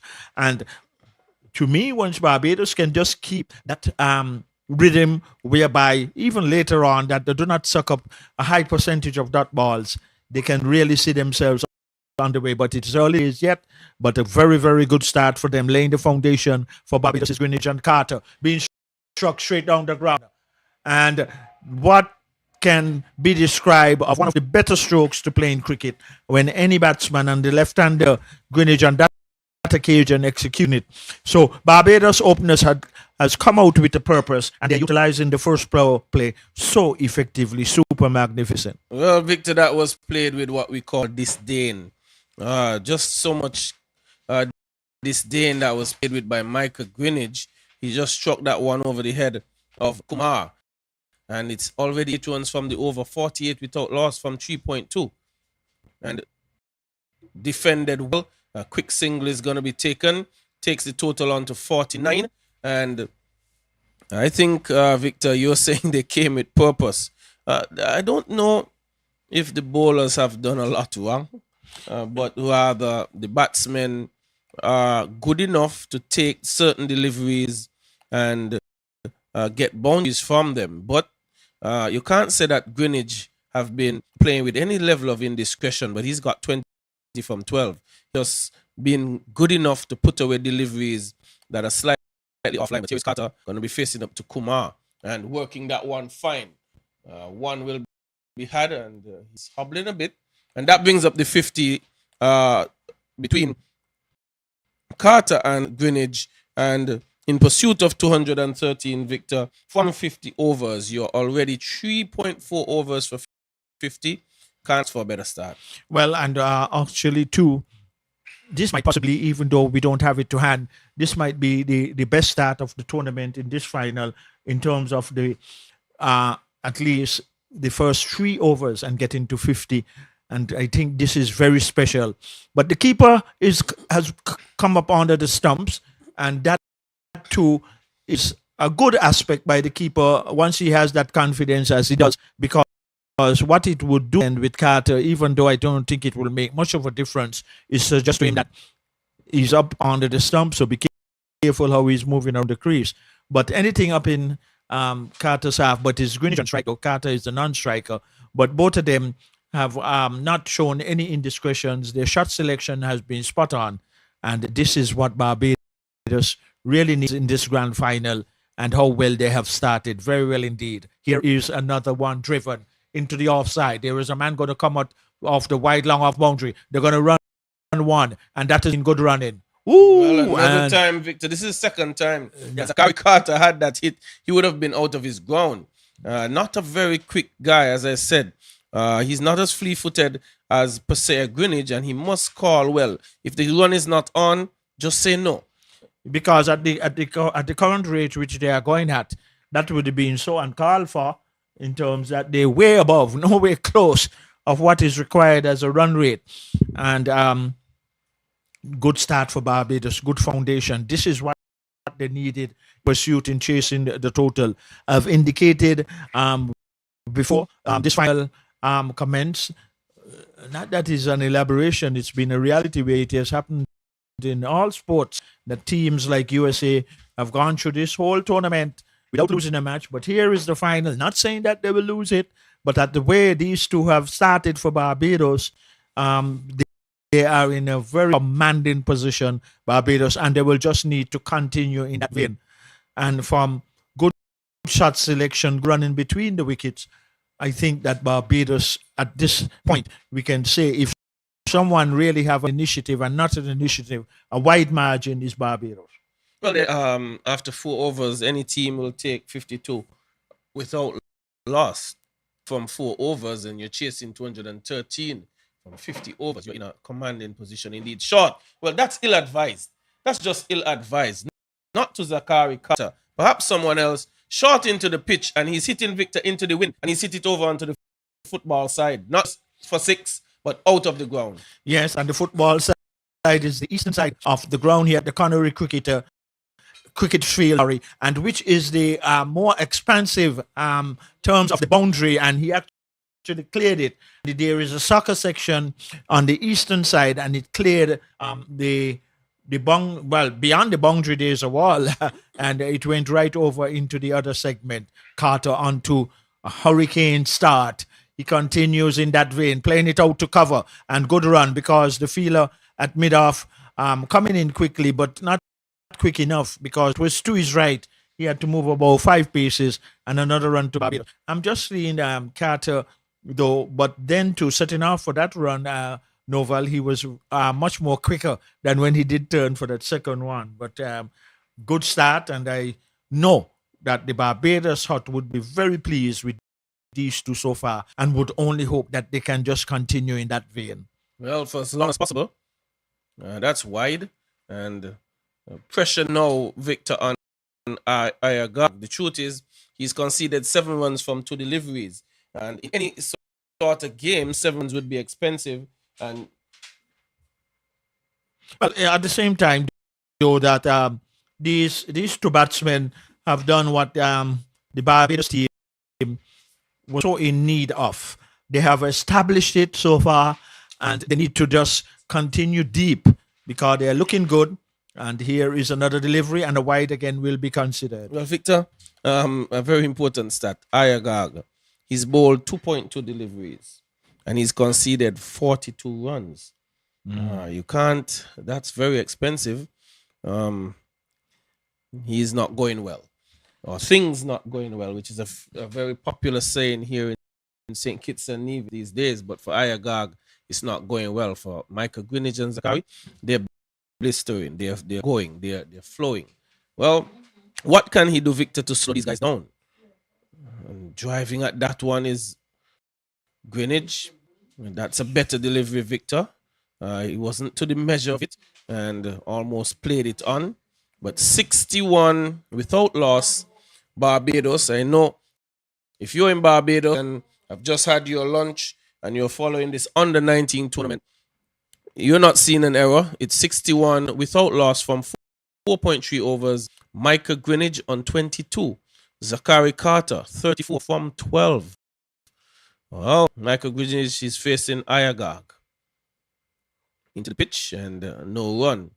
And Victor Barbados at this stage, those 2 batters, even if they were to soak up another 2 overs without runs, they're still in such a commanding position. They just need to keep batting and batting and batting. Oh, you're so right. And it's an opportunity too, where both batsmen, because of the start that they've gotten, can get a good score in this final and really try to project their team to victory, which will be well earned. But that is still far away. And here is another delivery being driven, and the fielder at cover saving definitely 4 runs.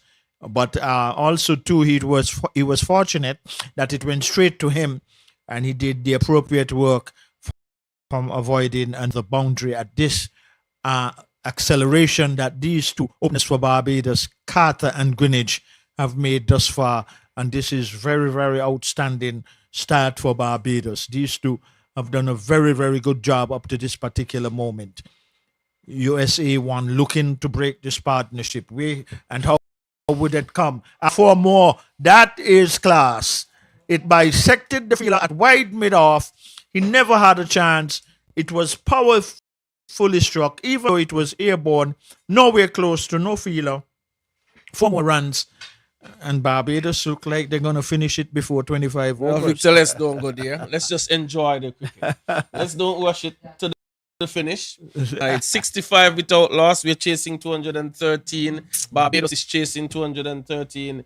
But the USA men one team, they're going to have to try and put the brakes on Barbados. And Victor, there's one way to do so, and that's to pick up wickets. So if they can pick up a wicket or two, they could probably sound this Barbados charge at the moment. Barbados seemingly taking revenge from what was a very humiliating loss against the USA men one team, and have given this a start out of this world. 5 overs bowled, 65 without loss, a run rate of 13, 148 required from 270 deliveries. We're going to have a change in bowling. We're going to have Jean coming into the attack, and he will be bowling to the dangerous Zachary Carter.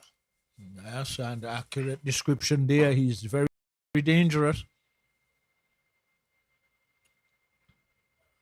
That one, he thinks he's missed out on it. He was short. He got in line. He probably went too early, pulled a bit too early, got his body, and almost going back onto his stumps. But well, I thought he missed out too, but in the end, it was good. In the end, for him, that it did not trickle back onto his stump. That would have been an unfortunate way to get out.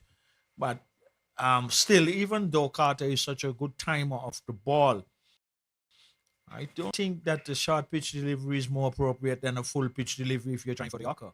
ooh, well, he would have gotten ahead of that, and that's a brilliant catch taker. And I just say one way to slow down teams would be to pick up wickets. Maybe I've spoken a bit too early for Barbados, but it was Kumar who took that catch. Zachary Carter would have gotten ahead of the delivery, played a bit too early, made some height on him, and in doing so, got through the stroke too quickly, and Jean has struck it 65 for 1. Can this be the turning point for the USA men one team? And what a brilliant catch. And that is the thing that teams will always need to demonstrate. Effort in the field. On the other hand, overall, a grand start Barbados have gotten. And I think, as you quite rightly said, Carter might have been guilty going into the stroke a little early, but from the distance where the fielder ran from, he kept his eyes on it and he was very active and he took a brilliant catch. And those are the type of catches that win matches, not suggesting that that catch would win the match here today, but those are big motivators. But Barbados have gotten off to a start which they will all appreciate, and how well they can build upon it, that is what matters. But on the other hand, for the USA one getting the very valuable wicket of Carter, that also too is a prize in their column. So we can see most likely, especially if they get to bowl more deliveries at the new batsman, that might just dilute the scoring rate to an extent. But on the other hand, the incoming batsman, even though he's new at the crease, he might just continue in that phase to keep the momentum going. Well, Victor, it's Shaquan Bell, new batter at the crease. So we're going to have a change of the left hand batters. Dangerous Zachary Carter is gone. But it's Shaquan Bell who is going to be facing up to Sham. Into the pitch he goes and he shoulders arms. Well, thus far, Shaquan Bell from 6 innings, he scored 116 runs at an average of 29. His best being 39. He's at a 28 and a 25. Those are his scores of significance. Well, we'll have to do some batting here. We'll have to hang around for a bit. The flair and power of Zachary Carter, he's gone. And he will need a different approach to get to this 213. And this is what cricket is about. You got that blistering start.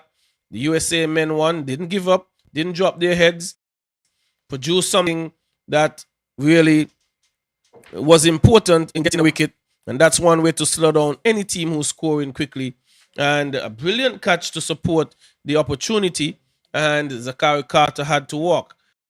No, Shakwan comes to the crease. He hasn't had what one would describe the most blistering of tournaments and has an opportunity to put that right here in the finals at 65 for 1, chasing 213. Well, he's cutting at that one, will not get it past the infield.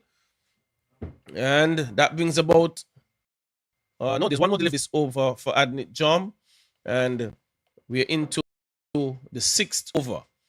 11.14 is the current run rate, Victor. Yeah, and really he has not just earned the wicket and very valuable wicket of Carter, but I think he has kept a fairly good line and length. He's bringing the man from the square leg boundary in as the new batsman is in, so trying to keep him on strike, a delivery short and cut, and but a fielder getting a nice accommodative bounce here, and the wicket keeper thought probably if he had gathered it and thrown it onto the stump, that it might have been close, but that was not to be. But in the end, a productive over, the valuable one, which the USA one needed to see in the back of Carter back into the pavilion.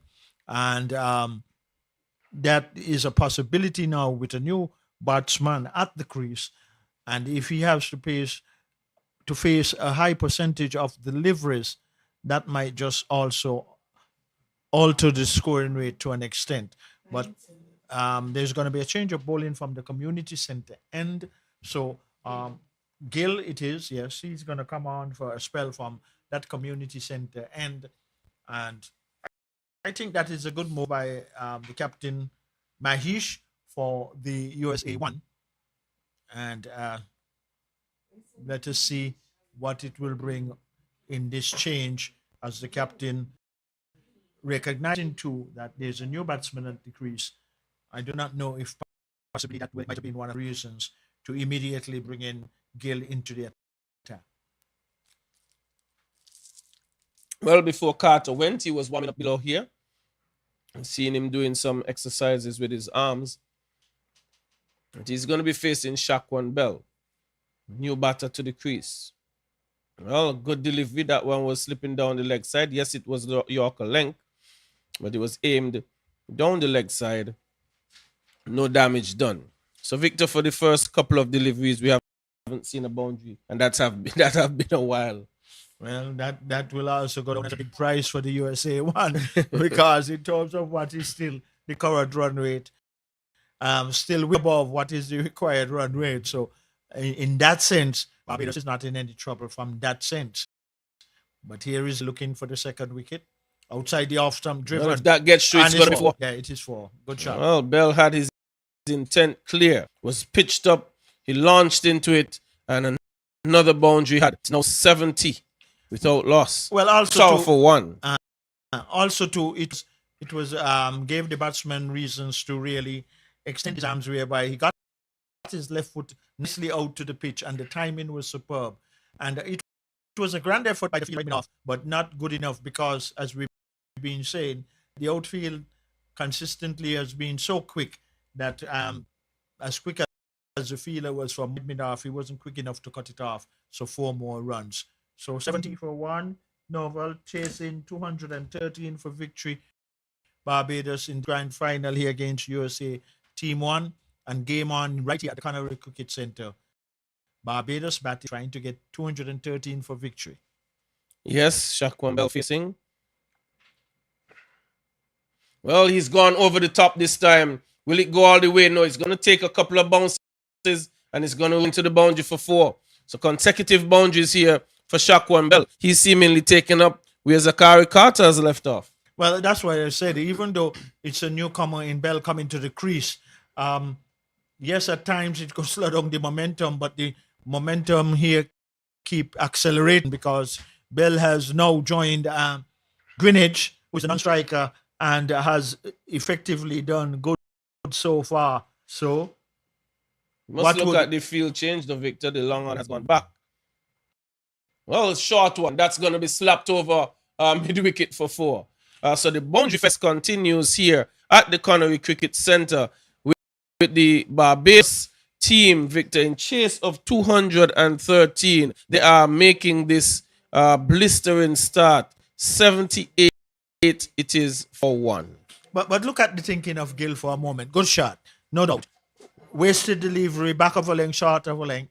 Nobody is on the mid wicket boundary. He sent back the man on the long on boundary. Wouldn't it be more appropriate to see if you could bring it up there again to invite for that shot? If he hit you for the 6, all well and good. But then to hammer it short, no protection out there. Not good thinking on his behalf, Gill, on that moment. Much better delivery. Well, good observation, Victor, and that wasn't much better. That was a half volley on the leg stump. It's just that Shaquan Bell missed out. Was probably trying to hit it too hard. Yeah, probably too. And probably losing his balance a little or whatsoever. But whatsoever, then, in putting the man out, aim it for off stump of the full length. And if he executes, he might miss time. But to go short and don't have the protection and the deep mid-wicket boundary, that doesn't make sense.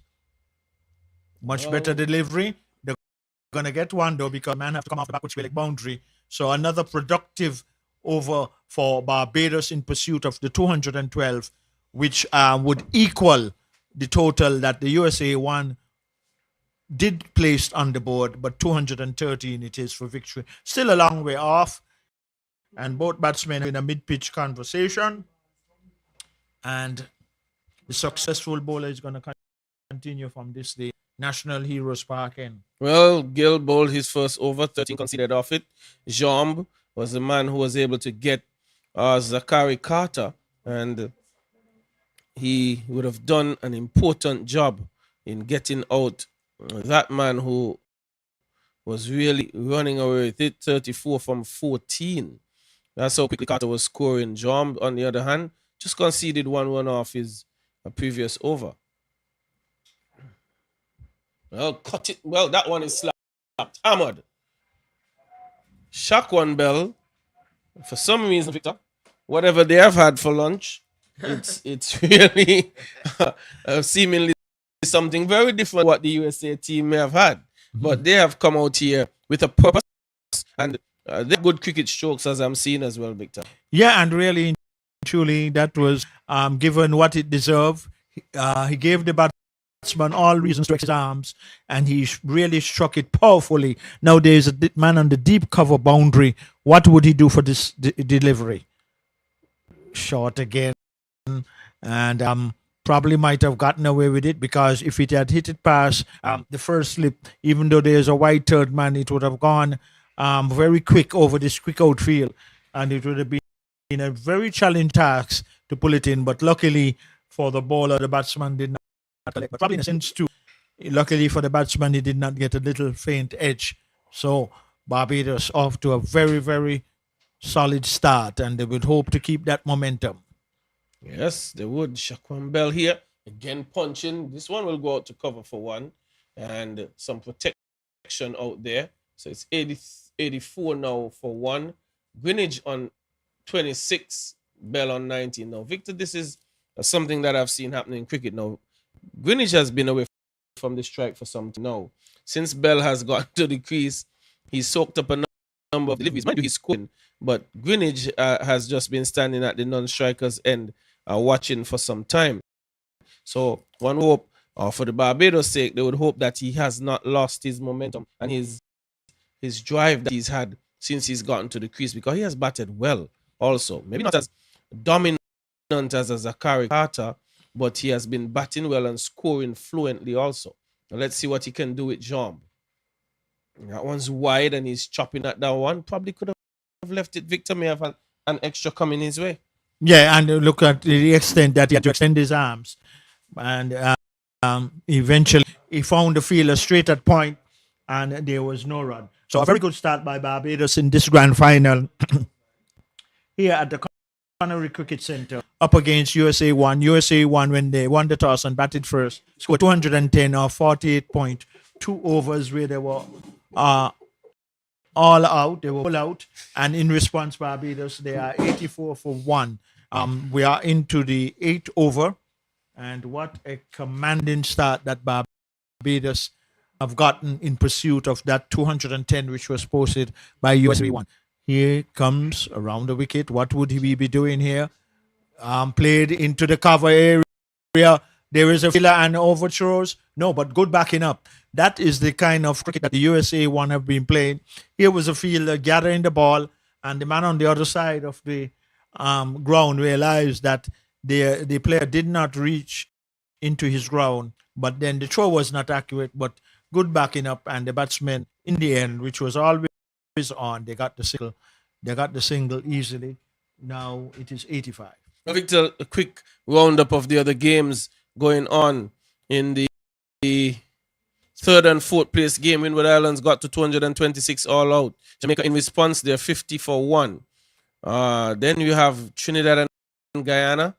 Trinidad and Tobago versus Guyana. And we wait for this delivery by Jean.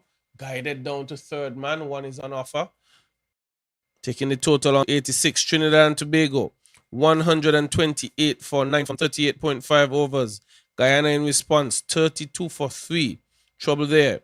Well, the Leeward Islands got much further than we anticipated. They got 211 all out from 47.1 overs. USA men 2, 37 for 2. So all action going on here in St. Kitts and Nevis for this West Indies Rising Stars under 19 tournament. So, Victor, it's action in the cricket arena here in St. Kitts and Nevis. Well, and lots of action and more action coming up Friday. And really, these two for Barbados, they're continuing the action here at the Connery Cricket Center. And for those of you in Barbados, especially, we greet you with the news that USA won the toss earlier this morning, and when they batted in 48.2 overs, they were all for 210. And Barbados, in response, as this is the ninth over coming up, they are 86 for the loss of 1 wicket. So just what the Barbados need as a start, they have gotten it, and a good sign by the wicket keeper, just suggesting to the batsman now, Bell, is that he's under the stumps, and just saying to him, be careful how you're moving around trees, but it's the bat maybe coming into the action, and crease is irrelevant, being played to short point. Continued good feeling there by USA 1, prevented any possibility of a run. So, as you quite rightly said, to Novel, Greenwich, the left-hander, the non-striker, since the dismissal of Carter, it is Bell, the incoming batsman at number 3, who has gotten the majority of strike. So all Greenwich will have to do at the other end as the striker, keep his focus, keep his concentration, because sometimes too, not coming into strike can be a little offset. Not saying that it will be an offset to Greenwich, but sometimes those things creep in to the concentration levels. But here is another delivery, and Bell is equal to it, playing it out to short mid-wicket. There is a fielder there. There's no run. So Bell has started well too. He's now what, 20? From 16. And he is going at a good strike rate too. So he has continued, not as prolific as Cat, and I don't think anyone else in the Barbados team can equal that acceleration that Carter has in terms of his strike rate and ability of hitting the ball on both sections of the ground. But he's now in the pavilion watching the play out in the middle. Good delivery over the head of the man of mid-wicket. There is a man coming around. I think he might just get there. He does so and quickly releases it to the bowler's end. But in the meantime, Dobell accomplishes a next 2 more runs and advancing the total now onto 88 for 1. So Barbados, I believe they are driving a BMW. Well, driving that BMW fairly quickly at this time, and with our traffic officer here, they would not want to break the speed limit. What a completion, man. well, they've already broke the speed limit. Yeah, breaking the speed limit here. That one's going to be 4 or 6. It seems to be 1 bounce into the boundary, and shock one Bell, Victor, he has just kept this car going pretty quickly. Yes, indeed. And always, I have a strong admiration all the time for any straight drive from any whether it's left or right-hander, I just like to see that stroke, and that was well executed. Why? Because the full free bat comes into play, and it is the easiest way to score runs in cricket as a batsman. In my view, you may have a different view, Nova. We would not have.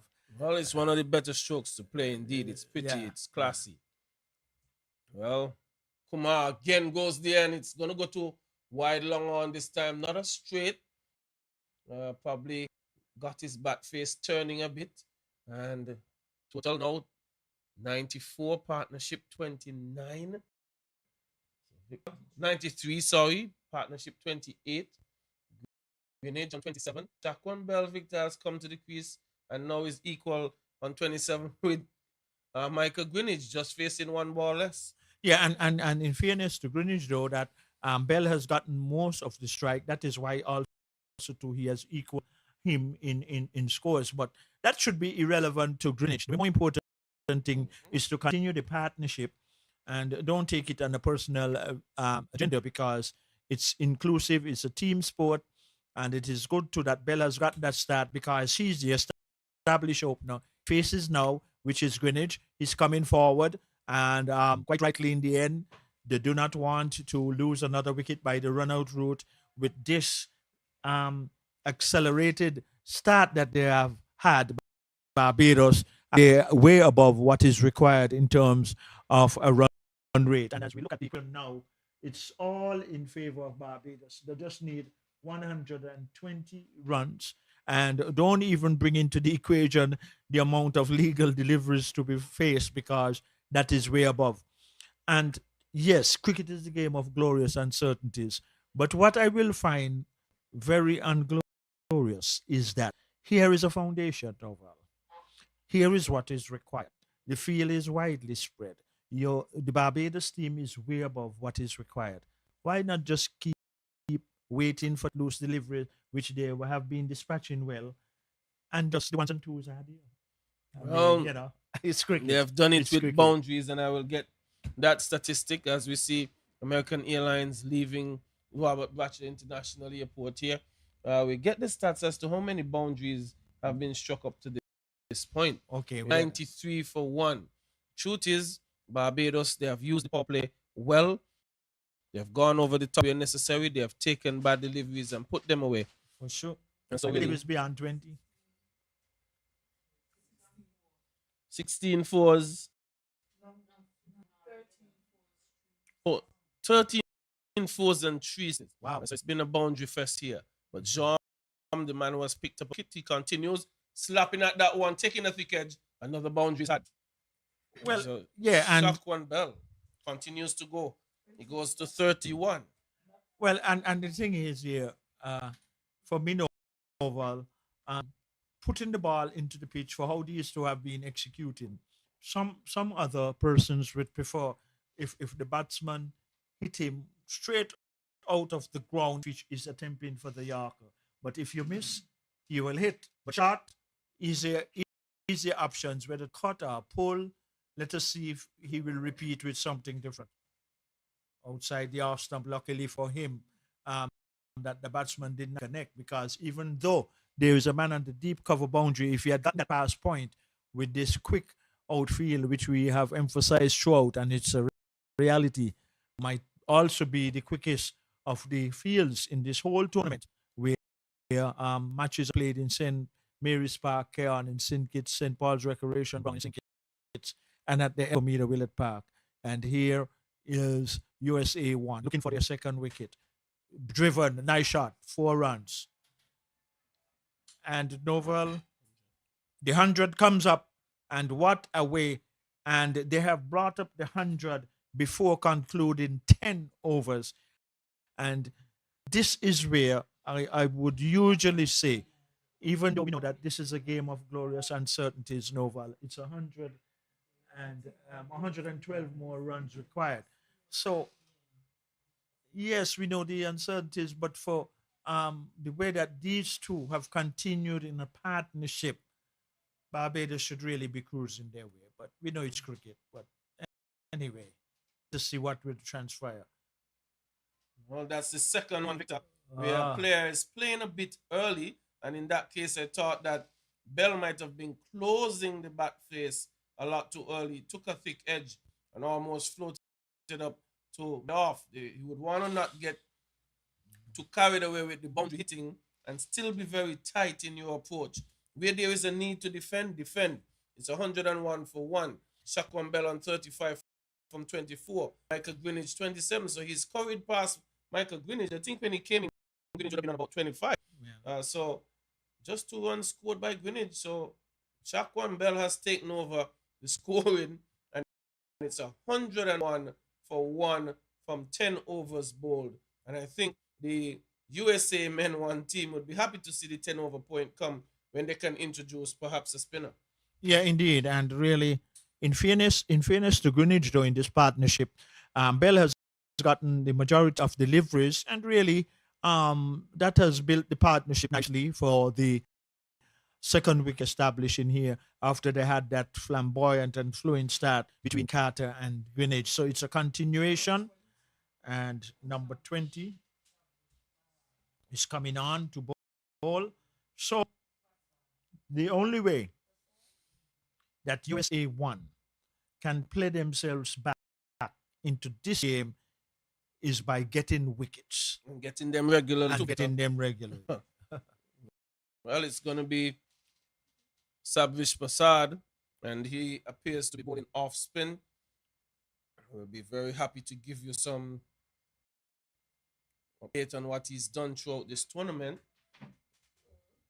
And working that one into the onside. 1 on offer. Perhaps a thought of 2. Greenwich was coming back. That might have been ill-advised. Well, there's no need now to risk in that the percentage where they're going at. Well, Sabvish Prasad has done well, Victor. 5 games, 10 wickets thus far in this tournament. So he's clearly a wicket taker. His best being 5 for 14 against this same Barbados team.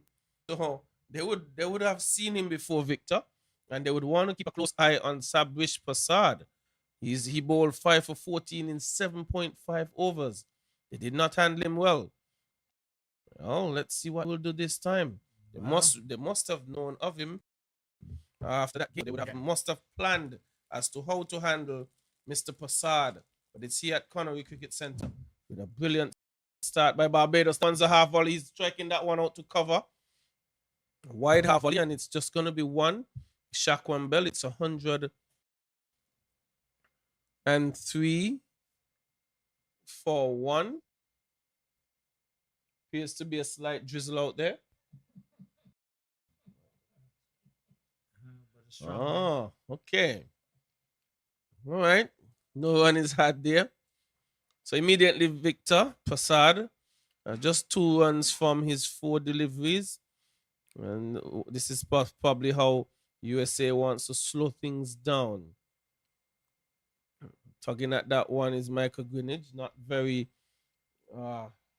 straight batted, but nonetheless productive. And end of over number 11, it's 100. Oh no, it's not the end. There's 1 more. But 3 runs thus far off the over. Not a bad over in the context of things, Victor Eddie.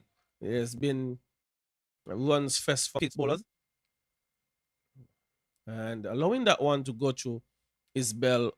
11 overs completed, 104 for 1. And that also brings about a water break. And we need that water break as Zakari Carter, Shaquan Bell, and Michael Greenwich has had us on the go from ball 1 of this inning. And we're going to take a quick break and have a drink and return to you shortly.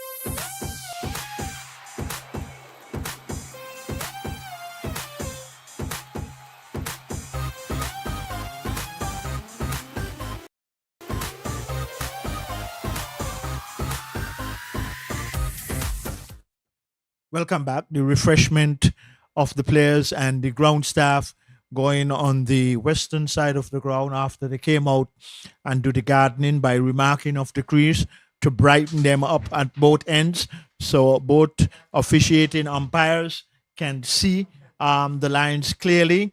So the players have refreshed themselves. Lovely day for cricket here at the Connery Cricket Centre, and you're all witnessing the final of the 2025 on the 19 West Indies regional tournament. Two teams from the USA are in. USA 1 who are here playing in the final against Barbados.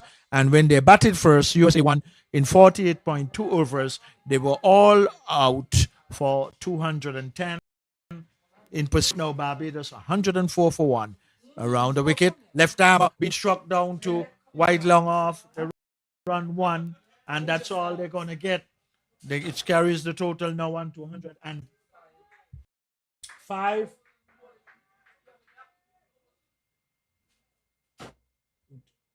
Ukaterish on the ball now, operating from the media center end. He is operating right arm over, flighted outside the off stump. Not wide enough to be considered a wide.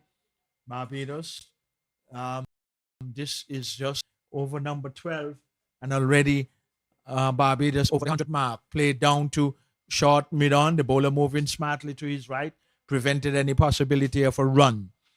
210 USA 1 were dismissed for in 48.2 overs, and Barbados in pursuit. What a magnificent approach. Here is going to be more runs for Barbados, playing it down to a fielder right beneath us, Passad on the wide long off boundary. 105, 106. It is for 1. And 1 going down. USA 1 looking for another one. Quite played out to short point. There is no run. So a very commanding and prominent start here by Barbados. They have in good control and with good shot selection and no indiscretions, Barbados could be well on the way. Here is more runs coming down to Passad, who comes off of the wide long on boundary. So another single to Greenwich advances the total now on to 107. 107 for 1 Barbados, just after 12 overs. So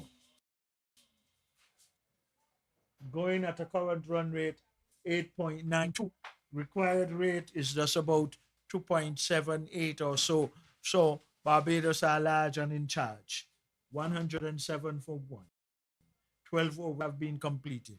USA 1 was skittled out for 210 or for 48.2 overs. Here are they now trying to restrict Barbados. Barbados are well on their way at this present moment. Here is a delivery, flighted, being played quietly back down into short cover. There is no run. So Barbados going along quite nicely here against USA 1 down the track, hitting it back to the bowler on the bunks and feeling good to his own bowling. No run. Here is another delivery. Flighted. And really, no. We've just got the turn and bunks. And obviously, USA 1 would be looking to see if any form or fashion they can get a second wicket, because that is the only way you can slow down the scoring rate. And here is a delivery. Played back down the track to the bowler, no run. So a good over so far in terms that the 5th legal delivery coming up.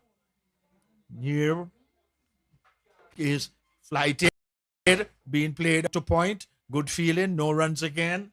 So 5th delivery, 107. It is for 1. Barbados still way above the required run rate. Here is the final delivery, short and wide. So 1 more to the total, making it easier for Barbados by conceding a wide. Here is another delivery, well bowled and quietly played down the track.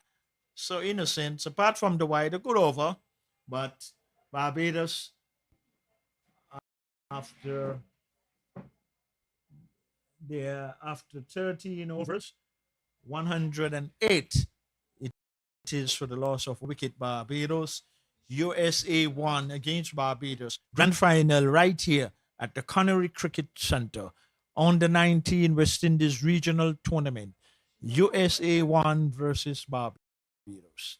USA won, looking for their second wicket, flighted, being struck straight on the ground. And now we'll wait the signal. 4 runs.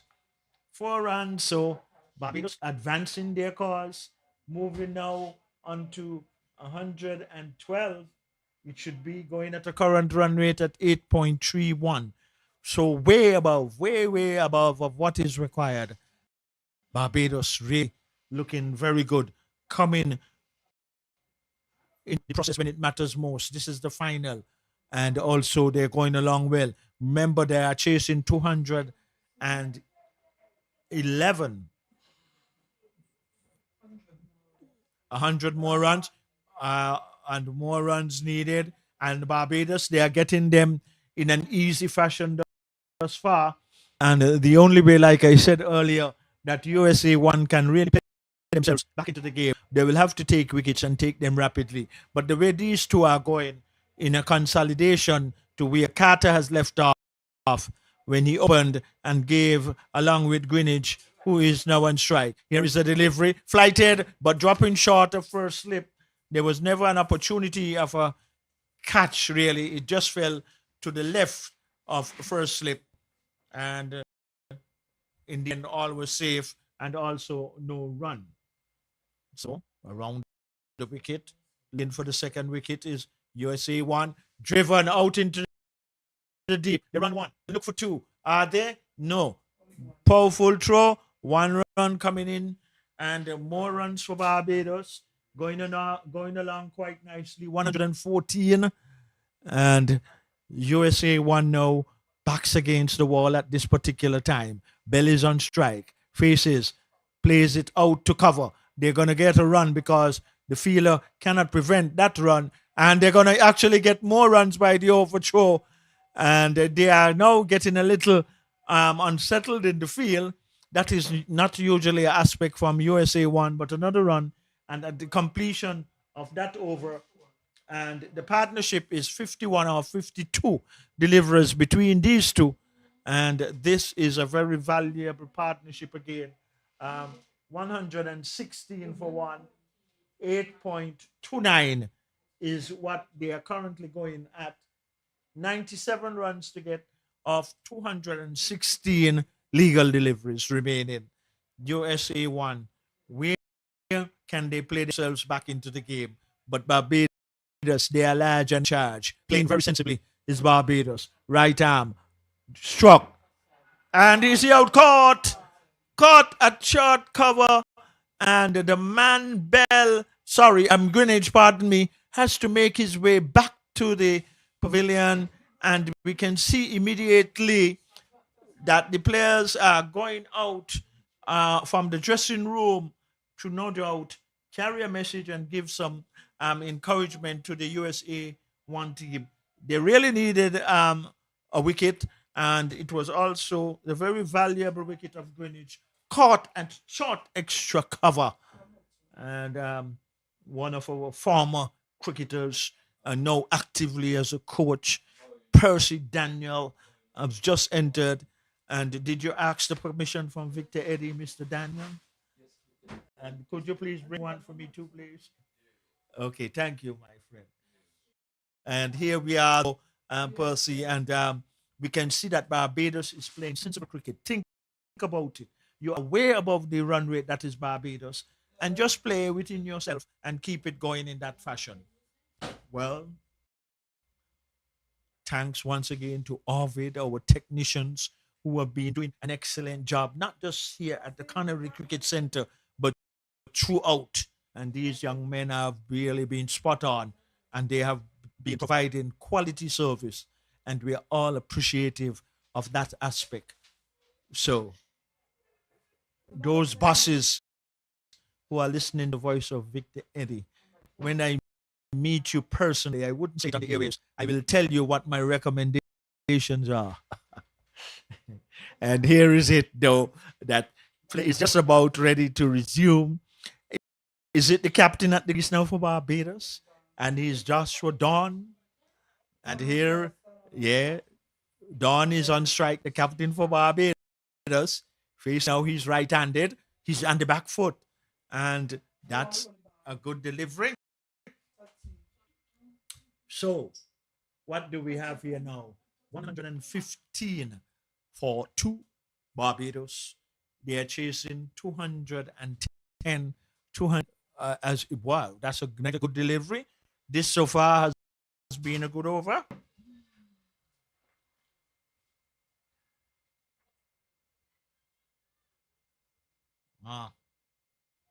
Flighted delivery shot, hammered out, and good feeling. Fielder diving to his left at point, prevented any possibility of a run. And the USA fielders must be commended. They've been doing a good job. Here is a flighted delivery. And Joshua Dawn is now playing quietly. He's the captain of Barbados, coming to the crease at a very ideal time to steer and provide his expertise. He has to take the lead also now to by guiding his partner Bell. And as that over has been completed, both batsmen, they're going to meet mid-pitch. It was an over. Yeah, so that is the first maiden over. And in the circumstances, in terms of the run rate, in the run rate that Barbados have been going at, we have just seen the first maiden. So that would be considered in the context to be a bonus to the USA one team an over by having a maiden. And the man who has been the chief wicket taker for them, he got the wicket of the very valuable wicket of Greenwich. So what's the situation now? Very interesting, very intriguing. And like we've been saying, if you want to play themselves back in the game, they have to take wickets rapidly. But no, good feeling. And I think the effort overall so far, and it has been consistent by the USA one, the outfielding, the ground feeling, the catch. And Novel is with me once again. Novel. Well, Shiv Shami just coming into the attack left from orthodox leg spinner. Played 5 games, picked up 8 wickets. I saw another one in and amongst the wickets. Now, the truth is, the thinking is by the USA team, and I've heard it being verbalized, that once they put spin on the Barbados team, would struggle and would be in problems. Now, joining Shaquan Bell as the captain, Joshua Dawn, cutting out that one. Whoa, that's wonderful feeling up after one out is on the cards here. Well, he would have gotten home. Umpire is unmoved. So very good work. Both batsmen set off really quickly, and the throw was on point. Mahesh did the business, but no, they ain't getting a run. They got a single. Oh, sorry. They got a single. So Shakwan picked up a single there. But it was really good work in extra cover. And that work was done by, well, it's saying number 10, and that should be Mahesh. But let's see what's going to happen here. This game has gotten a little tighter, Victor. 15.3 overs, 117 for 2. The target is 213 for victory, 96 more required. But a lot of deliveries on offer. That's not a question. That's not a challenge for Barbados. It's how good they can negotiate this period of play, where the USA team are clearly looking to squeeze and going to looking to put them under some pressure. How can they get past it? It's Joshua Dawn, the captain. He has made Victor 273 runs up to this point. He's scored 3 half centuries. His best being 79 against Trinidad and Tobago. So, if you're worrying about his capabilities, he's more than capable. Has an average of 45.5. But the USA team just picking up the wicket of Michael Greenwich for 32 from 36.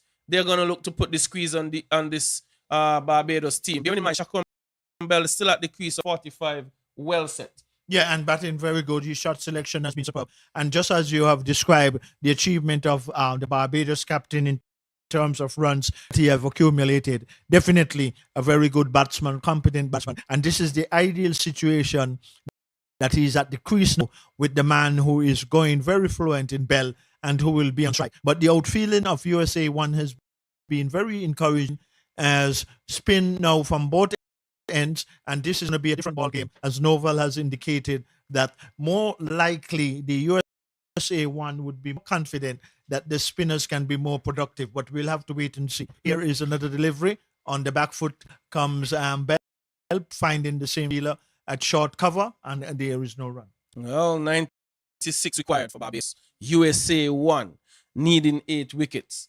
How can they get past? Probably get rid of the set batter, who's on 45. Well, he's going long, and that's up in the air, and this could be the 3rd wicket. I just mentioned it. And catch is taken. Shaquan Bell, moment of madness. Looking long and only finding extra cover. Skied that one. Wicket number 3, 117 for 3. Barbados looking to crumble here. And Novel McCall always reminds me that do not call it precisely, please, Victor. This is still the game of glorious uncertainties. But here is it again, Novel. Probably we are sounding in like a stick record at the same time, but it's reality. What was the purpose now with the current run rate way above what is required to try and introduce like that, when you can just be looking, instead of hitting the 6 down to long off, is the single. Yes, that should be the approach here on out. Yes, There are many singles on offer, and if you off another 96 singles from the 207, 203 deliveries remaining, you will cruise home. But, well, it still has to do with approach. It still has to do with that mental approach. How are you going to temper that aggression and be able to just bat sensibly? But it's going to be Mr. Branch to join Dawn. Well, and at the same time, that was so well analyzed there by Novel. And to continue in that vein, you did indicate that the man in charge with the ball in hand, he has been very outstanding with the ball for USA 1, and the ball quicker one, a good attempt there for his approach, his first delivery for the new batsman at the crease. Well, you can see strong motivation by the USA fielders. This one has been pitched outside the off stump. For a moment, I thought the umpire was going to outextend his arms, but probably in his not wide enough to be considered another wide. What would happen before this over conclude? Another flighted delivery, but it's going to go for 4. Struck in the gap, and the fielder, even though he was at wide long on, all the valiant effort he made, it was traveling too quick over this quick outfield here at the Connery Cricket Center, and another valuable boundary for Barbados. Well, getting some runs here. Well needed boundary to break that little spell of madness. Well, 5 games played for Joshua Branch. He's only gotten 28 runs, Victor. Average of 7. He has not done well. His highest in 10. So Joshua Branch is under some pressure. Hasn't scored well in this tournament, but he's with the captain who's yet to score. Cutting at that one will get into the outfield, and it will be 4. Lightning quick outfield, as Victor mentioned. Got some good bat onto that. It was a good shot. It was wide. He cut onto it, got past point, was diving, and 4 more runs added to the Barbados cause.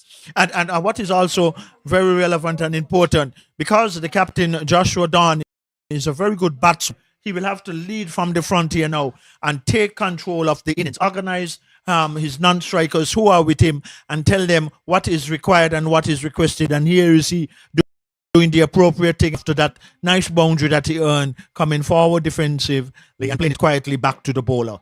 Game on here at the Canary Cricket Centre. It's 125 now. Getting back and punching that one into extra cover. Single is easily had. And Barbados continue to tick it over, losing 3 wickets. Losing Shaquan Bell to me for real moment of madness. Unnecessary shot. Really could have just been punching it down, ground for 1. No matter what happens, you're going to get bad deliveries, Victor. That's Bad right. deliveries will come. So if they're willing to just wait on those and get the singles here or there, they will win this game with deliveries to spare. The USA team, they're going to unleash a lot of us in attack because they believe it is an Achilles heel of the batting. So we're going to see a lot more spin from here on out. Just punching that one into the cover region, another single. And if you are to do that for the next 10 overs, you'll get very close to the total. Easily. The odd boundary and the singles that will come with it. 127 for 3, Dawn on 5, Branch on 5. It's Joshua Dawn facing. Get him back and just punching it up the ground. As they would say, just picking it up. And USA, Victor, on the other hand, they need some way, somehow, to continue picking up wickets to put some pressure under the Barbados batting unit. They can ill afford to allow this pair to build a partnership. 84 more required from Barbados, 7 wickets from the USA team. Yeah, indeed. And with the captain, Joshua Dawn, for Barbados at the crease, he would continue and should be continuing to guide all the other batsmen at the other end as to what the incentives should be at this moment, the shot selection, the calls, and the running between the wickets. And like you quite rightly said, Novel, in terms of just keep ticking it over, you will, if you are patient enough, the loose deliveries will come along.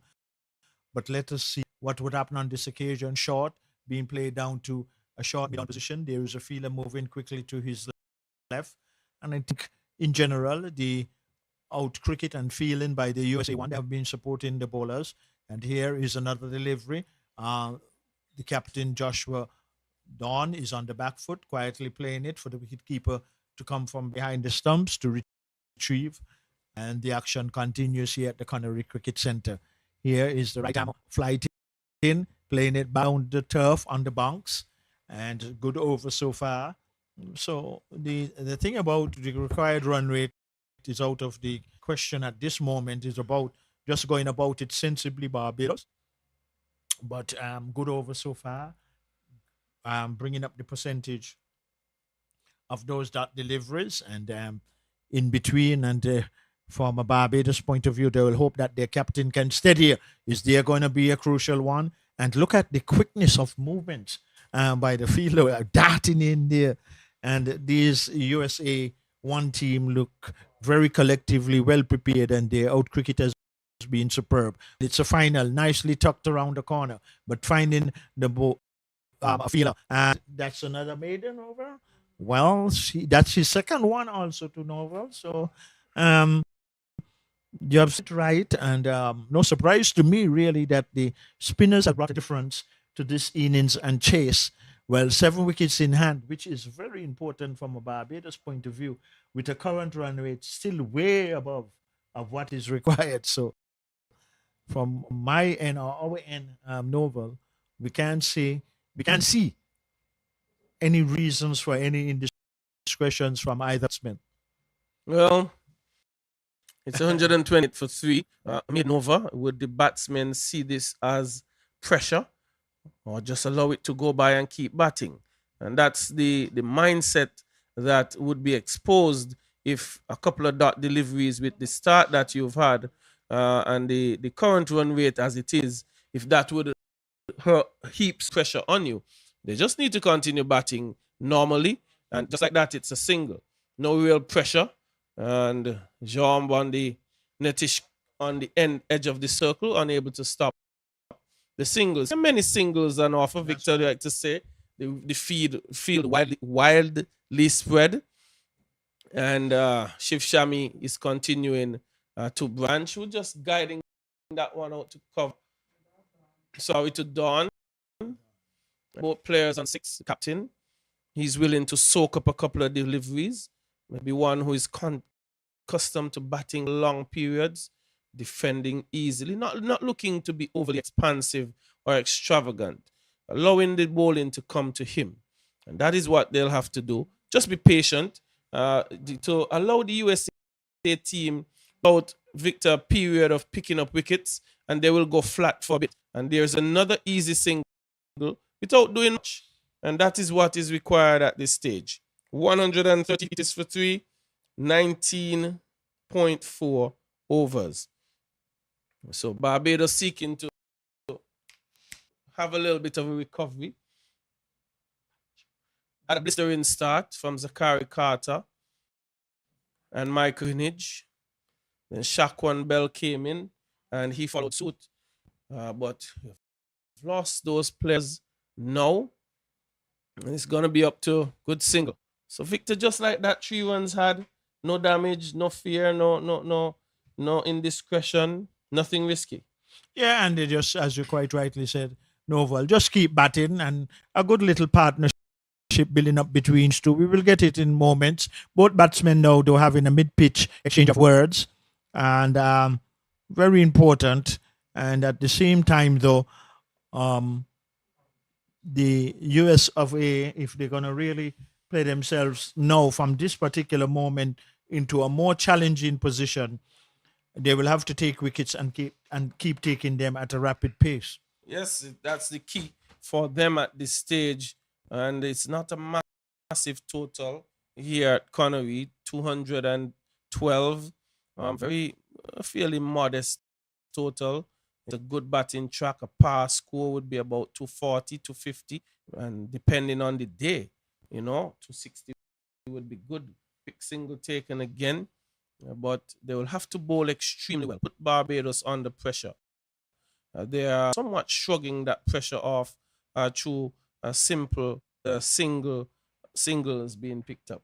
Well, I think that is quite appropriate too. In just keep turning over the strike, which these 2 batsmen are doing it well. Cut in, and that could have been dangerous. He might have just missed out, not getting an on edge, but in the end it was safe. But good quicker delivery, good thinking by the bowler, mixing it up. Joshua Don, the captain, he's on strike. Number 5, cutting again and cutting well, and he's going to get it close to the boundary. I believe it might just have the opportunity of crossing the boundary. We will wait and see. And now comes the signal, a very valuable 4 runs. Well, Victor, in the circumstances, USA trying to apply pressure. They have picked up 3 wickets. And what said a lot to me was the reaction from the players in the pavilion and the coaching staff.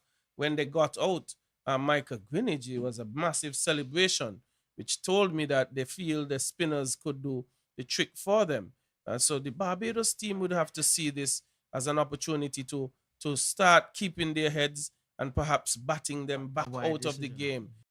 A couple of deliveries go by without any success. They would lose that spark in the field. Another wide had 137 for 3 as Barbados continue batting. That one on the onside, Branch would not want to get himself carried away backing up too far.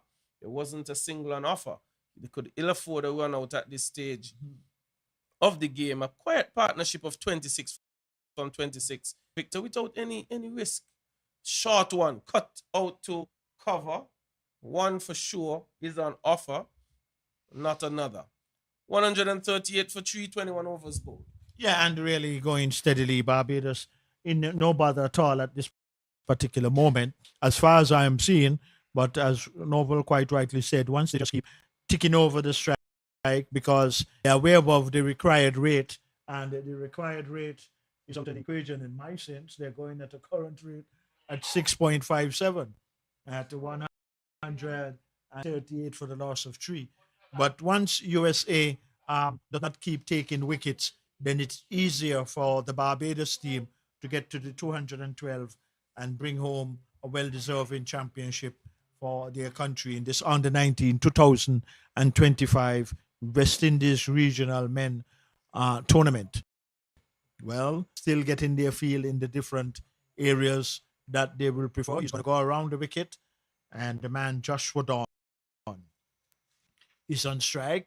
First delivery, playing it just quietly on the onside. Wicketkeeper moving quickly from behind the stumps, prevented any possibility of a run. And another delivery, lighted, being played around the corner, but finding, so bowling to that ball so far, and really keeping Dawn in check. Well, Utkarsh Srivastava, not just a good batsman, but has been amongst the wickets for the USA men team. 5 games, he's had 9 wickets. So off spin off some quality. Single being taken here. So the USA team winging the changes, inviting a different bowler, not giving you a long look at any one particular spinner. So Srivastava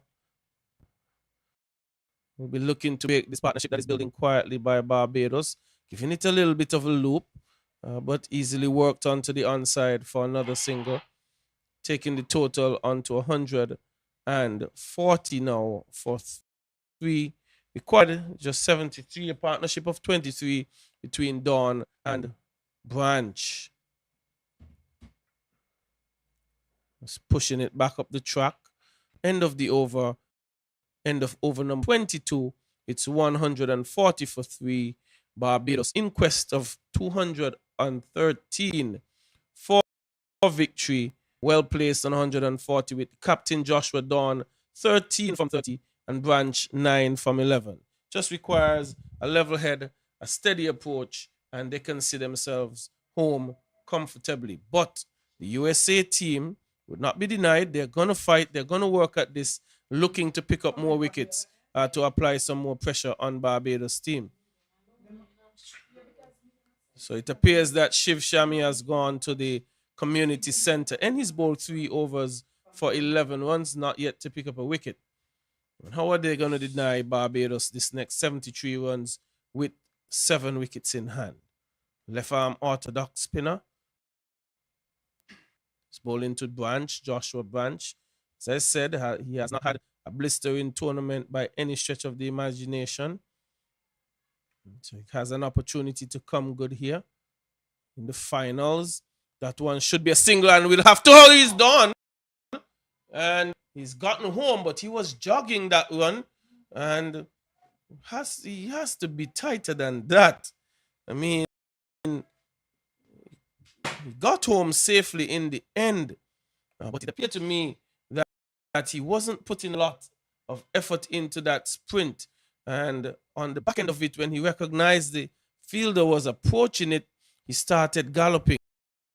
Well, would not want to give anything away, especially via a run-out. Short into the pitch, punching that one up to extra cover. Was unable to get around it to pull. So Dawn being safe. 141 for 3.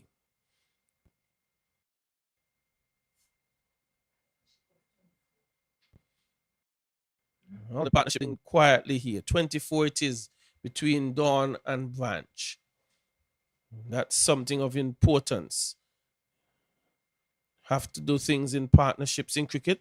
That one more on the line of middle stump, being worked up to mid wicket. Not a possibility of a run. 4 balls gone in the over. Shiv Shami has been in amongst the wickets as well. There was Dawn moving about his crease, perhaps thinking or premeditating a sweep or something, but got in position, push it up to the offside. 23 overs completed, 141 it is for 3. Barbados chasing 213 for victory. USA 1 made 212 all out. So it's been a strong performance by Barbados thus far, but the USA team are going to look to unsettle them with some spin. As they would have said, the spin seems to be the Achilles heel of the Barbadians, and they have looked to now put in place an all-out spin attack after Zachary Carter, Shaquan Bell, and Michael Greenidge would have done massive damage to the pace bowling attack. So let's see if the mid order for the Barbados team can come to the party and work this one out. Branch 10 from 14. Kashivastava, the off spinner, flighting this one, giving it some time in the air, inviting Branch to have a go. Victor would say field widely spread. Sweeping at that one. Would it get past the man at short fire leg? No, it doesn't, but the single is completed and good work being done. So there are many gaps in the field, but Shrivastava stays around the wicket. Reverse sweep. Whoa, that's good feeling in slip. Gill with some good work. There was Joshua Dawn with the reverse sweep, and Gill got down and stopped it from getting into the outfield. It probably would have been 4 runs. He goes again this time, gets hold of it, but it goes square. And he picks up 1 run, nevertheless. 143 for 3. Barbados getting closer to the 150 mark. Fired in by Shrivastava, bringing about the end of that over. 143 for 3, Barbados. They are the ones, Victor, who would have their fate in their hands. Yeah, and really at the present way and momentum that they are going and doing the appropriate thing, just exchanging the ones and the twos. And if they're patient enough, the loose deliveries will come along, as you quite rightly said, Noval, and that should also be an aspect. But even more so, what is important is that the captain for Barbados is there, Joshua. He's on strike now. That's Joshua Dawn. And here is a delivery flighted, being cut in the air. It's going to go close to the point boundary. But on this occasion, they will definitely get 2 runs, 2 more valuable runs. So Joshua Dawn, the captain for Barbados, he should be thinking that it is very important, his wicket, and to guide the other batsmen from the other ends as to what is required, what is necessary, what is unnecessary at this particular moment.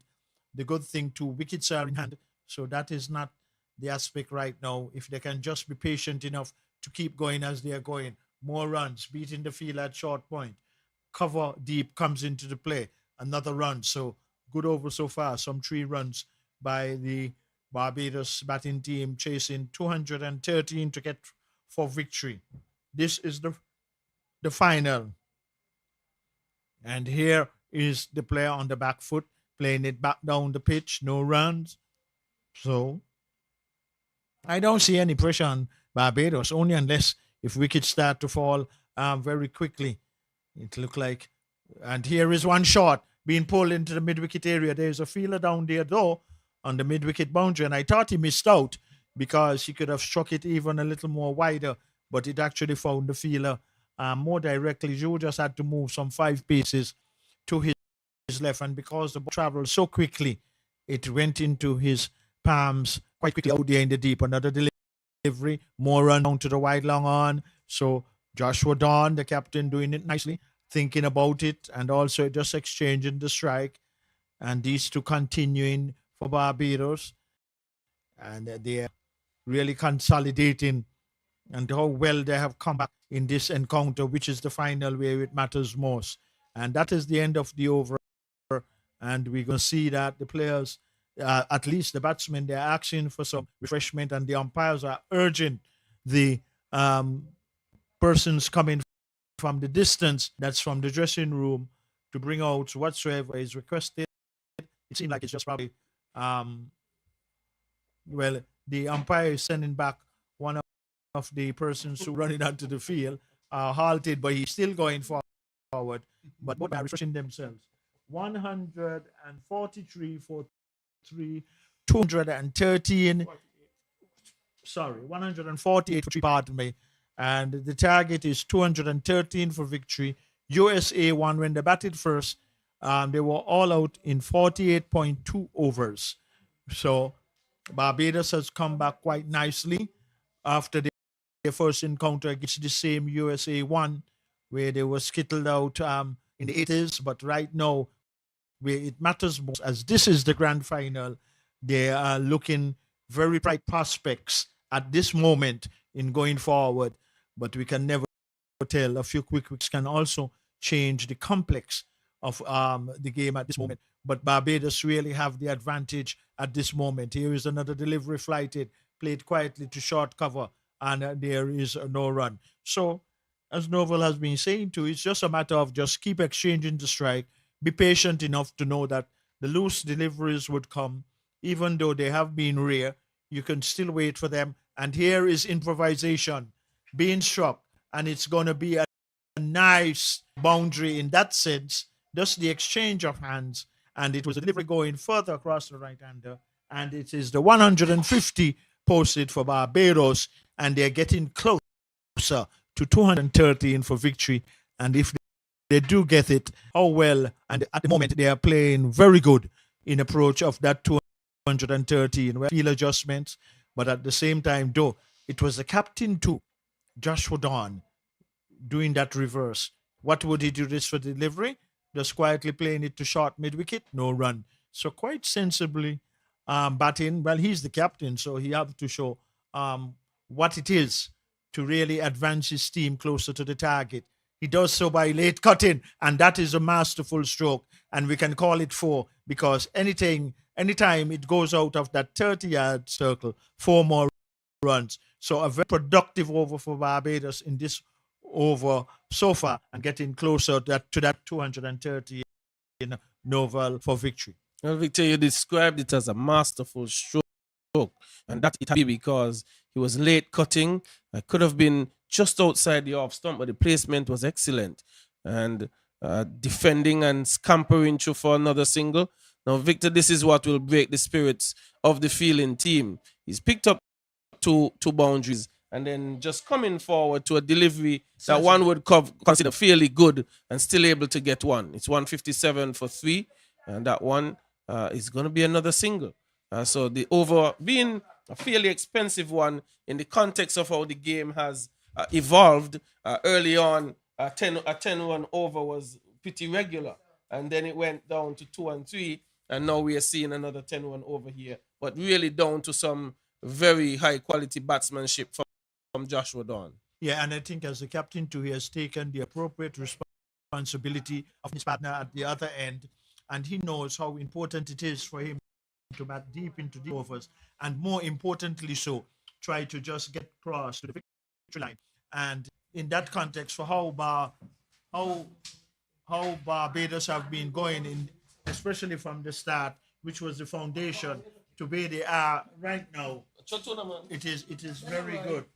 And also, that's always they can put up and they can get there. And okay, you're well looked after. Now play down to long on. Another run. Thank you very kindly. and being played down into the deep. And in the meantime, though, the batsmen, they have gotten another run. And the Barbados team, they are looking quite confident and playing well. And advancing their cause, 159. And 3 wickets are down, 7 wickets standing. Barbados is going well. Here is runs. No, it is straight to a fielder just to the right of the square leg umpire, and there is no runs. So, Victor, Joshua Dawn looks an accomplished player. Oh yes, seems to know how to temper himself, how to mix his aggression with defense really well, and he's skillful also. That one shot, tapping it into the extra cover region, and I'm telling you, that's going to be 4. Wasn't a lot of power. He got on top of it and tapped it past extra cover, and all the chasing that was done was merely just for retrieval, not get it. But again, in the middle of describing what I think a good quality is as a batter from Joshua Dawn, and he executes really well. He moves on to 31 from 46, and really making no indiscretions up to this point. And again, punching off of the back foot. This time, the man comes off of cover. The USA team would have made the adjustment, touch the man back, and a good solid response after some quick weeks. Just 49 now needed from 140 deliveries. Fuller in length, and Branch takes up the invitation just to punch it down to long off for another single, as the total just quietly ticks along. A partnership number 48 between Branch and Dawn. So a very good partnership in response to some quick wickets, and dominated by Joshua Dawn. Bearing in mind, I have been saying Branch and Dawn, quick single, and easily had. Both of them are Joshua's. It's Joshua Dawn and Joshua Branch. So I wonder, how do they communicate in the dressing room? If you say Joshua, you have two persons looking at you. So, but at this time, we're going to have a very quick drinks break, and we invite our producer to allow you to hear some good Caribbean sound.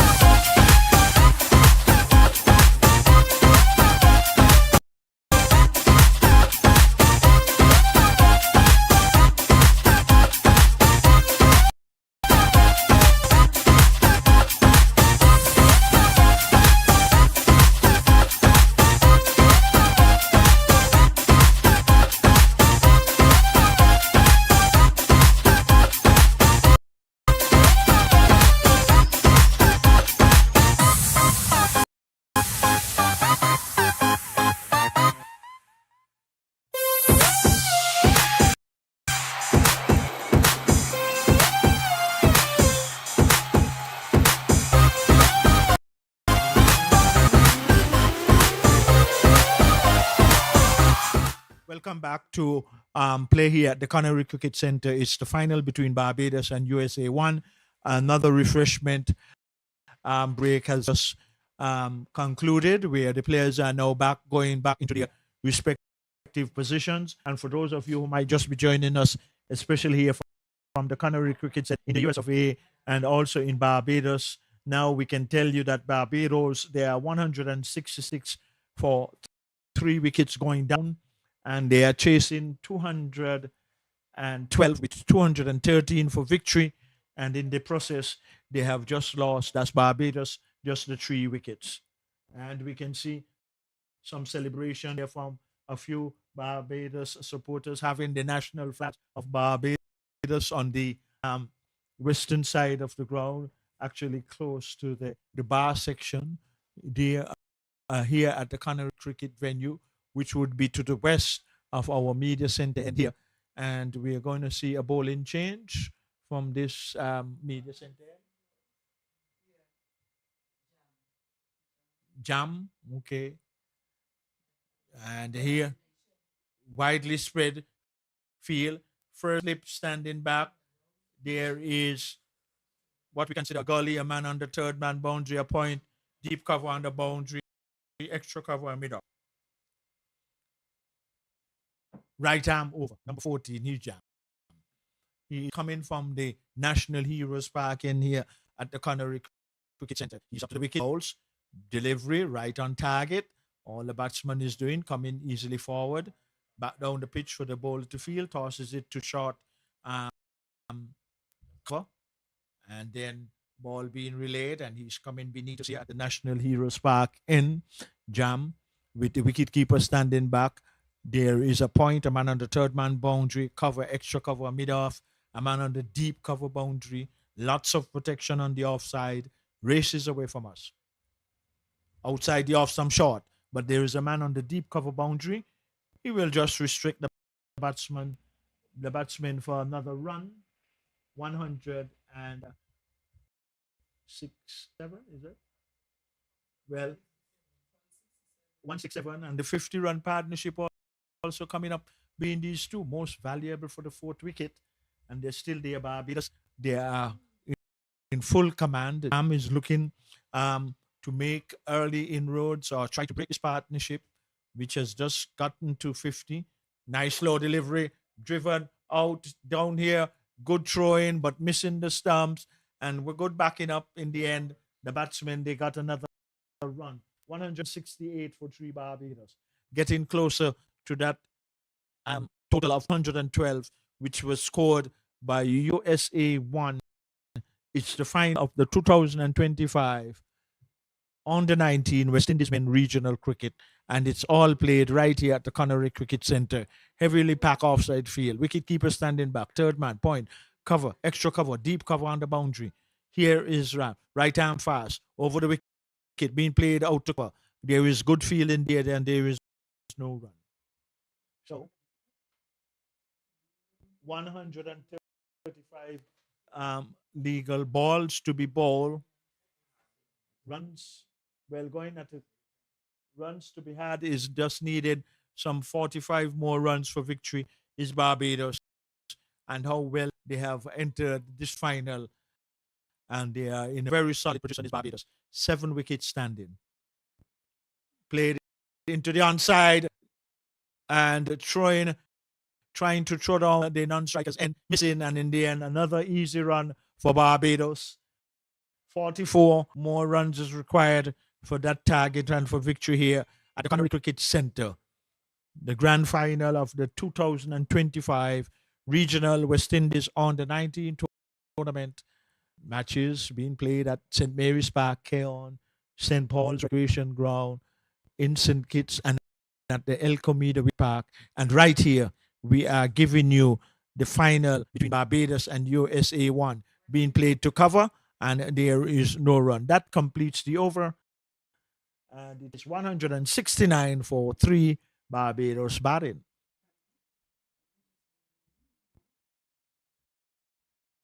Well, 28 overs also to have been completed. So just 44 more runs required from some 132 legal deliveries to be bowled.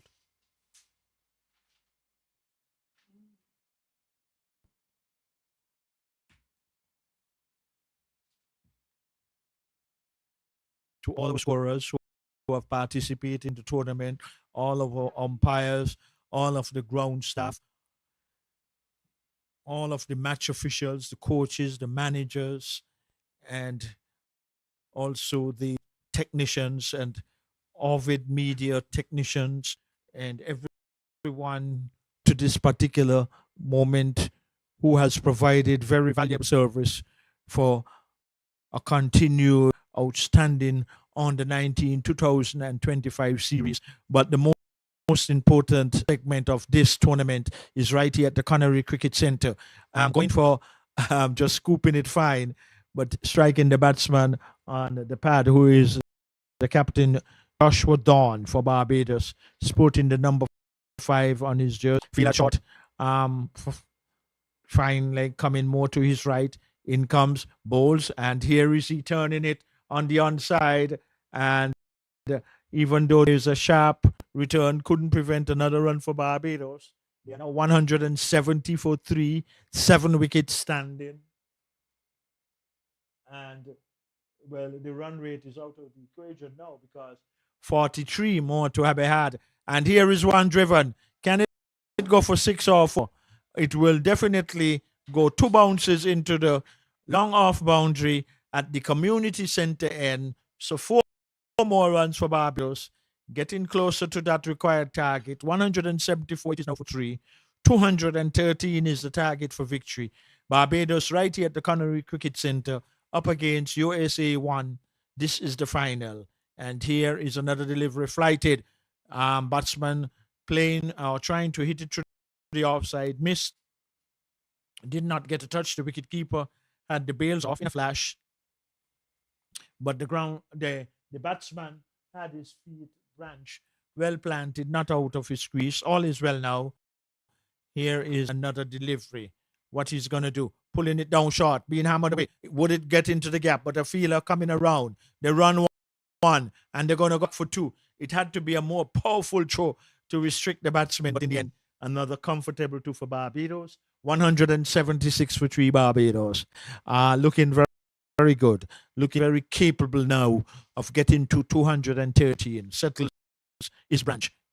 Hitting to cover, but finding the fielder because it was struck straight to him and prevented any possibility of a run. That has concluded the over, and Barbados now 176 for 3, and they just need now some 37 runs more now for victory, and the solid position that Barbados have found themselves in this grand final, trying to overhaul 212 to get to 213 for victory with 7 wickets standing. They are now 176 and they have lost 3 wickets. Heavily packed offside field for Jam, medium fast, operating from this the National Heroes Park and here right here at the Connery Cricket Centre. And praise and thanks to our Lord and Savior providing us with lovely weather for this final, being hammered, but finding or through the gap at the man point, and one of the first bad misses by USA and 4 more. And who did that? Joshua Dawn, the captain, and really leading by example. And how well thus far Barbados have played, advancing their cause now onto 180, and in that process they have lost just the 3 wickets, 7 wickets standing. And for those of you who might just be joining us here from the Connery Cricket Centre, it is 213 is the target for victory. Jam is moving away from us. He bowls short, cut late. There is a filler down on the wide third man area, but in the meantime, Joshua know that it's not any difficulty in taking a single because in the previous delivery he got a 4 by cutting it through point. So 181 for 3, 32 more runs is what is required. And my what a final does turn out to be. And I would see Jam moving in. And here is one played down to mid-on. No need for any injuries to lose any wicket by the run-out route. That has completed the over. And when Novel comes back, I will also consider the conversation. I told him that when a team, and we've seen it in NBA, they go through the regular season winning, when they reach down to the final 7, when it matters most, they say always on law averages, you're due to lose one, but losing it where it matters most is where most disappointing, and USA 1 would feel that way. But here one play down into the onside to mid-on. The mid-on thought that if he might have struck, that branch might have just gotten out by the run-out route. He missed the target, and so Barbados even getting more closer as their total advance is now onto 182 for still 7 wickets in hand. And Branch is there with his captain, Joshua Dawn. And Joshua, how well you have batted and guided your team, and really how he uses bowlers. But the foundation of the innings was the start that Barbados got. Slow delivery. And a misfeed again. Well, it's coming more regular now, I guess, too, that because they're getting closer to the total, but actually the throw breaking the wicket at the striker's end, but all was well. The batsman was well within his ground, and only for the square leg umpire to go and do the repairs by putting the base back in place. But Jam, he is looking to take the 4th wicket at Barbados now, 183 for 3, and the equation now getting more into the 20s. Oh no, it is 30 runs more required. 7 wickets in hand. Here is Jam. Quietly played out to cover, no run.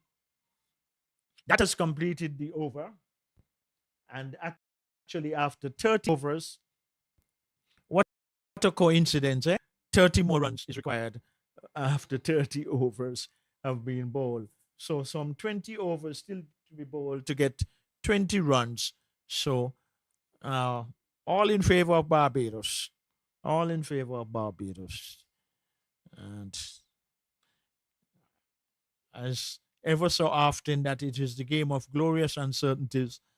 Well, I do not know how much uncertainties exist at this present moment, but you can never tell. But at the moment, though, the captain, Joshua Dawn, who is on strike now, the right-hander, a very valuable innings up to this moment, playing his first delivery of the 31st over back down the pitch. Bowler fields to his own bowling, no run. Captain Joshua Dawn looking quite comfortable, flighted delivery, and just playing it with soft hands. And as quickly as Gill was moving in from cover, couldn't prevent from Dawn from getting another run. So the individual scores, his Branch is on 23 of 32, and his captain Joshua Dawn 43 from 59. Here is Branch hitting it, passing, but not defeating Point. And in the end, for a change, there was no run. 184 for 3. Barbados, they're large and in charge. Branch is on strike. A delivery, short, pulling across, and appeal for leg before, but the umpire is not interested. Well, and yes, but here the battle continues. Branch is going to go for his strokes. He's going on the back foot though and playing it quietly just for a short mid-off to come in and feel, and there is no run. 184 for 3 is Barbados, and here is another delivery flighted and taking his right hand away. It got spin and bounce on that one. That concludes the over. And after some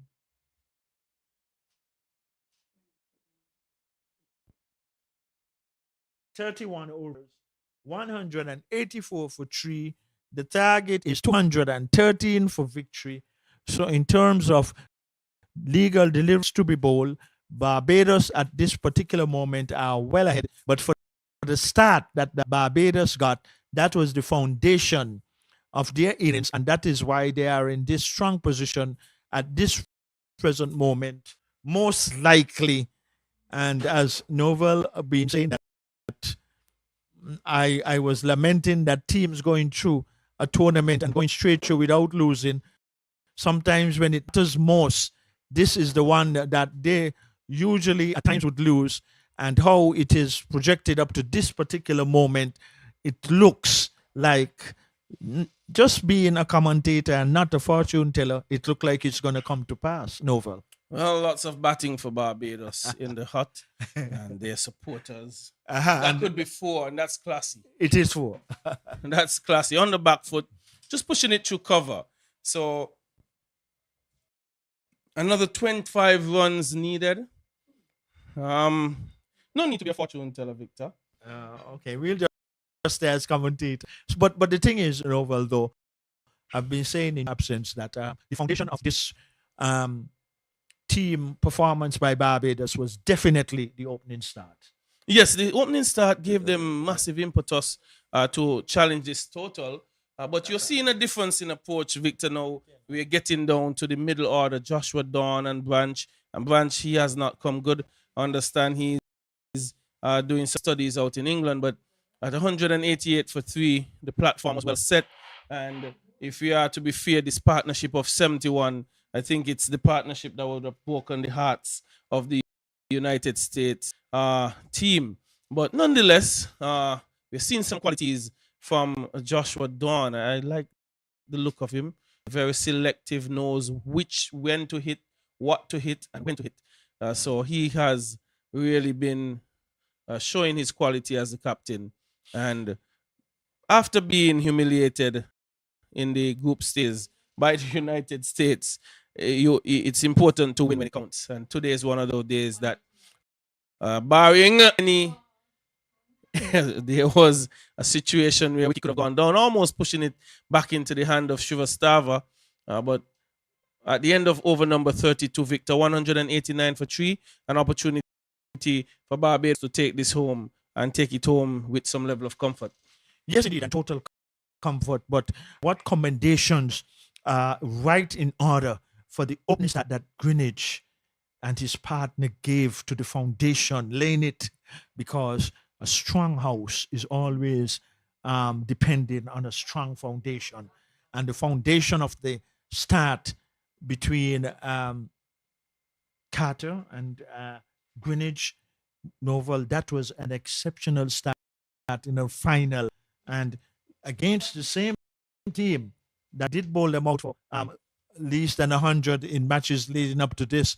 But here is where it matters most. It's the final, and Barbados has come. Well, oh my, we're going to get more runs. It's going to come close beneath us here. It might just cross the boundary. No, it's holding up. Yeah, it has held up. But in the meantime, what did they get? 3 or 3 runs? 3 buys. Right. Some more added to the total. Yep. And no blame to the wicket keeper there.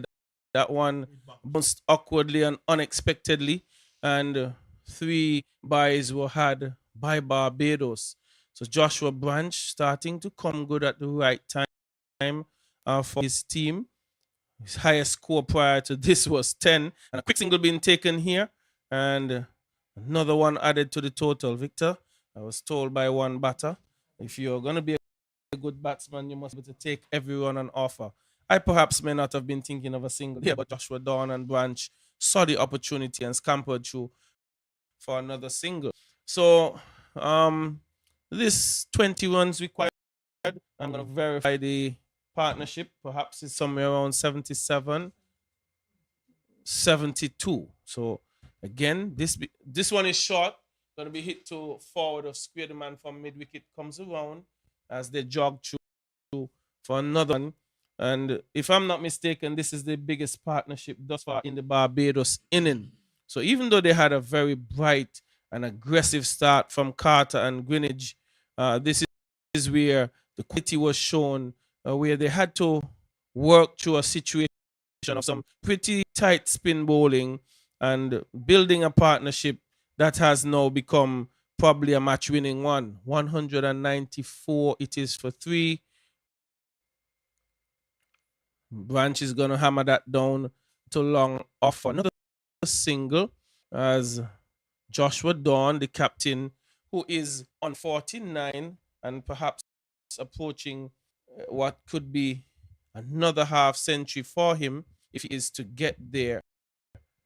Well, Prasad would have other ideas, but this one is going to be his half century. And I would imagine I hear the cheers going up out there from the Barbados fans, dad and moms who have come here to look at this team. And they are doing a tremendous job, Victor. Yes, and a very valuable uh, half century by the captain for Barbados, Joshua Dawn. Very well played, very well calculated. He demonstrated good shot selection. His running between the wickets and bowling has been good. So collectively, his all-around cricket is right in order, and that's how captains should play in these circumstances, and more so in this final. And here is he on strike, 50 not out, playing it quietly to a short mid wicket, and there is no run. Lead by example, and also when he bowled, he was very tight and bowled steady, and he made some grand saves when he placed himself in the important position at a point area. And here is another easy single, playing with soft hands and assessing that the fielder will have to come in off the 30-yard circle, but he cannot be quick enough, seeing that the batsman played with soft hands and where the fielder had to move in quickly. But then the call in again by Joshua Dawn of Barbados, the captain, making it early, and his partner Francis, who is going to have strike, now comes in, and Barbados in a very comfortable position with 7 wickets in hand, 197 for 3. Well, Victor, it's his fourth half century of the tournament, Joshua Dawn. So he has been managing the middle order of his team excellently, and there is no more important time than now in a final. Just 16 runs adrift of the target required, and that one going through for 4 would reduce it to 12. So it continues to look good here this afternoon. Imagine struggling through a tournament and batting probably your best inning at the most important time, which is in a final, Victor. Well, and I indicated that to our listeners. I indicated that to yourself, Novel, that on the law of averages, that teams going through regular seasons, and they have played well collectively. USA won. Let us give that to them. And in this tournament, they can be pleased, but they could have even be more pleased if they came away with the title. And Barbados, though,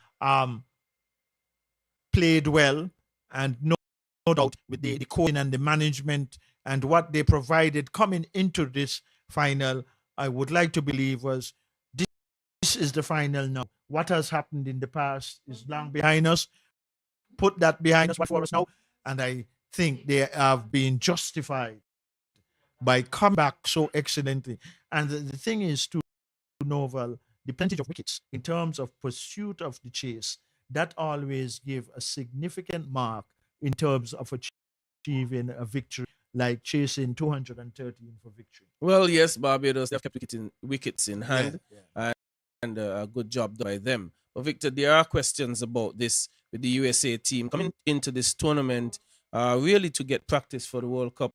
This is their World Cup squad, and really should they have been allowed to play for the championship? Really a team that's set up for a World Cup, or the West Indies team wouldn't have been selected for any World Cup, and these are just our territorial regional teams. So there are questions that are looming around the venue here. Barbados fans and other fans really inquiring, and the Cricket West Indies is something that they perhaps would want to look at when they are going to invite teams such as the USA here. When even if they're top, they would be playing for a separate championship to our regional championship, which is something that they may want to look into. But that's for another conversation. It's just something I'm going to throw out there to listeners for it to really, as we will say, simmer, and for us to think about. But we're going to have Prasad to continue in his 10th over, defending short, and this is Whiskey, and the umpire has nodded in approval, and Branch, the finger is raised, and Branch is found short, and he will have to go for 29. The 4th wicket falls on 201. Yeah, and Branch too, he stood there moments. The umpire, in all fairness, took some time, and in the end, he raised the finger. But at this particular moment, even though Branch goes back, Branch can be very pleased that he have made a very valuable contribution to his team. Anytime a batsman gets out, run out in any way that it was dismissed, it's always one of the more difficult ones to accept and feel in a more comfort zone. But with his team, which matters most, there are just a few runs away in terms of achieving victory as the players are gathered together there by the USA and with 6 wickets in hand for Barbados. Like I was just indicating, that is the relevant thing in Barbados, just needed now 12 runs to get for victory and achieving the championship here. But Noble, the point that you brought out, observation, it is a food for thought. It has a lot of depth. I appreciate that. And these are one of the things that not just bring in our deliberations as to what is happening out in the middle. I think both of us, we have identified a lot of areas in our deliberations where teams can improve, teams can do better. So we were not just offering what's happening out there in the middle. We were offering solutions, advice, and not always possibly accurate, like anything being human, but at least we provided something of value to this tournament. And here is one, wrap the batsman on the pad, and a slight moment of concern, because a lot of times too, Novel, not that because we are it's a side-on position, and we have not been in a situation whereby we could have questioned a lot of the dismissals. Short, outside the off stump, batsman cutting and missing. And is Bowen, okay, Gadson Bowen, and he's the left-hander. But here is keeper batsman, not with a difficult task coming in at this time, because even more so, his captain is the non-striker, and that is Joshua Dawn. Very good half set. Well, Gadson Bowens, he's had he faces this delivery. He's had 5 innings, Victor. Scored 84 runs at an average of 16.80. His best being 46 against Guyana. Got a couple of small scores in there. And that one was quicker thrown to him. I got 19 against Jamaica and 12 against Trinidad. But he scored note within 46 against Guyana. And with 12 more to be had, he would more be thinking about just getting a few and get a not out to just advance his averages. I want to leave you with something before we conclude that Please could give do you so. a good joke, a nice, pleasant, and respectful joke. Go right ahead, No, Victor. no. The only way that the USA one can win this outcome is by getting a double hat trick. Well, have you ever seen that happening, cricket? well, I've never seen it. And the truth is, a hat trick is something that's so difficult to do. Getting three wickets in successive deliveries. I've been on hat tricks, I think, in my career about almost 12 times. And you never got one? I've never had a hat trick, Okay. but it just shows how difficult it is to do. Yes, it's indeed. not really easy to achieve. But with a set Joshua Dawn, there's a lot to do. Shiva Stava continues into his 8th over, 35 runs off it thus far. And Joshua Dawn on 51 continues to work away. A quick single again, perhaps 2 after the misfield.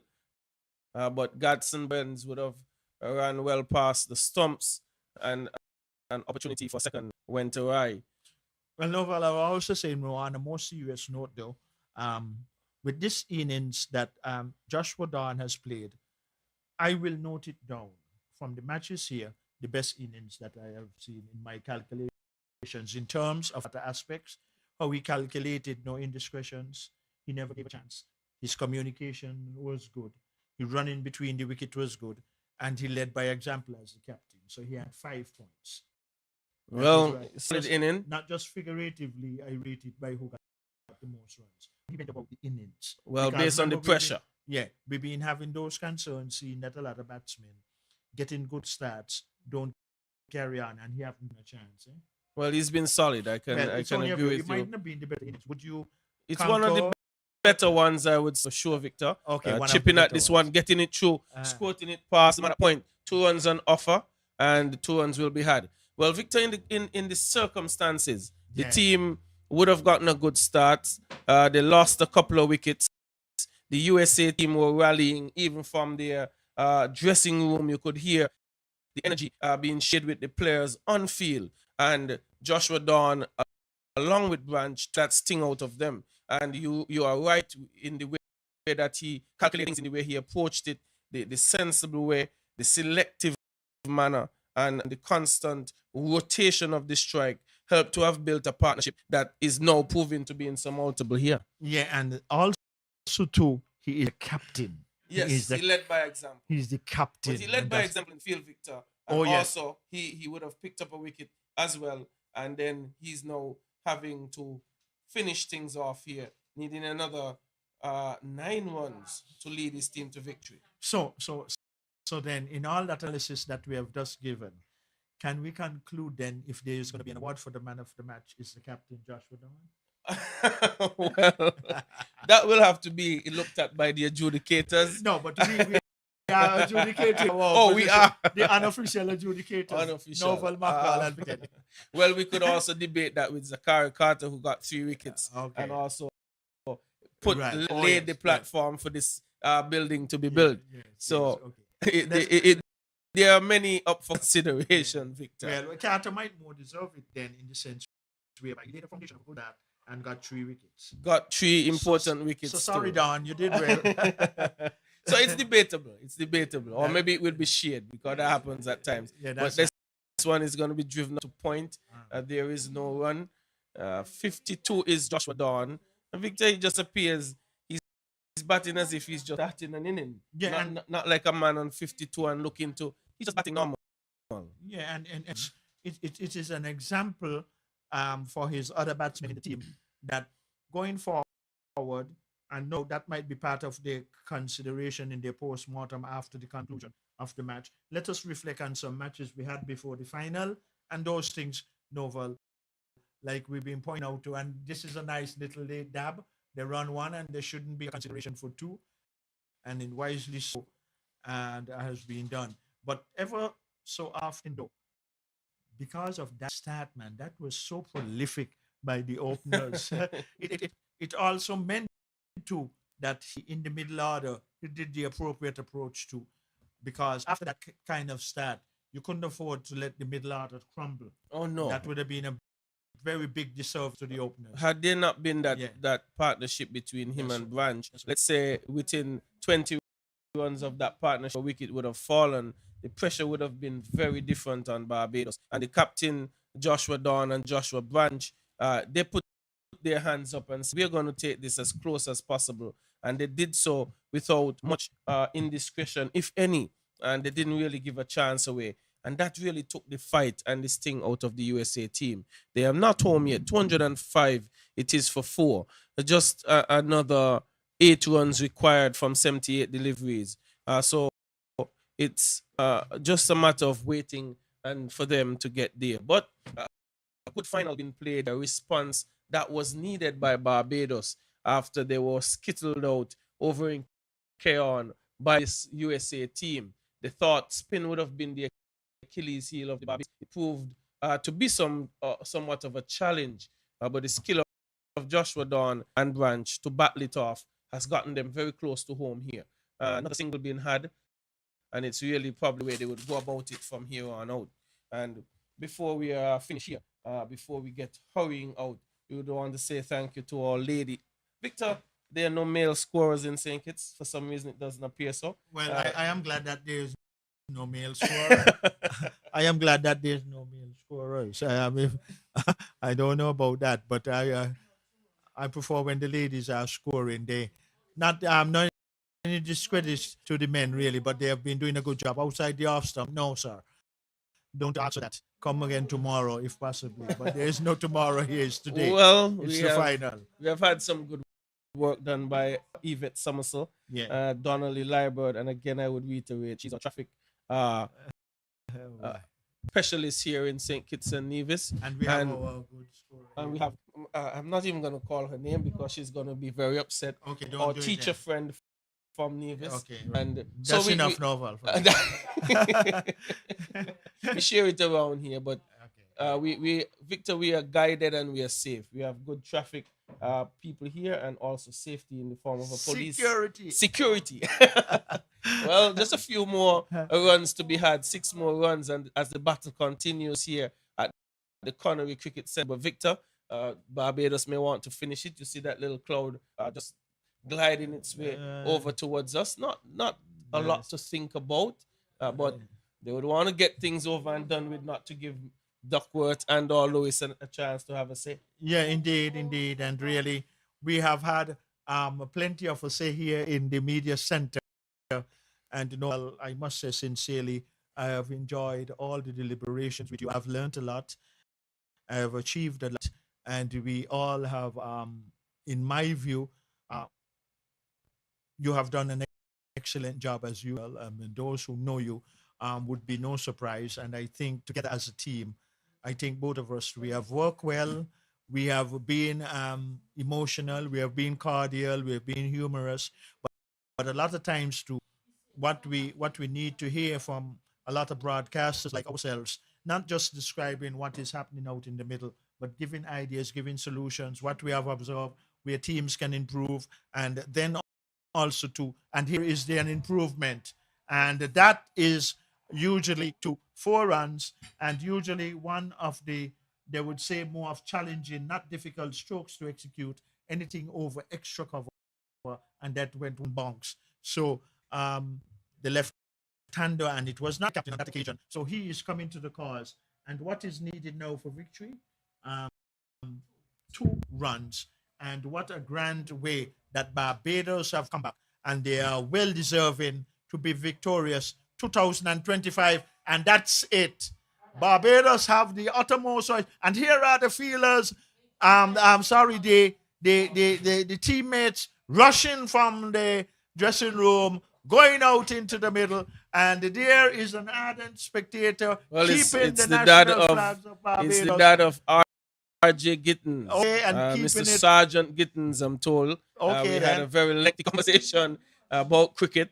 Every time I pass, he would invite me for conversation, and he's elated with the performance of this team. And rightly so, Victor. I think they played the better cricket today. Oh, yes. And well, I told you so too earlier, Noel. On the day of the final, it matters most. Never mind the playoffs. And here I was proven right as a commentator, not a fortune teller, that Barbados eventually they got the victory that they deserve. And many thanks to all at all venues who were ground staff, who were umpires, who were match referees, who were, and Junie Mitchum, the coordinator of this tournament, our own Junie Mitchum here from St. Kitts. Now he served as the match coordinator for the tournament. Many congratulations to him, to the match referees, to the umpires, to the ground staff, to the caterers, and everyone, and the groundsmen at all the venues. We say many congratulations.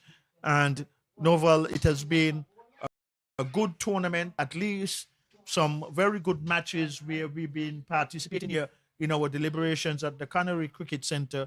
It has been my pleasure being with you, and I think we worked well together as a team, and we look forward for in the future for continued patronage with each other, and we can go out into the middle. The Barbados team have all rights to really be rejoicing, and we will hear from Novel Mockall to, first of all, Novel, to summarize what has happened here, and then you can give your final impressions of what you have seen here at the Canary Cricket Center. Then I will also give mine, and we'll close out.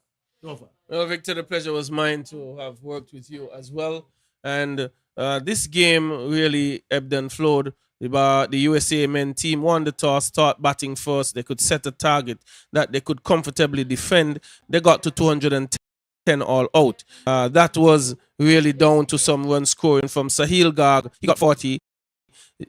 Bombo, he got 38. And Sudani, 24. And on the back end, Prasad, he got 27. They were the major contributors. Wicket takers for Barbados, it was Jakeem Pollard, 3 for 42. 1 maiden, 8.2 overs bowled. It was also Zachary Carter. He got 10 overs, 3 for 46.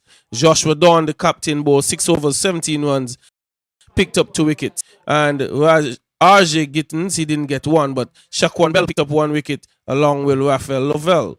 Well, Barbados came out in what we would describe as more of a hurricane shun. from 5.2 overs, Zachary Carter and Micaiah Greenidge got a 65-run partnership. That was broken when Zachary Carter went for 34. Jean was the man who got him out. Then there was another partnership built up, took it to 116 between Michael Greenidge and Shaquan Bell, as Bell came in again in fiery fashion. He got to 45. Greenidge also got to 32, but matters was steadied and the ship was steadied with a 70-plus run partnership between Joshua Dawn and Joshua Branch.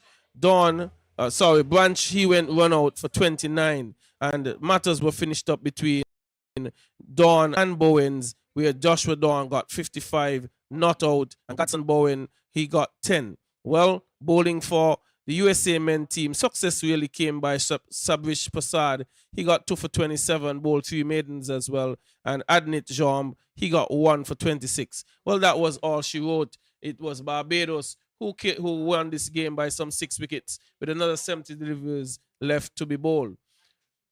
From a cricketing standpoint, I thought the Barbados team, they were dominant from start.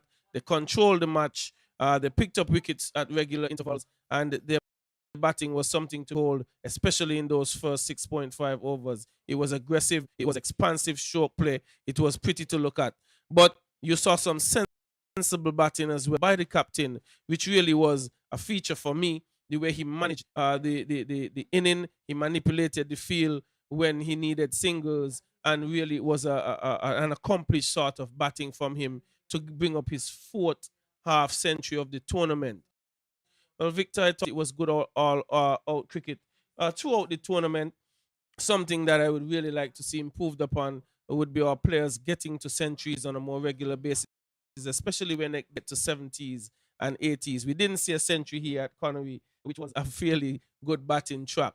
But nonetheless, good out cricket, and I would really say congratulations are in order for the Barbados U19 team winning this tournament and losing just one match to the USA men's 1 team, which would have humiliated them in the game over at Keon. But they came back here today with something to prove, and that they did by winning the tournament. Congratulations to Barbados. Yeah, and also in conclusion, I would just add that all teams, and especially the matches that were played here, we can see that there is definitely room by all the bowlers in trying to going forward and working more of avoiding the percentage of wide deliveries, and like you said, to batsmen who have gotten stats to carry on and even get more centuries coming out of a tournament.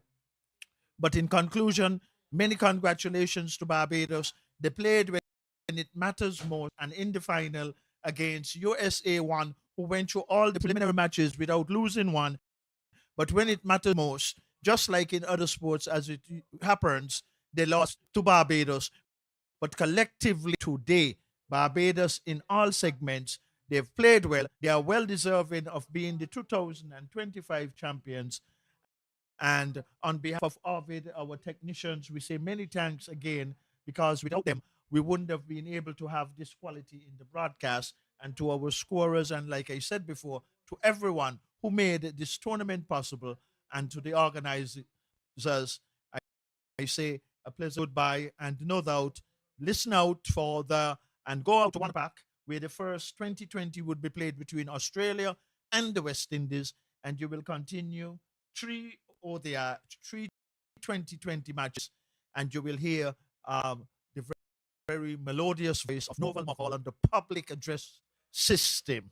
Well, we do invite listeners and fans who are here in St. Kitts and Nevis to go on out to those games. West Indies versus Australia. It's the 3rd T20 match that goes off at 7 p.m. tomorrow evening at Warner Park. We'll change locations from Connery to Warner Park. And indeed, I will play some role in that event. But thank you, listeners, to this broadcast, wherever you may be in the United States, and for certain out in Barbados, we say good evening to you and have yourselves a pleasant evening. It was a pleasure.